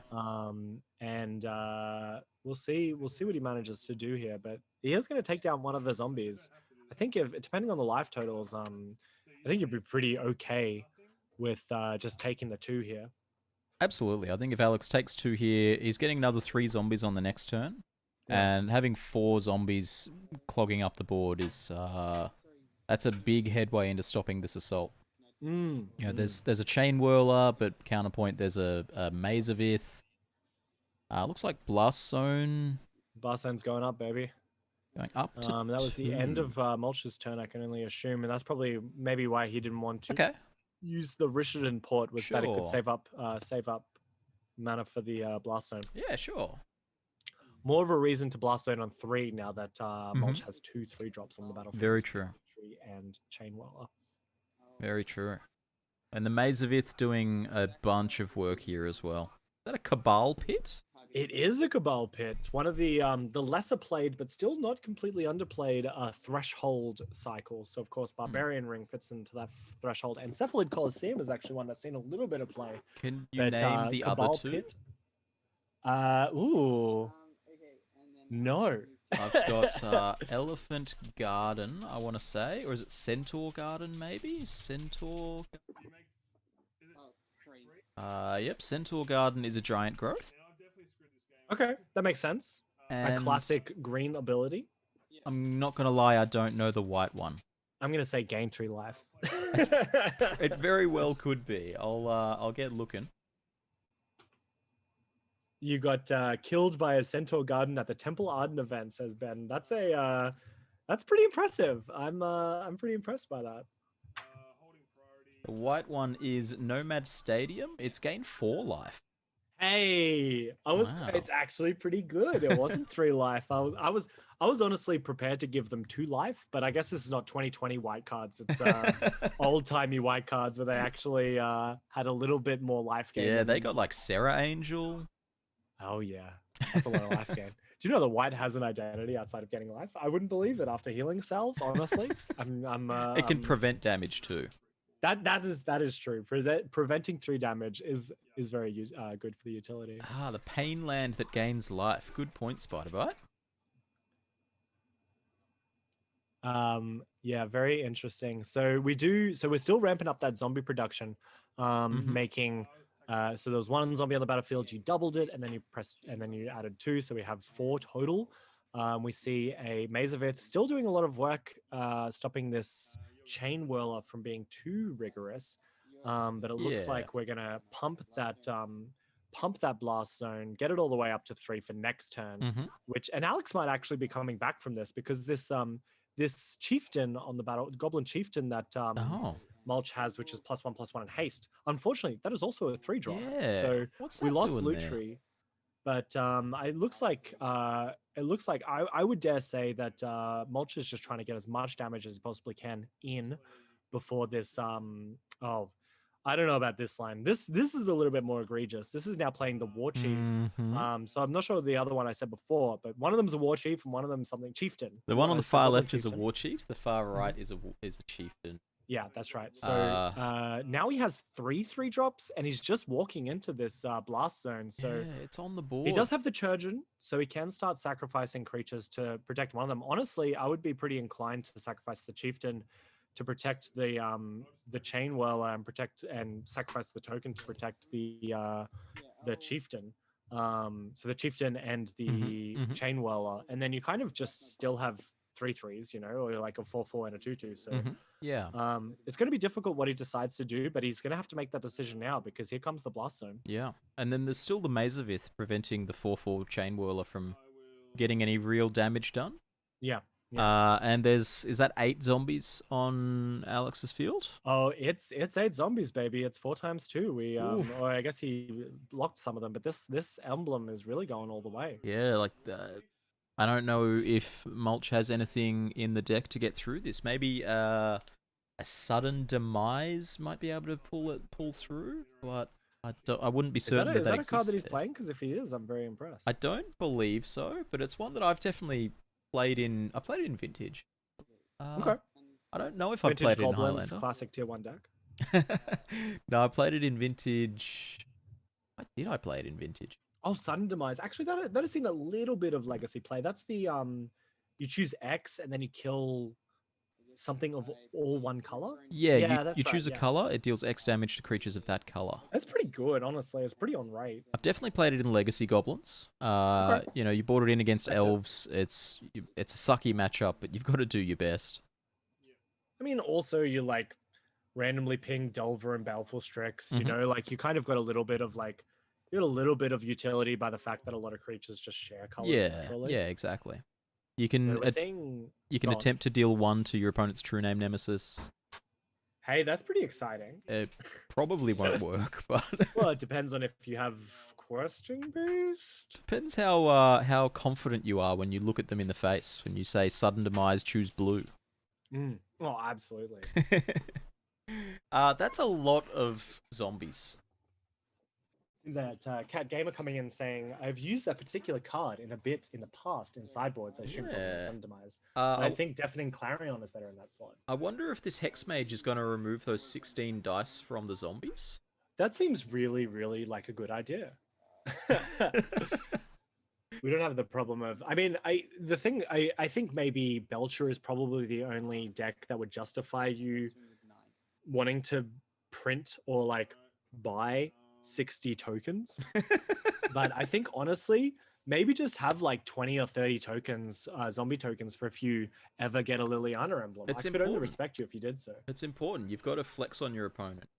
When you're playing Yeah. Infect, when you attack, you got to pull out your stack of 10 poison counters and just That's flick right. them at your opponent. Yeah, Ben coming in saying Kiki Jiki is a way to deal with the emblem. Yeah, I mean, Sure, yeah. Mulch is going to make a decision soon. This is 9 zombies coming in, which is not an insignificant number because, of course, 9 times 2 is 18. And as we all know about maths, him being on 1 life after that is probably not good enough. So we'll see what blocks he makes here. Second against these, Chieftain's pretty big. Yeah, I think so too. At least you can suck up some of the damage, and also the zombies will die. But I mean, obviously Max doesn't care. Not Max. Alex doesn't care about these zombies dying. So we'll see. We'll see. So we lost 4 zombie tokens. I wonder if in the post game interview, Alex would say that he cared because 4 zombies, you're just gonna get them back. You don't really mind about this. There's another 11 coming in right here. So maybe it's fine. brings the total down to a modest 20. That is really modest, actually. So I mean, Mulch is gonna get a top deck here. We do see that Alex is up a game, so if he manages to win this one as well, then he's won the match. I'm impressed by Mulch's refusal to hit the concede button. Oh yeah, respect, obviously. I mean, I guess he can. What top can you deck. get? Can he reanimate the Snoop somehow? Well, if he was playing historic, he could attempt to cast. Oh, I'm not going to remember what it's called. Someone in chat can help me with the. There's a very small reanimation spell for I think 3 mana, and it unearths 2 creatures, but one of them get Death Touch and one of them get Menace. Very cool card. Here we have the large lad, the Muxus Goblin. Oh, here comes Mux Grandee. Daddy. All right. I don't know if he knows that he needs to reveal all of those, but He appears decides to be against it. He's gonna packing it up. concede in response. Classic Muxus. Look at 6 cards, concede. Yeah, look, Muxus. If anything was going to get him out of that, Muxus it's a good shot. Yeah, 100%, 100%. Yeah, Call to the Death Dwellers. Thank you. Call Michael. to the Death Dwellers. It's pretty good. I mean, I don't think you could play it in Highlander, but in Historic, it's been excellent because if you can give Chainwell a Death Touch, pretty good. Honestly, it's kind of like a board wipe. Huh. Whoa. So this could just reanimate a 3-drop with Death Touch and Menace? Two 3-drops. Total converted mana cost 3 or less. So you could get Chain Chain Whirler Whirler? and Ornithopter and give the Chain Whirler Menace and Death Touch. No, I think you have to choose either of them. Yeah. So you give the Chainwell a Death Touch because it's on its ETB, it just wipes the board. Huge. So that's no, obviously fantastic. You can put both counters on that creature. Oh, really? Yeah, huge. Put a Death Touch counter on either of them. Oh, yeah, cool. Okay, change my mind. Change my mind. Alright, well that game's done. Looks like all the games are done. I'm joined here on commentary by Michael, fellow Blue Ella Melbourne Blaster. Hey, Stream. Hey, Jim. If you want to watch the video, feel free to pop into the 7-Point Highlander Discord. Jump in the room, just make sure you mute yourself. Yeah. So that they can't hear you. Which room are we? I guess the one you're in. That would make sense. Yep. Hey. This player is This player is Danny. Just getting everything set up live on stream. You know how these things go. Cool, yeah. They start on 9 life and 14 life. That sounds perfect.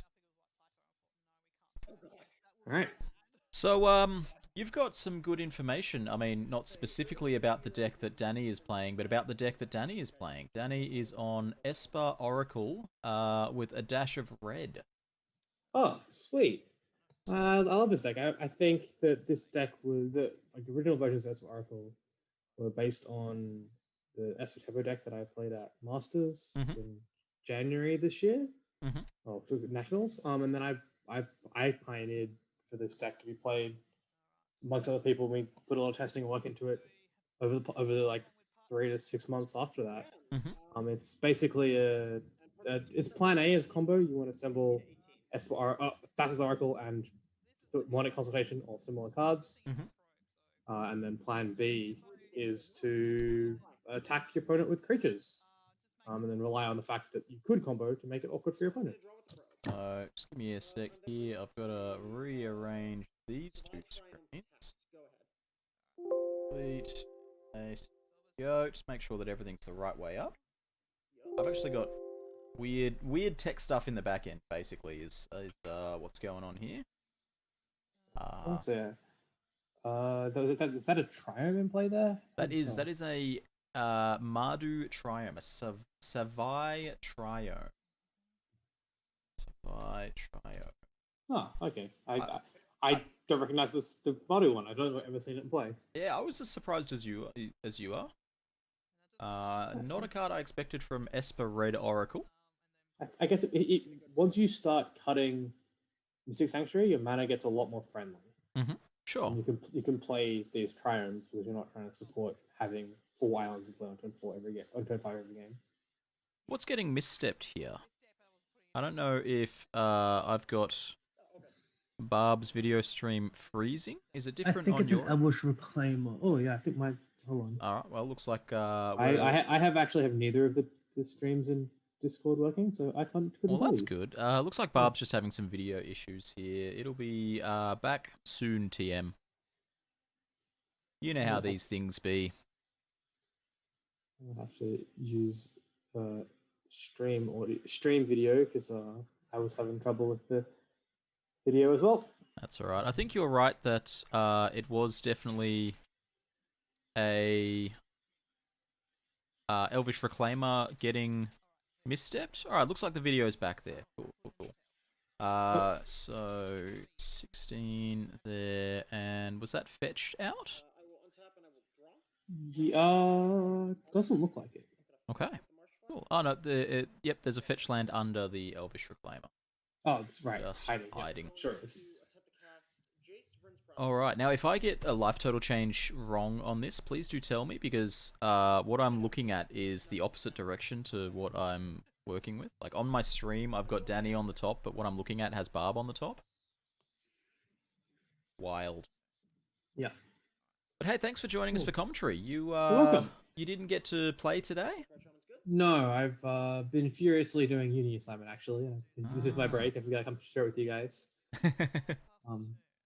But yeah, I'll go to Jace Wrenn's Prodigy there. It's a pretty powerful turn 2 play. Yeah, look, it's definitely a great tool for these decks to just, fix their card advantage, be a cheap threat, stonewall some opponents' aggressive plays. It really just pulls a lot of different duties here. Barb's unfortunately couldn't enter back with a Wrenn and 6 of her own. He just doesn't seem to have a third land there. So that would have been a really good answer to Chase. It's just like not to like kill it, just compete on the value. Yeah, I mean, Danny's going to have to find some basics here. It's known information that there's a Wrenn and 6 and Wasteland coming down. Yeah. So if there isn't any basics in sight, this is going to be a slow and painful death. Interestingly, Danny chose not to flip the Jace there. She looted with 3 cards in the graveyard, discarded the 4th, and then played a fetch to get the 5th one there. Huh. So electing validating the loot over the transform. Interesting. Narset here as well. So this is basically just giving free reign to get the Wrenn and 6 down on the board with the Wasteland. We do have what is potentially a kill set up here in 2 turns' time. In 2 turns' time. So that Tainted Pact can find Thassa's Oracle, and then the Jace can flash it back the turn after with Thassa's Oracle. Oh, I don't like this line here. I don't like this line at all. Yeah, so unless Barb has some way to interrupt a kill on her next turn, she could just be dead to that Tainted Pact. So we'll have to see how this plays out. So, Danny has actually joined us from America. It's just past midnight local time for Danny. Really exciting to see our international players joining these events. Yeah, it's sweet to have players from all over the world. I think I played against a player from Norway last time I played. Yeah, right. Cool. Really cool. And both of the American players in today's tournament actually made the top 4. That's awesome. So there's this table with Danny, and the other table has Rudy against Alex from Melbourne. Is this the same Danny that visited Melbourne? Have to ask them. No, I don't think so. Was that person's name Danny? The thing with the guy, person that borrowed the Oracle deck. Teddy. Teddy, yeah, Teddy, that's the one. Yeah, I don't believe this is the same person. So ticking down the Narset here, maybe trying to offer it up as tribute for the Wrenn and 6. Yeah, it's interesting last turn that Bob chose not to play Wrenn and 6 because she has a fetch land in the graveyard. And so does Danny. Could have used the Death Right to cast it and then buy back the Wasteland twice. Yeah, we'll have to see. I like that line as a way to pressure on mana rather than on board. I tend to agree, but we'll have to see what Barb's got planned here. That Tainted Pact's definitely still in hand. Well there. I'm then going to play this. Why is the jig not in the 7-point Highlander Discord? I can't answer that for you. Colligan's command. What are we doing here? That's probably not going to be hitting the Goyf. Surely it's killing the Death Right Shaman. Yeah. And rebuying the Strix. So answering the Goyf eventually. Yeah. Ticking up the Jace. So the Goyf actually having 4 power? Yep, that's representing some minus power, I assume. Yeah, I'm interested to see that Colligan's command being casted and not holding up mana for Tainted Pact. I guess it's because if you shrink the Goyf, because the Goyf is to 4/5. If you shrink the Goyf with the Jace, you still have room to flash back with the Jace turn after. Sure, yeah. And that actually represent a kill here. So it's interesting. I guess if you just don't think you can lose the fair game if you kill the Death Right Shaman, there's no real pressure to go for a combo. I think that could be true. You know, Goyf's worst enemy is by far Baleful Strix. Yeah. It's you just think about have access to everything Bob's doing. You can just play it. Exactly.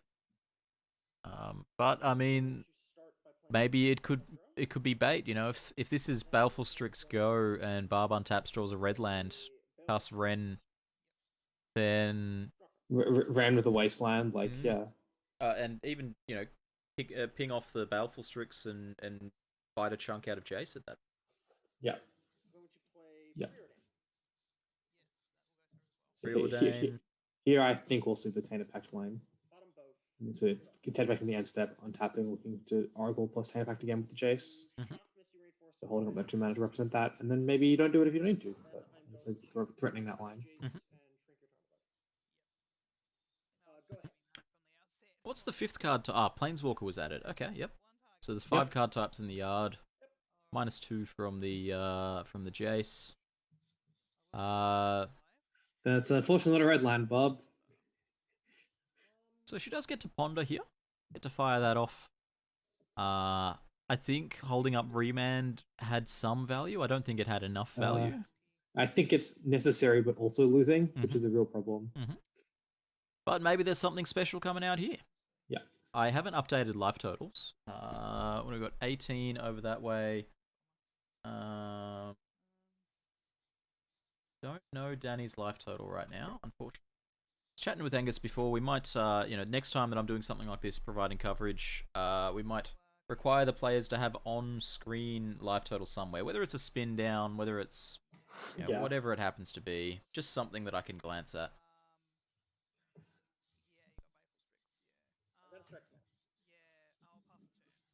Yeah. Danny just reminding Bob that Breath of still exists. So here we see a Tainted Pact. What's it going to find? Tassica, good enough. I'll put good money on Thassa's Oracle. What do you think of Seagate Stormcaller? That one's seeing play. That's sweet. It's really good with Tainted Pact. It's also just really good. Yeah, I mean, it's just really good. It's really good with Tainted Pact. It's really good with Hymn to Interact, particularly, and just all the cantrips. But like in particular, it's another kill condition with Tainted Pact because you can do the same thing. Whoa! Was that a main deck Kaya Ghost Usurper? I think it was. Yeah. Oh, Danny, after my own heart. I love it. Woo! I love it. Yeah, that card's sweet. We get that Seems card really up good in this on matchup screen. too. No, not Kaya's ghost form. We want Kaya Ghost Assassin. It was also Pacific, right? It was the fair amount one. Was it? Either or. I'm fine with either of these. I'm fine with Kaya Orzhov Usurper or Kaya Ghost Assassin. Both of them are exactly my jam. Yeah, I think it was this one. There's a cute Raise deck in Legacy with Seagate. That's cute. So Raise, for anyone who doesn't know, is single red, sack a land, destroy a land. That's pretty cool if you can clone it, I guess. Yeah, fetch land.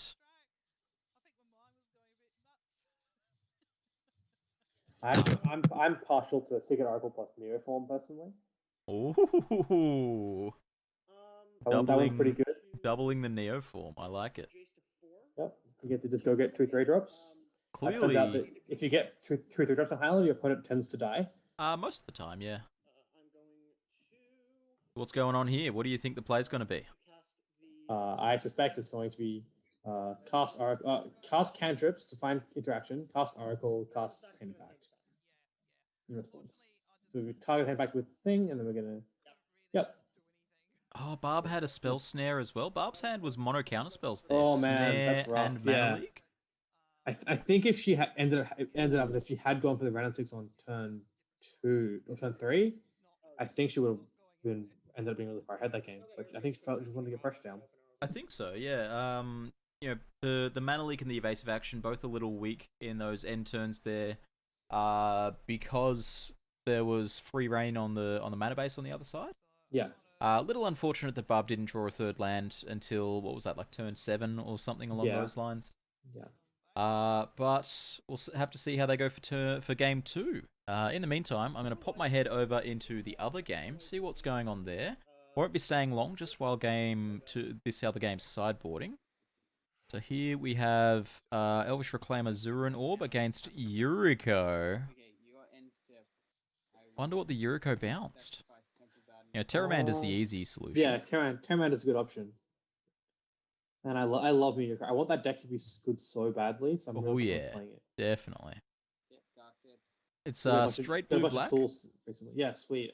I think I've got a bunch of new tools in the last couple sets.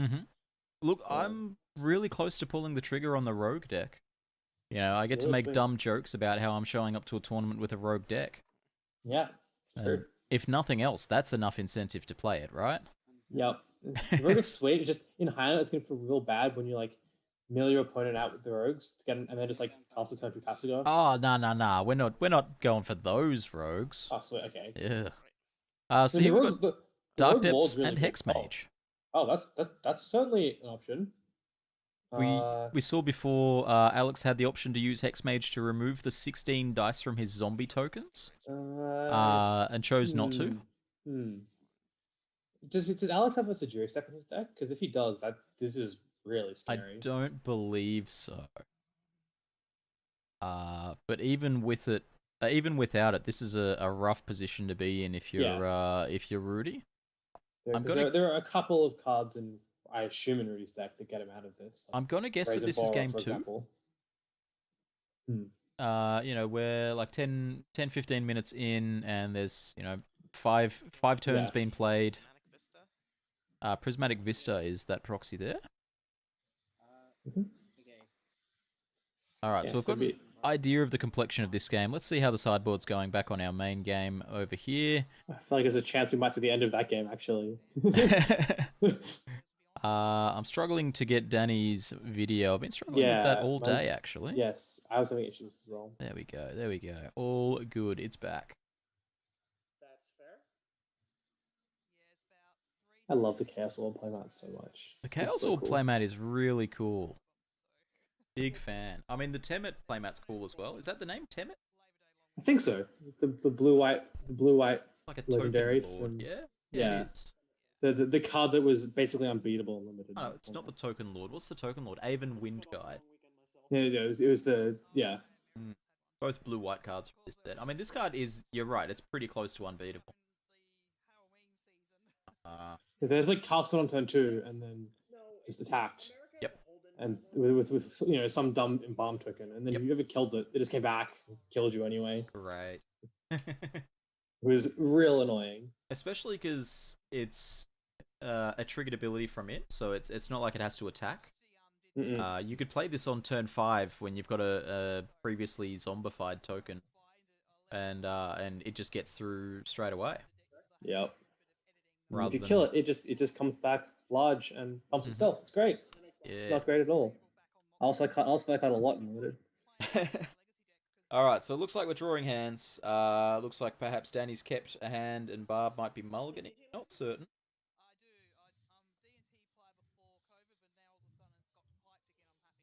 Yep. So hopefully Barb could just have just a touch more interaction than there was in the last game. That was, I think, the key of that game was that... Well, she had a lot of interaction. She just couldn't cast any of it. Yeah. Yeah. You know, when you give an Esper Oracle deck free reign, you know, with no interaction, you know, not saying no to anything, you're gonna be in trouble. Looks like Barb's saying maybe this is a mulligan to 5.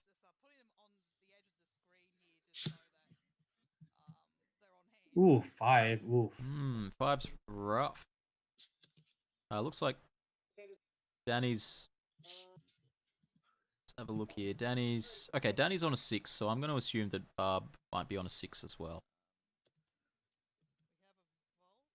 Let's see what we got. Volcanic Island. What do you think? Have you seen much of this 5-color zoo list? I haven't, actually.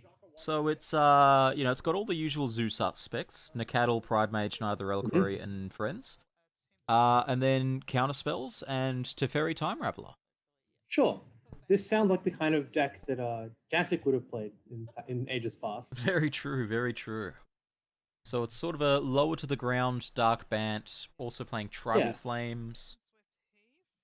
Yeah, okay, I can see that. It's like a kind of like a rug style deck, but instead of committing all the way on the tempo, you just have like really good creatures. Yeah, it's just sort of ticking a lot of boxes.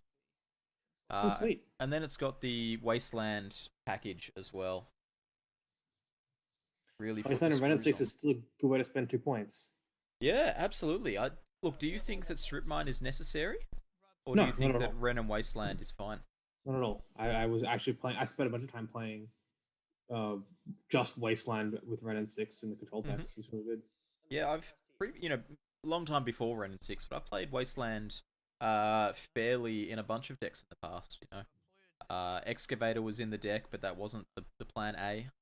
Yeah. It's just, Excavator was a fine creature and Wasteland was a fine piece of interaction, and if you manage to assemble both, then enjoy your free wins. Yeah. Both cards are just really good. It's pretty hard to go wrong with Excavator, to be honest. Like, it's a bit slow, but like you get if you're used to that 4th land, you are drawing a card off it every time. That's right. Especially if you have any sort of looting effects. Is that a Tribal Flames? Oof. The big 5 Send damage a message. Tribal Flames. I think Bob would have rather had a 2-1 creature here, but take what you can get. Yeah, look, I mean, sometimes you've just got to give your opponent the what for. You know? Tell them real how cheap this lava game's axe. gonna go. So to the face, 5 damage. 13. Yeah, Lava Axe costs 5 mana normally. This is a great rate. I've come close to playing Tribal Flames before in my 5-color mid-range decks. It's just not quite there, though, in my opinion. I mean, granted, being an aggressive creature deck is a very different position to where I normally am. It's interesting to see how different the tempo of this game is compared to the last one. Oh, Yeah. that's a magic card. That is a good dog. Good dog. Oof. Backing it up. Having with that the dwarves resolved as is well. really rough for Danny here. Yeah, so Danny is playing Eliminate, the new specifically Esper answer to Teferi. You know, you're not playing Eliminate if you're playing Grixis, you're not playing it if you're playing Bug.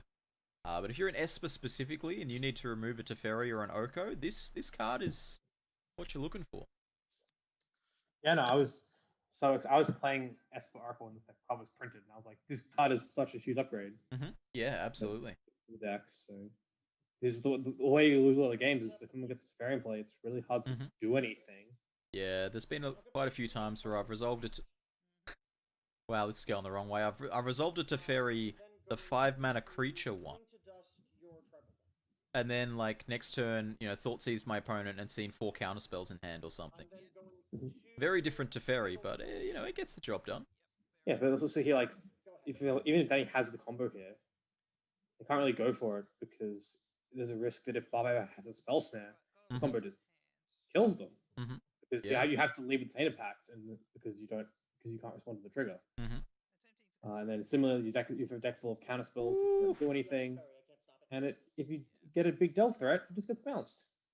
Is that Clothis? Yeah, this game that Barb is playing is I am all about this. Teferi into Clothis is my jam. I'm here for this. As an Esper Oracle player, these are 2 cards that I never want to see. Good news though, they're in different colors, so you'll never see them from the same deck. Yeah, about that. So, Teferi makes the unfair game impossible, and Clothis makes the fair game basically impossible. I have a question for you. You've been working at least a little bit with Leslie on his not natural order, all the other things. Yeah. Tinker, show and tell thing. Yep. Sundering Titan, was that there because someone on his team plays 5-color? I mean, it's not there because someone on his team plays 5-color. Because we saw that before, and we're like, maybe that's out of the board, and I was like, yeah, that's probably my fault. I think he's wanted more threats, and he decided that sneaking attacking in the Sundering Titan is a pretty good way to end games. Yeah, look, Sundering Titan will end a game. It's a doozy. Particularly when people are playing triomes, even like your 3-color decks will often have 4 basic land types in play. Absolutely, yeah. There's a good chance you're going to get all of their lands with the 3 triggers. Now, I'm not certain on Danny's health here. I believe it's somewhere around 11. We've had 1 Clothis trigger, the Tribal Flames for 5, and 3 fetches. Looks like. That's an attack for 6. Or it's the fairy? Both of them? Yeah, okay. That makes A sense. removal spell from Barb? She got a maybe? Yeah, okay. Okay, well, That's a good red blast. yeah, Teferi survives another day. And gets the cast off the battlefield as well, Mhm. which is doing a lot of damage. Yeah, I don't know whether the Kess was already used this turn. Looks like it wasn't because the only mana spent has been to activate the tar pit. This is rough. Yeah, it's not the position you want to be in as the Esper player here. I mean, it's not rough for Bob because he's just looking great. I like having Teferi and Clothis in play. Where's my deck? I need to grab that. So you can tick up Teferi to get it out of range of the tar pit. Uh-huh. And then just ride this Clothis to victory, you know? There's not long left in it. 5 9 turns. life. Sure, 9 life is 5 turns, but if you just draw a lightning bolt, then suddenly you're talking about a 3-turn clock. And it's almost completely uninteractable. She's still sitting on 2 cards too, which could very easily be like evasive action or something. Mhm. And that tar pit has to attack every turn. So Exactly. It has to. If you're not attacking with that tar pit, you are not winning this race. You're not even in this race if you're not attacking with that tar pit. which means any mana leagues are still very live, despite Danny having what 7 lands now. Yeah.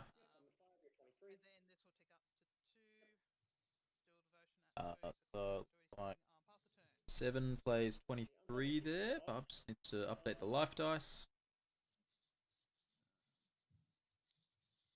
Running out of dice. 22, not bad. Just a bit. 21. All right, well, you know, I'll let you tell me what it is. Tar pit's back in the. There you go. Wow, I wonder what Barb's hand is then. Probably counterspells it, I guess. It's not. Can't be threats or removal. How do commentators feel about Skyclave Apparition? And what are you I excited to love review? Skyclave Apparition. Oh my gosh, it's so good. Look, I think it's going to pull me down from playing 5 color. I think I might just play boring old 3 or 4 color now. I'm gonna get a quick stream shout out here to us playing my bat deck against Leslie on stream last week, and I got to ephemerate my Skyclave Apparition to remove all his permanents. It was great. He got a couple of 2/2s. It's fine. Just love those. Yeah, whatever. I think I blew up a Leovold and a Planeswalker of some kind and some other dorky creature. It was pretty good. What's a 3/3 between friends anyway? I think it was a Leovold, a Jace Friends Prodigy, and something else. That sounds pretty good. They didn't even get the 3/3 off the Leovold because Ephemerate doesn't let them get that. I thought Alex packed up his permanents. Looked like he was just untapping them. Well, let me ooh. Teferi, yeah, there we go. All right, there we go. There we go. Got a very distinct way of scooping up the lands to untap them. I'm just going to check out the text channel here, see what the results were. Rudy wins 2-0. Okay, Rudy's defeated Alex, so we've got blue-black tempo in the final. That's pretty exciting stuff. Oh, I looked over that game and I thought that was over. It must have been game 2. Yeah, the blue-black player before had a really big turn where they got to connect with Ingenious Infiltrator and Yuriko. I was watching the stream for that is the dream. That is, whew, fantastic off the Yuriko too. The bonus 6 damage. Yeah, I'm just gonna tune into the voice chat to see what everybody's saying. Been in that position before with a top 8. I think I only got to a semi before, and that's only been twice in about 15 years. Rudy's joined the voice chat. So that's how I'm kind of excited to see. I've gone to like the stream finals times at FNM type stuff. Yeah, I guess it is full call Oracle. Like anything right there. Yeah. The deck name. Yeah, there's been a or Esper Red Oracle. One where I was a little bit nervous without a top 8 cut or a top 4 cut in this case, but there's only been just the one other for Magic and one for Yu-Gi-Oh. Hence why the max. Alex. There you go. So, yeah, I mean 4 color is So many Yu-Gi-Oh memories. So It's long just ago. not a great I'll keep term myself. for It's sure not. specifically the Oracle deck.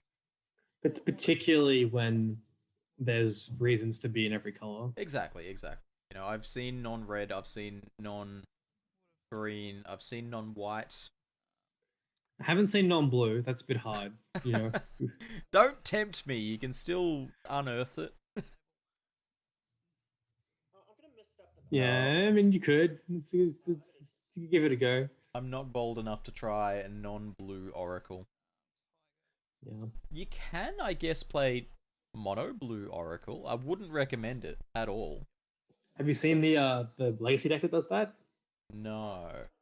So Legacy Merfolk currently Oh, okay. is mono blue Oracle, because it turns out that it's a Merfolk, so you Yep. can play it, and you can just play 4 Paradigm Shift in your deck. Oh, Paradigm Shift.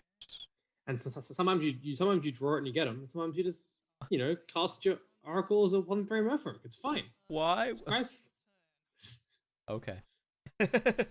Yep, and you can play Paradigm Shift and you can't get wrecked because the deck also plays 4 Cabinet of Souls, so it's fine. Great. Yep. Yep. I'm ecstatic. Yep. What is this? Snare. Getting that Strix out of here. Yeah. No grindy card advantage for you, Danny. Instead, we just have this Jace that's going to do a lot. Oh, you mean grindy card advantage? Yeah. Yeah, fair enough. Yeah. Mm. Can't beat them all. I just want to see Bob have a bolt for it too. Just bolt it with a 3-drop. Discarded Brazen Borrower. Does that tell you anything about Danny's hand here? It indicates that they're not trying to play a fair deck. Okay. For the figure, like if you're trying to attack the damage, the Brazen Borrower is everything you want. You can just bounce the next permanent and then have an attacker. Mm-hmm. So to me, that means either they've got better threats to play, or they're going for unbig. Barb missing land 3 here. Misstepping a Brainstorm. Paying the mana for misstep. Not representing a mana leak here, which is interesting. I think I would represent the mana leak there, particularly if your opponent's discarded a creature threat. That's pretty fair. I think that's a nice read to have. You know, once your opponent's discarded Brazen Borrower, how worried are you about taking 2 damage from your mental misstep? And I think if you're in this scenario where, you know, if your opponent discards, let's say, I don't know, Thassa's Oracle there. No misstep for you. I'll cast it again. Like if your opponent discarded a combo piece there, then you know you're a little bit more worried. Absolutely. But if opponent, I mean, it depends which combos they're. Yeah, if they're just like being a Thassa's Oracle, like, well, I guess they're not trying to combo me. Yeah, that's right. So we're here in the semi-finals. This is right after this we'll have the final between somebody and Rudy. There is every possibility that Danny will be the other finalist and they will agree to play on US times. It's possible. Because it must be pretty late over there now. It is midnight. Yeah, very reasonable. I remember a Masters one year here in Melbourne. Masters was one of the big national sort of tournaments for this format. I remember when you could do that. And the Highlander wasn't big enough at the time, so it was run in the FNM slot. It started at 6 o'clock. And I remember one night the semi-finals finished at like 2:30 in the morning, and they agreed to play the finals another day. Yeah. It was gross, and the head judge had to be back the next day to judge Legacy. I've never quite had that. I have played, I think it was a charity event we played for Legacy, where we played on Thursday night and we did the top 8 after the Swiss, and I think the top 8 finished at like 1:30 in the morning and in Mooney Ponds, which was not great.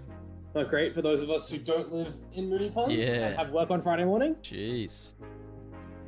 I was not fresh and eager. Looks like Barb's just struggling with some video issues here. We're just trying to get the feedback. I'm curious what the die is sitting on that Tassiga there. Maybe it's... I don't know. Interesting. Yeah, we're just waiting on Barb's video connection to return. There we go. That looks good. All right. Ooh, an Oko. Ah, that's what the that's- 3 is. that's a- Okay, yeah. okay. Yeah, sure. That makes a lot of Perfect. sense. Very cool. Alrighty. Well, so untap, upkeep, draw for turn. Oko is the bane of one-hand magic. I'm gonna start. Oh, there was an Oko before that could have stolen a Hex Drinker. That's pretty good. Could have traded a Seagate Stormcaller for a Hex Drinker. Ooh, That's a pretty good trade, if you ask me. yeah. That Dreadball was very good. That Dreadbore is a paddling, absolutely. Plus Jace Telepath Unbound on nothing, and I'm going to play this Hallowed Fountain. Interesting that it looks like Danny was opting for a fair game plan here. We've got some removal on a Tasiga. I guess if you figure Tasiga is the best, good enough for it on its own, you don't need to raise and borrow, maybe? Well, never mind. Tassiga's right into a brick wall at the moment. Nope. Elks do not beat Merfolk Rogues. Depends on the Merfolk Rogue. How many Merfolk Rogue are there? Oh, you got me. Let's have a look here then. I think there's is it Strib, the blue-black commander card? The blue-black hybrid guy? Sig. Can't be many more. Sig, yeah. There I think is he's a rogue. 31 Merfolk Rogues. Oh, okay, wow. Guess I was wrong. Notable ones, we have Cold Eye Selkie. So that's a super magic card. We have lots of garbage. Merfolk Looter. Checks out. What else we got here? Riptide Pilferer. I've cast that in this format. Ooh, a Hushbringer. Ooh. That's a way to make sure the game is played fairly. Yeah. Rootwater Thief is a Merfolk Rogue. That's one of the invitational cards. Hushbringer is interesting here because not only is it turning off the combo with that circle, but like the Snackcaster Mages and Baleful Strixes and all sorts of Vendilion Click. Nice Vendilion Click, nice ETB specs. Oh, there was another Merfolk Rogue that we had discussion about before. The old Zareth San, the Trickster. How could you forget? That's an Eliminate coming down on the Hushbringer. Just sort of open the combo element back up. I really wish you could target that True Nemesis right now. Mm-hmm. Not to be. Interesting that Barb isn't willing to trade 6 life for killing the Jace here. So she'd rather leave the turn back to block. So semi-final. Let's imagine you're in Rudy's seat. Rudy's playing blue-black tempo. Which of these decks do you want to see? If you're Rudy, which of these do you want to see winning this round? I think you would rather play against the Tribal Flames deck. You'd rather play rather play against the Oracle deck. You'd rather play against the Oracle deck? Yeah, I think that Tribal Flames deck is just like a bunch of cheap, efficient creatures that can beat you down. I tend to agree. I think, if Oracle has a glaring weakness, it's tempo. The ability to go Delver, hold up Spell Pierce, end the game. Yeah. I think that the ninjas are rarely getting in more than one attack against Zoo. They're quite weak. That's definitely a problem I've had with ninjas in the past. Flyers are good. You're not racing the Zoo creatures either. You're at 15, I'm at 15. Oh no, Clothis is a monster when it comes to updating life totals. There's many life total changes. Particularly because it can be hard to tell whether it made mana or life. Me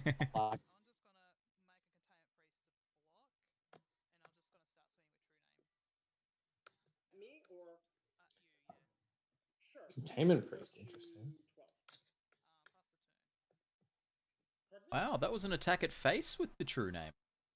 Not an attack at the Jace. No respect for that Jace. Ooh. I guess when you have 5 power of unblockable a turn, you're sending a message. Yeah, very interesting. Swords to Plowshares on the Containment Priest. Maybe? Weller! Oh,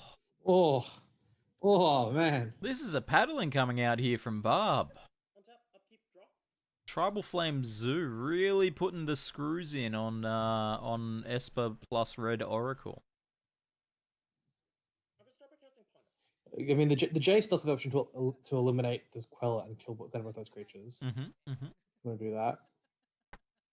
But you're still taking 5 a turn, and you're only at 12. So. Yeah.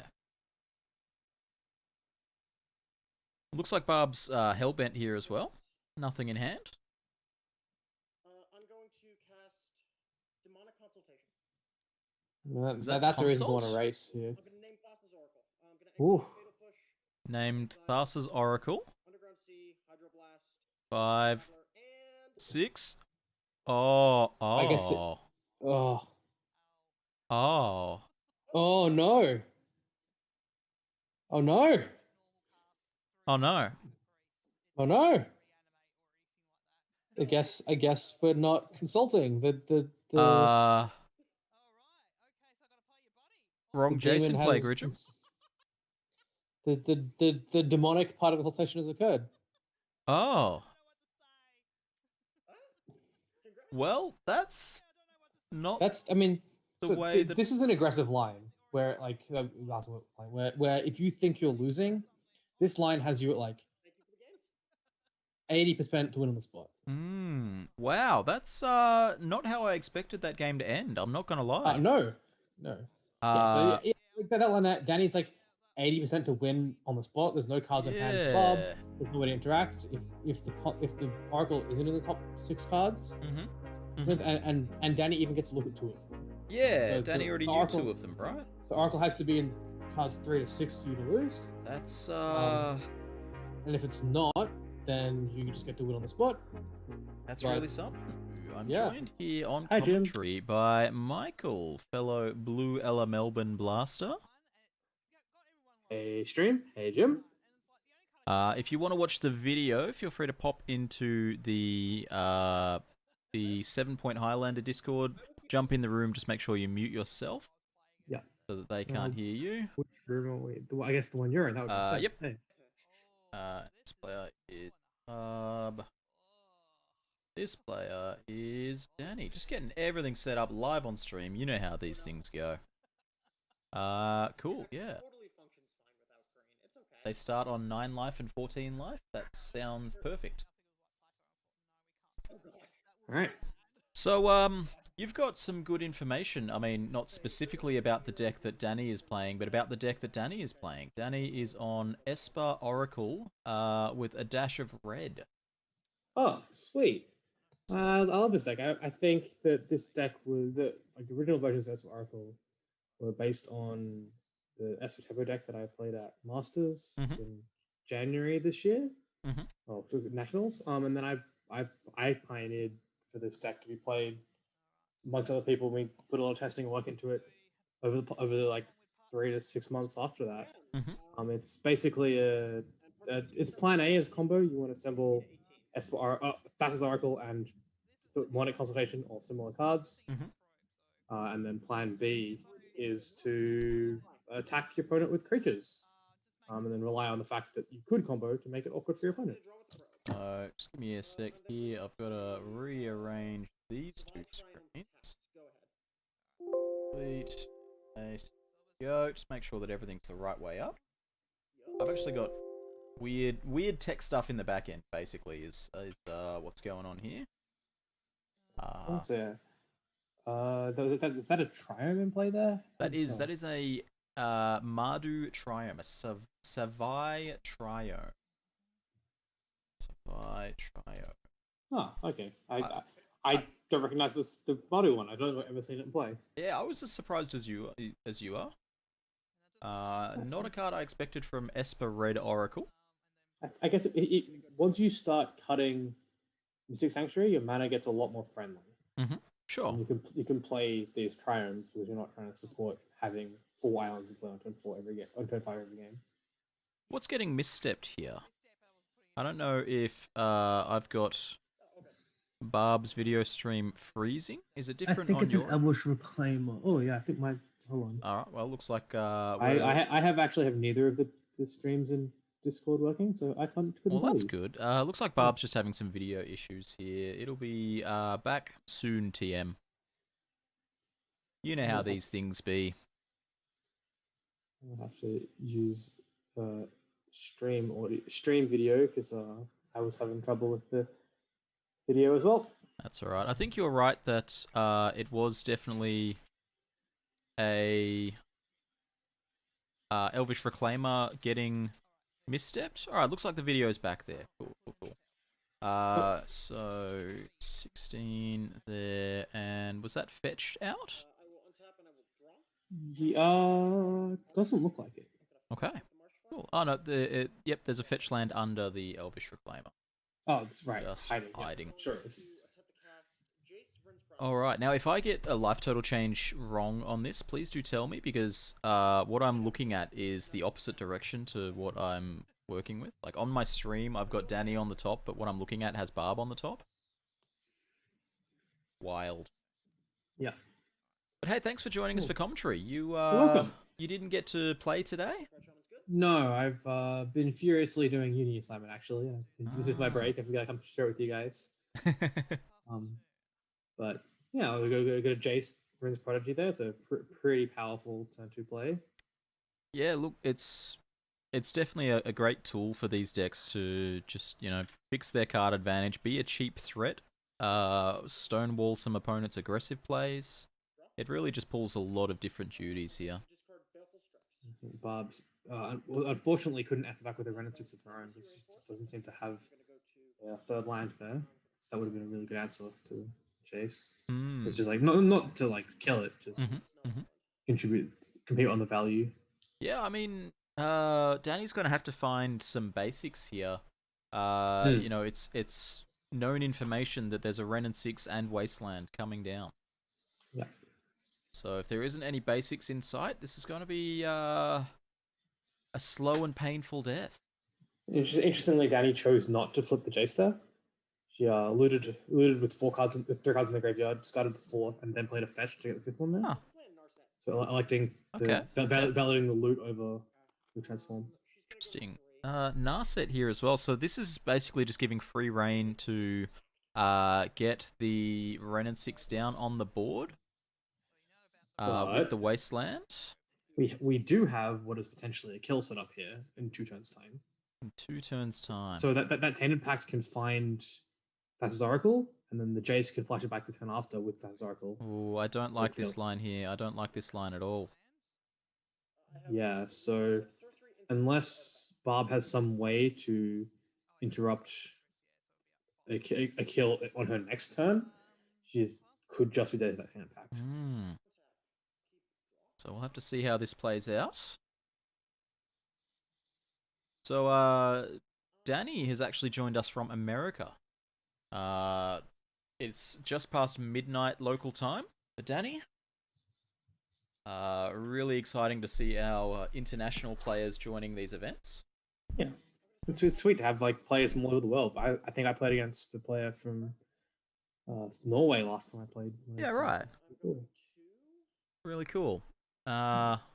And both of the American players in today's tournament actually made the top 4. That's awesome. So there's this table with Danny, and the other table has Rudy against Alex from Melbourne. Is this the same Danny that visited Melbourne? Have to ask them. No, I don't think so. Was that person's name Danny? The thing with the guy, person that borrowed the Oracle deck. Teddy. Teddy, yeah, Teddy, that's the one. Yeah, I don't believe this is the same person. So ticking down the Narset here, maybe trying to offer it up as tribute for the Wrenn and 6. Yeah, it's interesting last turn that Barb chose not to play Wrenn and 6 because she has a fetch land in her graveyard. And so does Danny. Could have used the Death Right to cast it and then buy back the Wasteland twice. Yeah, we'll have to see. I like that line as a way to pressure on mana rather than on board. I tend to agree, but we'll have to see what Barb's got planned here. That Tainted Pact's definitely still in hand. Well there. I'm then going to play this. Why is the jig not in the 7-point Highlander Discord? I can't answer that for you. Colligan's command. What are we doing here? That's probably not going to be hitting the Goyf. Surely it's killing the Death Right Shaman. Yeah. And rebuying the Strix. So answering the Goyf eventually. Yeah. Ticking up the Jace. So the Goyf actually having 4 power? Yep, that's representing some minus power, I assume. Yeah, I'm interested to see the holding this command being cast here instead of holding up mana for Tainted Pact. Mhm. I guess it's because if you shrink the Glyph, because the Glyph is to 4/5. Mhm. If you shrink the Glyph with the Jace, you still have room to flash back with the Jace turn after. Sure. Yeah. And that actually represent a kill here. So it's interesting. I guess if you just don't think you can lose the fair game if you kill the Death Shaman, there's no real pressure to go for a combo. I think So you that can could be wait. true. You know, Goyf's worst enemy is by far Baleful Strix. Yeah. It's You just think about have access to everything Bob's doing, you can just play it slow. exactly. But I mean, maybe it could be bait. You know, if this is Baleful Strix go and Barb untaps, draws a red land, casts Wrenn, then Ran with the Wasteland, like yeah. And even ping off the Baleful Strix and bite a chunk out of Jace at that. Yeah. Yeah. So Preordain. here I think we'll see the Tainted Pact line. So Tainted Pact in the end step, untapping, looking to Oracle plus Tainted Pact again with the Jace. So holding up that 2 mana to represent that, and then maybe you don't do it if you don't need to. But it's like threatening that line. What's the 5th card? Planeswalker was added. Okay, yep. So there's 5 card types in the yard. -2 from the Jace. That's unfortunately not a red land, Bob. So she does get to ponder here. Get to fire that off. I think holding up Remand had some value. I don't think it had enough value. I think it's necessary, but also losing, which is a real problem. But maybe there's something special coming out here. Yeah. I haven't updated life totals. We've got 18 over that way. Don't know Danny's life total right now, unfortunately. I was chatting with Angus before. We might, next time that I'm doing something like this, providing coverage, we might require the players to have on-screen life total somewhere. Whether it's a spin down, whether it's whatever it happens to be, just something that I can glance at.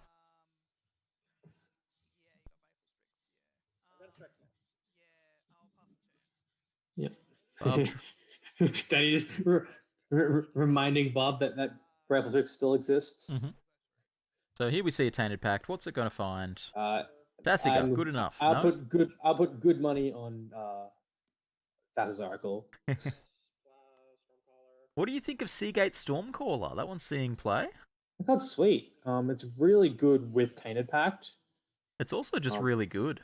Yeah, I mean, it's just really good. It's really good with Tainted Pact. It's really good with him to interact particularly, and just all the cantrips. But like in particular, it's another kill condition with Tainted Pact because you can do the same thing. Whoa! Was that a main deck Kaya Ghost Usurper? I think it was. Yeah. Oh, Danny, after my own heart. I love it. Woo! I love it. Yeah, that card's sweet. Let me get that Seems card really up good in on this matchup too. screen. No, not Kaya's ghost form. We want Kaya Ghost Assassin. It was also Pacific, right? It was the fair mana one. Was it? Either or. I'm fine with either of these. I'm fine with Kaya Orzhov Usurper or Kaya Ghost Assassin. Both of them are exactly my jam. Yeah, I think it was this one. There's a cute Raise deck in Legacy with Seagate. That's cute. So Raise, for anyone who doesn't know, is single red, sack a land, destroy a land. That's pretty cool if you can clone it, I guess. Yeah, fetch land. I'm partial to Secret Oracle plus Neo form personally. Ooh. That one's pretty good. Doubling the Neo form. I like it. Yep. You get to just go get 2/3 drops. Clearly, turns out that if you get 2/3 drops on Highlander, your opponent tends to die. Most of the time, yeah. What's going on here? What do you think the play's going to be? I suspect it's going to be cast cantrips to find interaction, cast Oracle, cast Tainted Pact in response. So we target Tainted Pact with thing, and then we're gonna. Yep. Oh, Barb had a spell snare as well. Barb's hand was mono counter spells there. Oh man, snare that's rough. and Mana Leak. I think if she had ended up if she had gone for the Wrenn 6 on turn 2 or turn 3, I think she would have ended up being really far ahead that game. But I think she wanted to get pressure down. I think so. Yeah. You know, the mana leak and the evasive action both a little weak in those end turns there. Because there was free reign on the mana base on the other side. Yeah. A little unfortunate that Barb didn't draw a third land until, what was that, like turn 7 or something along Yeah. those lines. Yeah. But we'll have to see how they go for game 2.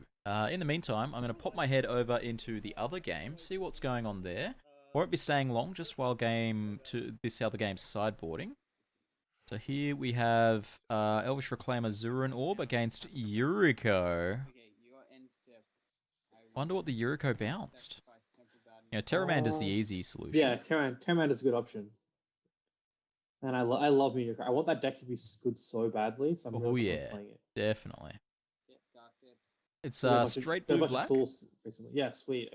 I think we've got a bunch of new tools in the last couple of sets. Look, I'm really close to pulling the trigger on the rogue deck. You know, I get to make dumb jokes about how I'm showing up to a tournament with a rogue deck. Yeah, it's true. If nothing else, that's enough incentive to play it, right? Yep. The rogue deck's sweet. It's just in Highlander, it's gonna feel real bad when you like mill your opponent out with the rogues to get and then just like cast a turn through Castigar. Oh, nah. We're not going for those rogues. Oh, sweet. Okay. Yeah. So here we've got Dark Depths really and Hex Mage. Oh, that's certainly an option. We saw before Alex had the option to use Hexmage to remove the 16 dice from his zombie tokens, and chose not to. Does Alex have a Sajiri step in his deck? Because if he does, this is really scary. I don't believe so. But even without it, this is a rough position to be in if you're Rudy. There are a couple of cards in, I assume, in Rudy's deck that get him out of this. I'm gonna guess that this is game 2. You know, we're like 10, 15 minutes in, and there's, you know, five turns being played. Prismatic Vista is that proxy there. Alright, so we've got an idea of the complexion of this game. Let's see how the sideboard's going back on our main game over here. I feel like there's a chance we might see the end of that game, actually.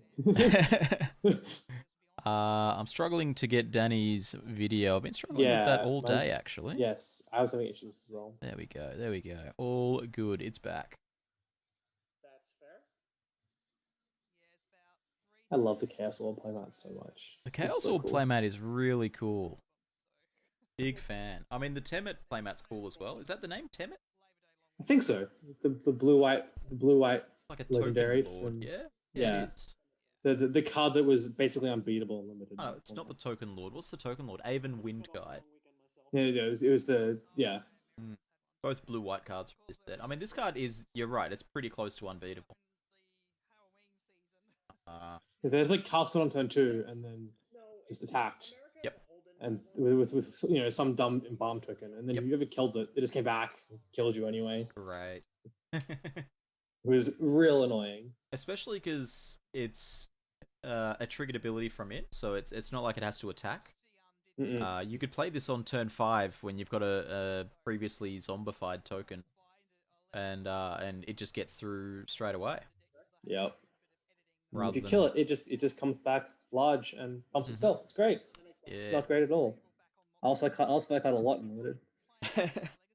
Alright, so it looks like we're drawing hands. Looks like perhaps Danny's kept a hand and Barb might be mulliganing. Not certain.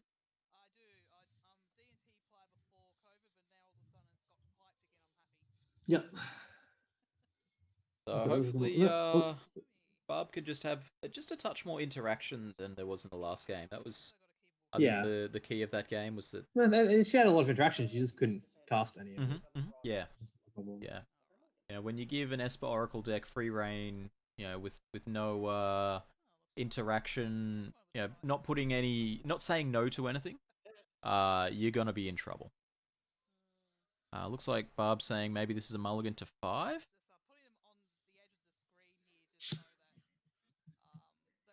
Ooh, 5. Oof. 5's rough.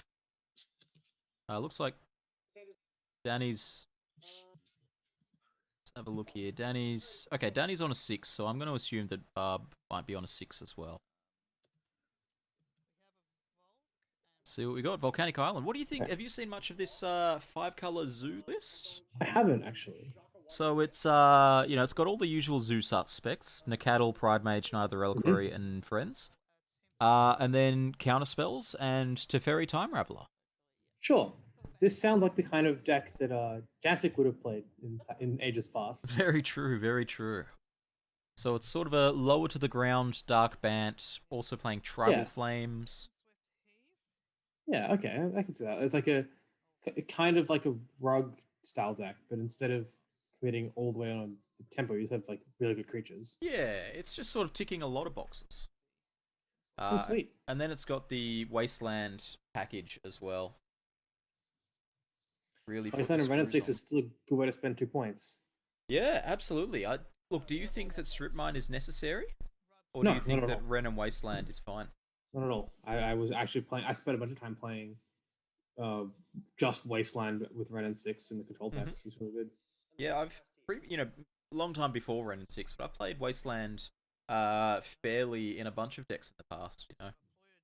Excavator was in the deck, but that wasn't the plan A. Yeah. It's just, Excavator was a fine creature and Wasteland was a fine piece of interaction, and if you manage to assemble both, then enjoy your free wins. Yeah. Both cards are just really good.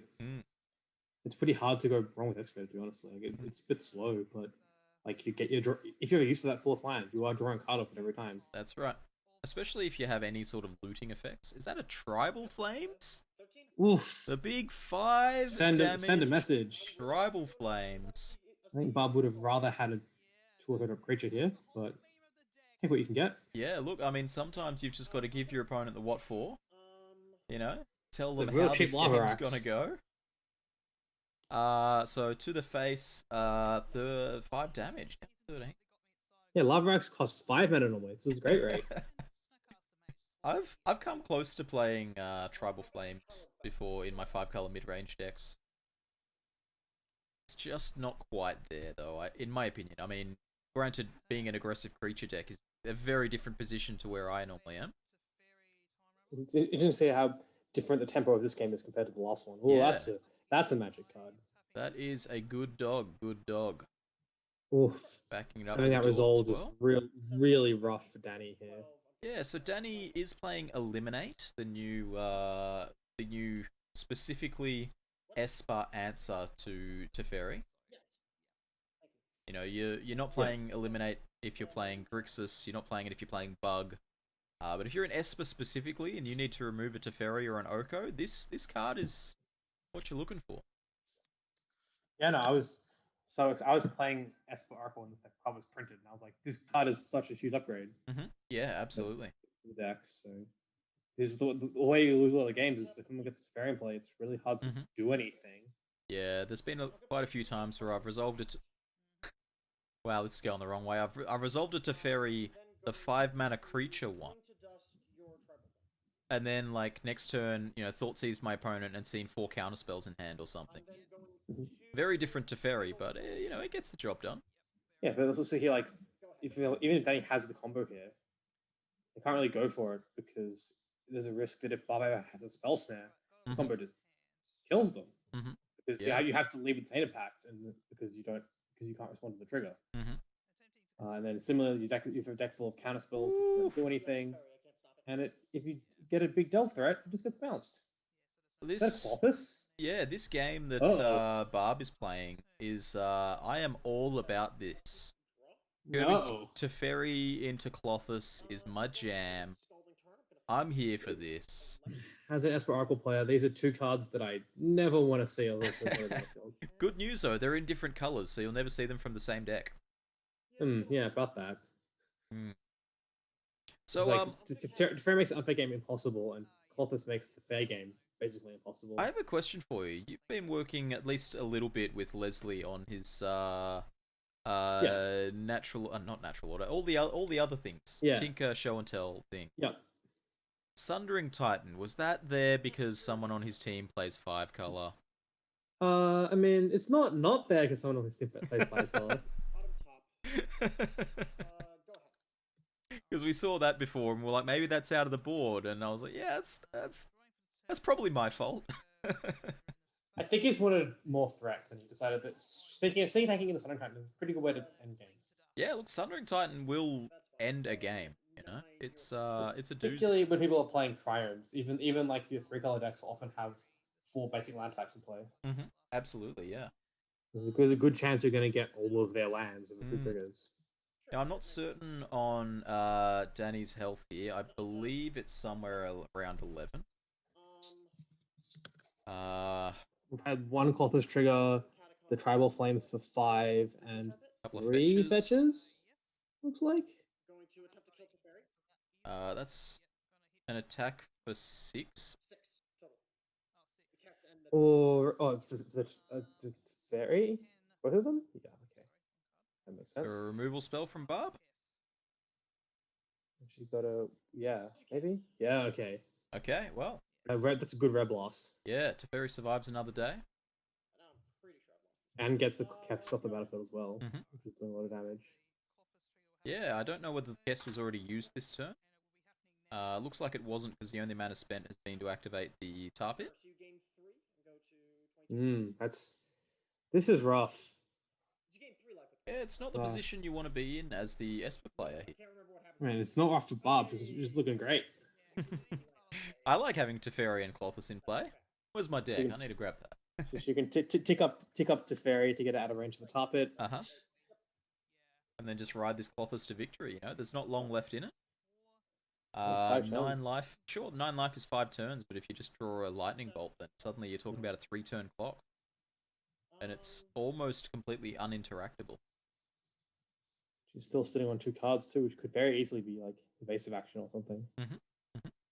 And that top it has to attack every turn. So Exactly. It has to. If you're not attacking with that tar pit, you are not winning this race. You're not even in this race if you're not attacking with that tar pit. 2 lands and a fatal push. which means any mana leagues are still very live, despite Danny having what 7 lands now. Yeah.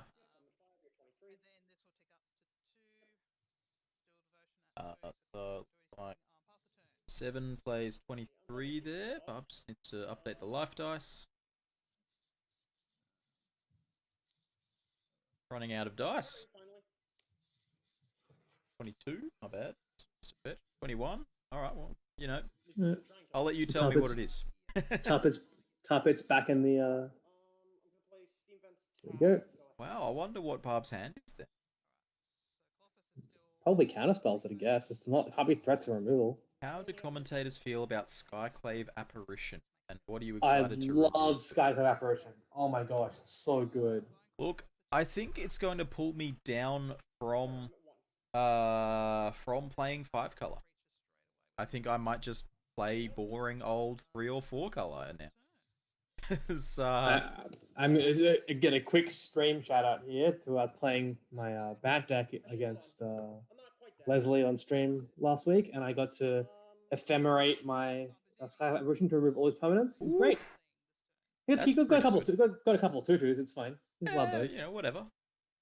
I think I blew up a Leovold and a Planeswalker of some kind and some other dorky creature. It was pretty good. What's a 3/3 between friends anyway? I think it was a Leovold, a Jace Friends Prodigy, and something else. That sounds And, pretty and good. they didn't even get the 3/3 off the Leovold because Ephemerate doesn't let them get that. I thought Alex packed up his permanents. Looked like he was just untapping them. Well, let me. Ooh. Teferi of the... Yeah, there we go. All right, there we go. There we go. Got a very distinct way of scooping up the lands to untap them. I'm just going to check out the text channel here, see what the results were. Rudy wins 2-0. Okay, Rudy's defeated Alex, so we've got blue-black tempo in the final. That's pretty exciting stuff. Oh, I looked over that game and I thought that was over. It must have been game 2. Yeah, the blue-black player before had a really big turn where they got to connect with Ingenious Infiltrator and Yuriko. I was watching the stream for that is the dream. That is... Whew, It's fantastic off the Yuriko too. The bonus 6 damage. Yeah. I'm just going to tune into the voice chat to see what everybody's saying. Been in that position before with a top 8. I think I only got to a semi before, and that's only been twice in about 15 years. Rudy's Yeah. joined the voice chat. So well. that's how I'm rare kind this of is excited to me. see It's Yeah, the, I've gone to Ninjas like deck on the stream finals, for the Yeah. finals. Be Yeah, sweet. few times at FNM type stuff. Yeah, I guess but it is I have full not done call it Oracle. for, like anything Fans above right there. FNM. yeah. The deck name. Yeah, there's been a Or few Esper Red FNMs Oracle, online if you where I was a little prefer. bit nervous without a top 8 cut or a top 4 cut in this case, but there's only been just the one other for Magic and one for Yu-Gi-Oh! Hence why the max size Alex? is due. There you go. So Yeah, I mean, four color is yeah. such. So many Yu-Gi-Oh memories. So It's long just ago. not a great I'll keep term myself. for It's sure not. specifically the Oracle deck. But particularly when there's reasons to be in every color. Exactly. You know, I've seen non-red, I've seen non-green, I've seen non-white. I haven't seen non-blue. That's a bit hard, you know. Don't tempt me. You can still unearth it. I'm gonna misstep the Yeah, I mean you could. You could give it a go. I'm not bold enough to try a non-blue Oracle. Yeah. You can, I guess, play mono blue Oracle. I wouldn't recommend it at all. Have you seen the Legacy deck that does that? No. So Legacy Merfolk currently. Oh, okay. Is mono blue Oracle. Because it turns out that it's a Merfolk, so you Yep. can play it, and you can just play 4 Paradigm Shift in your deck. Oh, Paradigm Shift.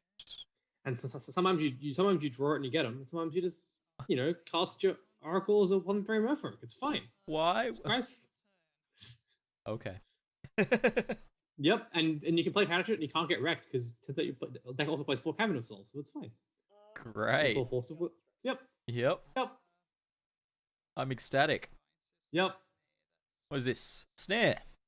Getting that Strix out of here. Yeah. No grindy card advantage for you, Danny. Instead, we just have this Jace that's going to do a lot. Oh, you mean grindy card advantage? Yeah. Yeah, fair enough. Yeah. Mm. Can't beat them all. I just want to see Bob have a bolt for it too. Just bolt it with a 3-drop. Discarded Brazen Borrower. Does that tell you anything about Danny's hand here? It indicates that they're not trying to play a fair deck. Okay. For the figure. Like, if you're trying to attack for damage, the Brazen Borrower is everything you want. You can just bounce the next permanent and then have an attacker. Mm-hmm. So to me, that means either they've got better threats to play, or they're going for an unbig. Barb missing land 3 here. Misstepping a Brainstorm. Paying the mana for misstep. Not representing a mana leak here, which is interesting. I think I would represent the mana leak there, particularly if your opponent's discarded a creature threat. That's pretty fair. I think that's a nice read to have. You know, once your opponent's discarded Brazen Borrower, how worried are you about taking 2 damage from your mental misstep? And I think if you're in this scenario where, you know, if your opponent discards, let's say, I don't know, Thassa's Oracle there. No misstep for you. I'll cast it again. Like if your opponent discarded a combo piece there, then you know you're a little bit more worried. Absolutely. But if opponent, I mean, it depends which combos they're. Yeah, if they're just like being a Thassa's Oracle, like, well, I guess they're not trying to combo me. Yeah, that's right. So we're here in the semi-finals. This is right after this we'll have the final between somebody and Rudy. There is every possibility that Danny will be the other finalist and they will agree to play on US times. It's possible. Because it must be pretty late over there now. It is midnight. Yeah, very reasonable. I remember a Masters one year here in Melbourne. Masters was one of the big national sort of tournaments for this format. I remember when you could do that. And the Highlander wasn't big enough at the time, so it was run in the FNM slot. It started at 6 o'clock. And I remember one night the semi-finals finished at like 2:30 in the morning, and they agreed to play the finals another day. Yeah. It was gross, and the head judge had to be back the next day to judge Legacy. I've never quite had that. I have played, I think it was a charity event we played for Legacy, where we played on Thursday night and we did the top 8 after the Swiss, and I think the top 8 finished at like 1:30 in the morning and in Mooney Ponds, which was great. Not great for those of us who don't live in Mooney Ponds Yeah. and have work on Friday morning. Jeez. Looks I was not fresh and eager. looks like Barb's just struggling with some video issues here. We're just trying to get the feedback. I'm curious what the die is sitting on that Tasiga there. Maybe it's... I don't know. Interesting. Yeah, we're just waiting on Barb's video connection to return. There we go, that looks good. Alright. Ooh, an Oko! That's what the 3 is. Okay, okay. Yeah, sure. That makes a lot of sense. Very cool. Alrighty. Well, so untap, upkeep, draw for turn. Oko is the bane of one-hand magic. Oh, there was an Oko before that could have stolen a Hex Drinker. That's pretty good. Could have traded a Seagate Stormcaller for a Hex Drinker. Ooh. That's a pretty good trade, if you ask me. Yeah. That Dreadball was very good. That Dreadbore is a paddling, absolutely. Interesting that it looks like Danny was opting for a fair game plan here. We've got some removal on a Tasiga. I guess if you figure Tasiga is good enough for it on its own, you don't need to raise and borrow, maybe? Well, never mind. Tasiga's right into a brick wall at the moment. Nope.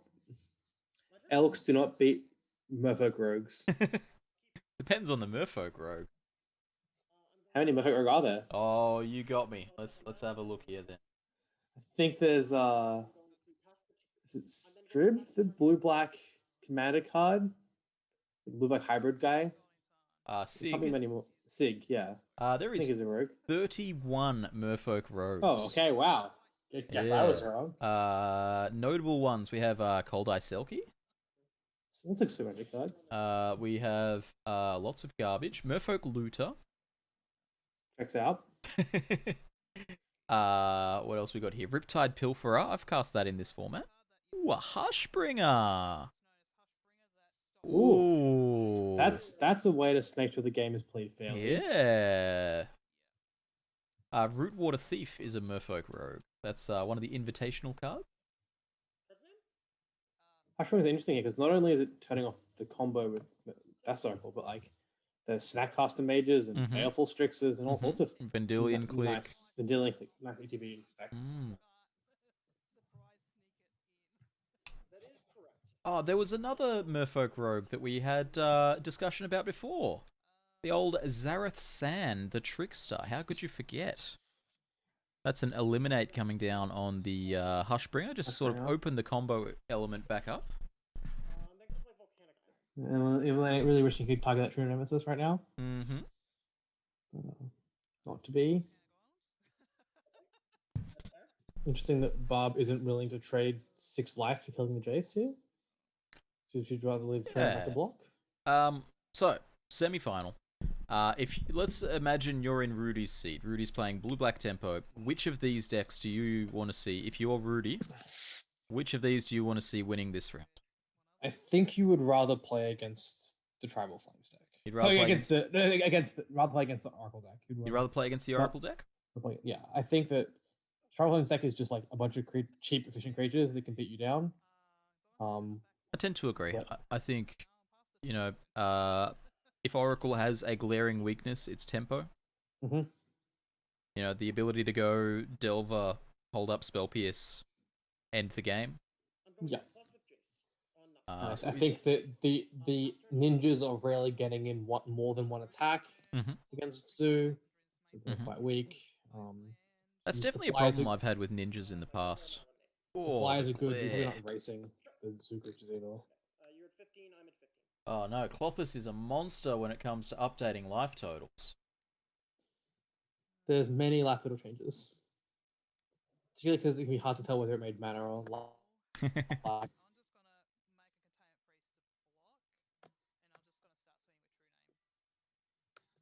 or sure. Containment Priest, interesting. Wow, that was an attack at face with the true name. Not an attack at the Jace. No respect for that Jace. Ooh. I guess when you have 5 power of unblockable a turn, you're sending a message. Yeah, very interesting. Swords to Plowshares on the Containment Priest. Maybe? Weller!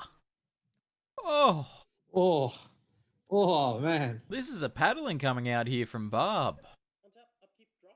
Tribal Flame Zoo really putting the screws in on Esper plus Red Oracle. I'm gonna start by casting Ponder. I mean, the Jace does have the option to eliminate this Queller and kill both those creatures. Mm-hmm. Mm-hmm. I'm gonna do that. But you're still taking 5 a turn, and you're only at 12. So. Yeah. Looks like Barb's hellbent here as well. Nothing in hand. I'm going to cast Demonic Consultation. That, Is that that's the reason to want consult? to race here. I'm gonna name Thassa's Oracle. I'm gonna Ooh. execute Fatal Push. Named Thassa's Oracle. Underground Sea, Hydroblast. 5, Traveler, and 6. Oh, I guess oh. Oh. Oh. Oh no. Oh no. Oh no. Oh no. I guess we're not consulting. The Wrong the Jason demon play, has Gridgem. the demonic part of the consultation has occurred. Oh. Well, that's not That's I mean the so way that this is an aggressive line where like last line where if you think you're losing, this line has you at like 80% to win on the spot. Wow, that's not how I expected that game to end. I'm not gonna lie. No. Yeah, so that line that Danny's like 80% to win on the spot. There's no cards in hand for Bob. There's no way to interact. If the Oracle isn't in the top 6 cards, and Danny even gets to look at 2 of them. Yeah, So Danny already knew Oracle, 2 of them, right? The Oracle has to be in cards 3 to 6 for you to lose. That's and if it's not, then you just get to win on the spot. That's really something. And now Gridgem is here. Hello all, how are we today? You know, that was a shocking turn of events. That was not how I expected that game to finish, but I also thought he had the Jace Builder of Mysteries in play, not the Jace Telepath Unbound. Okay. So I thought that was a winning line, and then it suddenly wasn't. Right, yeah. Oh, okay, so very different game this time. We're going to have Blue-Black Tempo against Tribal Flame Zoo. We haven't seen much out of this Blue-Black Tempo deck so far. We've seen, we popped into a game before and watched a couple of ninjas hit the opponent, drawing 4 cards, dealing 6 damage to the opponent as well as the combat damage. So that was pretty wild. But we haven't seen much else. So we're off to the Battle of the One-Drops here. We've got Terramander on one side and Noble Hierarch on the other. I feel I'd definitely prefer to be in the Mana Dork area of the list, but I can see that we did actually get Barb's list in the Discord recently, so let's just have a quick look at that. Yeah, have a look through, see what you think. I'm at 17. Is it here somewhere for me to look at? Nope, never mind. I will put a copy in the chat for everyone to look at. Hey, nice. Which one is the Melbourne player? No Melbourne players in the top 4, in the final, my friend. There was one Melbourne player in the top 4, but they were slain swiftly by Rudy. Ooh, we've got a ninjutsu already. Ingenious Infiltrator coming down here. Yeah, so looks like Rudy is just going to want to be burying Barb in card advantage if he possibly can. Yeah, so Infiltrator, got to start that card advantage rolling. Luckily, I know we're not timed, so. I'm a huge fan of Ingenious Infiltrator. I reckon it is a cool dude. So the points in Barb's deck are Oko, True Name, Strip, Waste, and Wrenn and 6. True Name, yeah, okay. True Name, Nemesis, and we did see Wrenn and 6 as well, actually. We didn't see the Strip Mine, but I'll certainly take your word for it. But also, yeah. So 90% of the deck is under 3 CMC. We've got 2 outliers to that. one of which is Questing Beast and the other is Glory Bringer. But Glory bringer. yes, it brings glory to this Nice. game of Magic. But otherwise, Barb is very happy to just sit there on 3 mana and be able to cast all those spells. Yeah. ZFG's in this chat there. You're right. Richard Owen went 4-0 in the Swiss and had better things to do. So, you know, sometimes you just gotta dream crush and get out of here. And that is truly playing for glory. Oh wow, that's a Glory Bringer emote. I like it. Wow, Jig sub to this person with a Glory Bringer emote and not me. I see how it is, Jig. That a lightning bolt there coming over to try and take out the infiltrator. Looks like that one is the lightning bolt this time. Lightning bolt, chain lightning, same difference. It's not, but. And what else is the follow up? Is that a Goy? That is. Just having some quality issues here with the camera, but that looks well enough to be a Goy. Yep. It's a 2-mana green creature, and I'm going to say that it's not Strangleroot, guys. So let's say that it's a Goyf. The bolt got misstepped. Okay.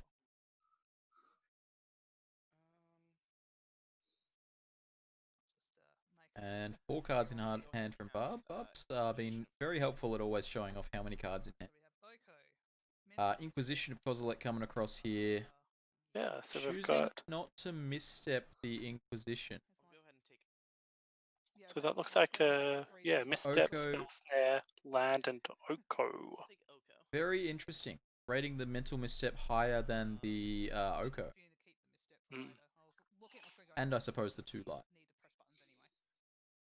I'll go ahead and play Terramander. Terramander? Back? Seems like a strange evaluation. And then, we knew the Terramander was there because he had bounced it back to hand. So Very true, very true. So the Terry did get misstepped there. And then we've got the Teferi again, and that was the Teferi off the top deck. Yeah. And I think I would go for the bounce if I was Barb here. Tend to agree. Bouncing the Ingenious Infiltrator just takes control of the board. As you can see on the screen, don't think... Ingenious Infiltrator is 4 mana to play properly. Yeah, I think that it really has 2 abilities in this matchup, like the static one to try and prevent your opponent having counter spells for any of your creature spells, and the bounce, and then the ticking up is just getting it back to where it was previously. Entirely right, yeah. There's not much in the way of sorceries out of Barb's deck. Baleful Strix come down, getting spell snared. This is quite a rough position for Danny, you know, that Ingenious Infiltrator, really good when you can sneak it in, really anemic when you can't. 4 mana sorcery speed for a 2/3. It's not great. It's not where you want to be. Not particularly. Goyf getting in here. And this is exactly what you need, you know, when you have control of the board like this, you need to back it up with pressure, and Goyf is exactly that pressure. So, I don't know. Let me just have a look at how much protection we've got in here.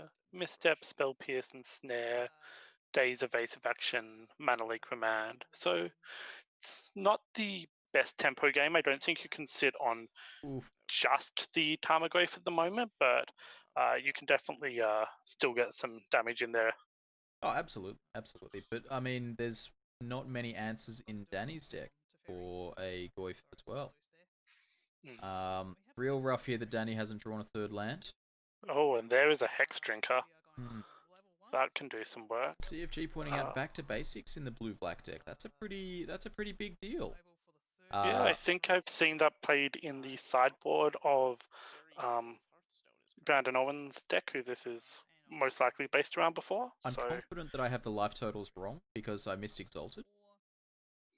Okay. So, don't know what the life totals are. It's somewhere in this vicinity. It's somewhere in basically unwinnable here. Yep. Alright. Yep. Pocket in the chat asks, who do you think has the better deck? I've got a soft spot for 5-color, but I've got a soft spot for not playing aggressive creatures. If I'm going to play aggressive creatures, I'm going to be ninjutsuing them out for better aggressive creatures. You know, the blue-black deck looks more fun to me. Whether it's actually the better deck, that's a tough question, because like on the other hand, Barb does have these powerhouse cards, the Oko, the Teferi, the Colossus, you know, any 3-drop printed in the last 18 months. Whereas, you know, the powerhouses from Danny's side only really work when he's ahead. You can see there in that game there, it's difficult for Danny to come back from behind.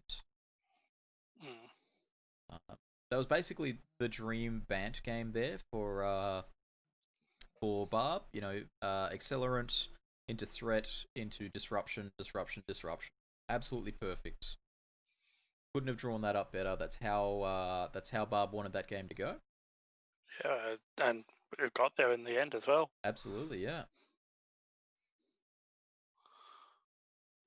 Sorry, Rudy, not Danny. I keep calling Danny. Danny was the other American that Barb slayed in the semi-finals. Rudy is the one sitting here now. What's that playmat Rudy's playing with? Is that magic artwork or is that something else? Well, it does have an Ultra Pro symbol on the bottom left-hand corner. Okay. I would guess it's an Armenket card. Okay. But it's hard to say. You should go into the text chat and ask what the playmat is. See, this is why you get someone to commentate with you. Anyone know what this card is? It's Barb's card. No, Barb's playmat is Temet. We had that on screen before. The second best blue-white draft card from that set. Oh, I was talking about Barb's playmat. I've just realised, not Rudy's. Ah, yes. What is Rudy's? Yeah.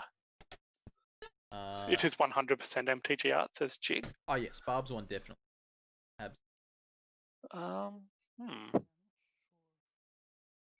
It's got like a moon behind it. Yeah, I'm not certain.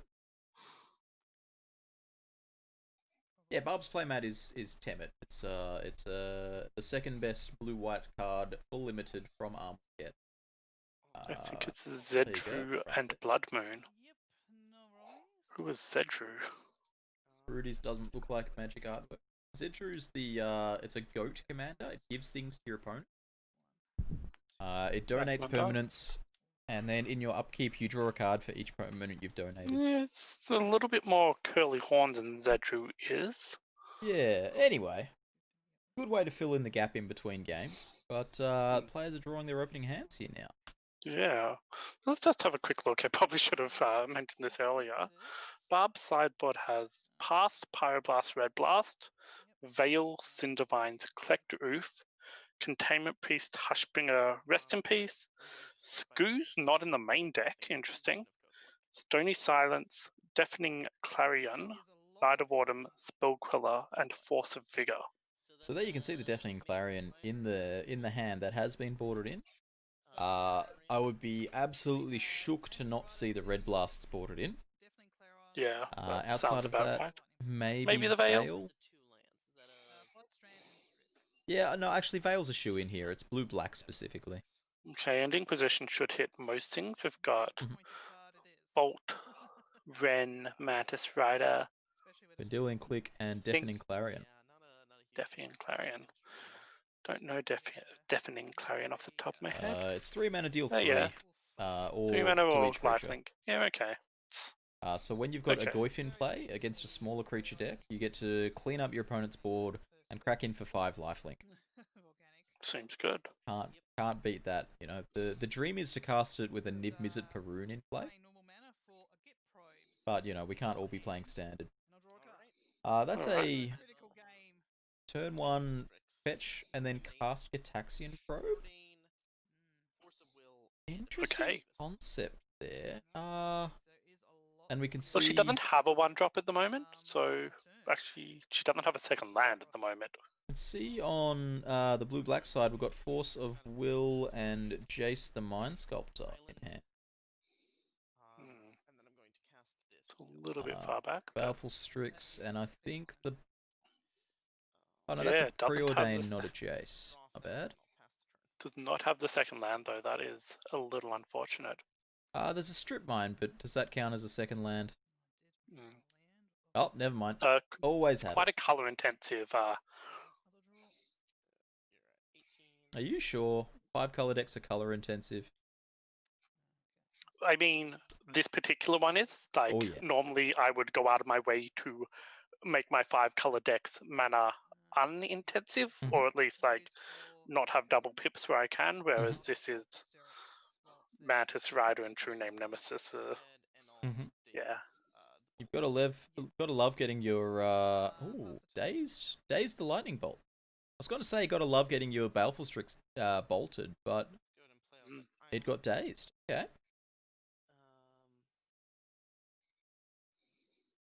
Astrolabe? No, Astrolabe's definitely not in the 5 color deck.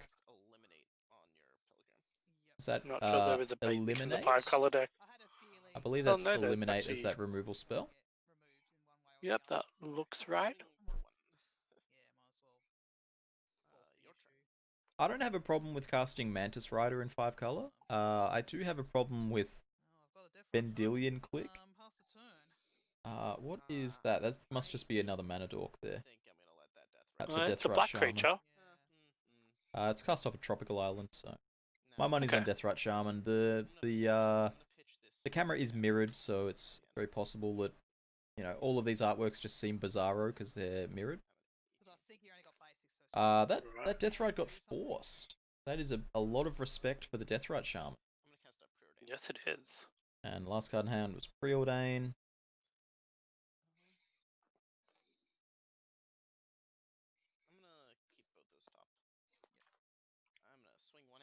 Yeah, there we go. That's a Deathrite Shaman in focus again. Yeah, it's a little hard to see them just because they're all mirrored. All the And recognizable you're things that I looking look for for. the. Yeah, I was looking on the bottom right for the power toughness, and it wasn't there. We've got a Delver down from Rudy, and now we'll see what happens. There's a Clarion. Just easy, clean up the board, reset back to parity. If Barb gets to... Not firing off the Strip Mine there. If Barb gets to untap and jam this Mantis Rider, it's going to be a tough spot. Liliana, That the is last a hope. very good. Now, do you go up or down here? Can those lands cast Mantis Rider? They can. Yes. Yeah, In that case, I think okay. you've got to go up. Well, this is going to force my hand here. I have to play Mantis Rider run into the Liliana here at the moment. Maybe. Yeah, because now you're at parity with the Mantis Rider. Yeah. It's got 3 power, so it's got 1 power post Liliana. We're here in the grand final. This is the last match of the day. We're in game 2. Barb on Tribal Flames Zoo is up a game. After a thrilling game 1. And, seeing if Rudy can construct a defense here. Vendilion Click coming down, some tribute for Liliana. Yeah, but obviously does leave the Mantis Rider around. Mm-hmm. So it goes for the tick down now. I think you can possibly get the Terramander off and give it a pump. Did the Liliana take too much damage? So it. I think the Oh, Liliana yeah. took 3 off the... It should have taken 3 off the Rider, gone down to 1. I think it should have only taken 1 from the right. Oh, no, 3 the first time. Yep, never mind. And then they both died. What just killed both of those? The Lily killed the Click, and the Mantis Rider got blue blasted. There we go. Okay, so Hydro okay. blasted specifically. Well, Oko against Liliana. That's, I remember that dual deck. This has just been a flurry of activity. It really has. So if you can get the Lily up to 7, then as the army of zombies can attack once again, but it doesn't feel like it's going to get. Does not feel like it's going to get there at all. as it dies. So it kills it off to get back a Baleful Strix. Mhm. That seems reasonable here. It seems okay, but If you don't, you're going to tick it up to 3, and then Oko's going to elk the food and just eat the Liliana anyway. Terry's very good against Oko. Yeah, I mean, I wonder whether Terry could have been played and ultimated there. There's a lot of food in that graveyard, you know. There's been a couple of cantrips. There's been a mill from Liliana. I wouldn't be surprised. getting a slightly bigger dice here. Oko cracking in for 3. The little known facet of what Oko can do. Yeah, take that, Oko. Get birded, bird brain. I'm I don't know interested where I'm in going. whether or not you just at some point swap food for Strix to give you a more reasonable attack because you don't have a death touch sitting on the other side of the board. Very real. I think Oko's quote unquote ultimate is very underrated. Like, it's a lot easier to play it against the deck that Rudy's on because you don't have the bolt reach, so you're wasting a real removal spell on it if you're doing it. Sure. I'm not entirely certain what the removal package is, but I would say that it's might stretch it a little bit if it was to try and use a removal spell on it. This is looking like a difficult one for Rudy to get back into here. He's certainly got control of the board for right this second, but as soon as that Oko... the attacks in probe getting misstepped. That's an interesting choice. It was a probe paying life, it was a misstep paying mana. Completely reasonable, you know, Barb sitting there with 6 lands in play. Definitely nothing wrong with spending your life as a spending your mana there rather than your life. When your opponent's got 4 power in play as well. So, have you got a better angle on Barb's life there? Is it 10 or is it 13? I cannot see it. Yeah, all good, all good. 2 blurry purple things. The Jig reckons that Rudy is winning right now. I'm not confident on that. Yeah, there's just so much pressure that can be represented from a Oko. Absolutely, yeah. It's just going to keep going. As soon as there's one piece of interaction from Barb's side of the board to stem the bleed, then that'll be that. Did Rudy do Petty Theft and Borrower in the same turn? Yes, yes. 5 lands. It was a combat step borrower and then an end of turn. Combat step theft and end of turn borrower. Feel like the deck struggles to beat Oko? You know, most decks struggle to beat Oko. Must be a reason why it's a point. Especially tempo-oriented decks. There we go. The Oko is off the board. Alright, ding dong, the witch is dead. Although I don't know if Oko really fits the bill for being a witch. It's a magic user. A Hex Drinker with a billion lands in play? With 6 land in play. Oof. I mean, 3 is the important part. 3 is the important part, but level up is a sorcery ability, so you can interact in that interim. Let's see what Barb puts life total to here. Going all the way up to 6.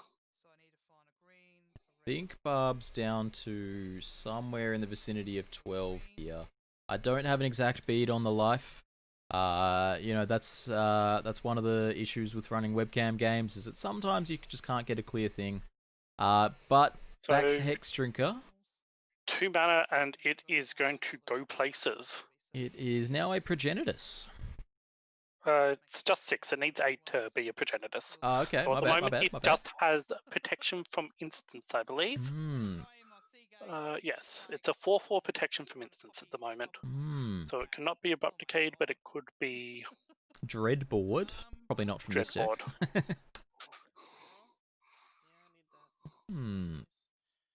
Progenitus is a good top deck, some would say. Yeah, in the Brisbane event that I came in the top 4 for Bug, I was often just ticking Hex Drinker up to 8 after top decking it.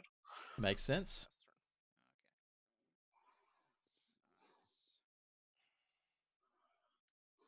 And Barb's even got a food in the tank here. Yeah, so a little bit of leeway, but I think that is about to take over this game. There might be a few edict effects, I can imagine that, so 3 life. You're up to 11. I'm just cracking the food vial. Yep, back up to It's there 11. by the look of it. All right, I was right on the life totals. We got Nice. there.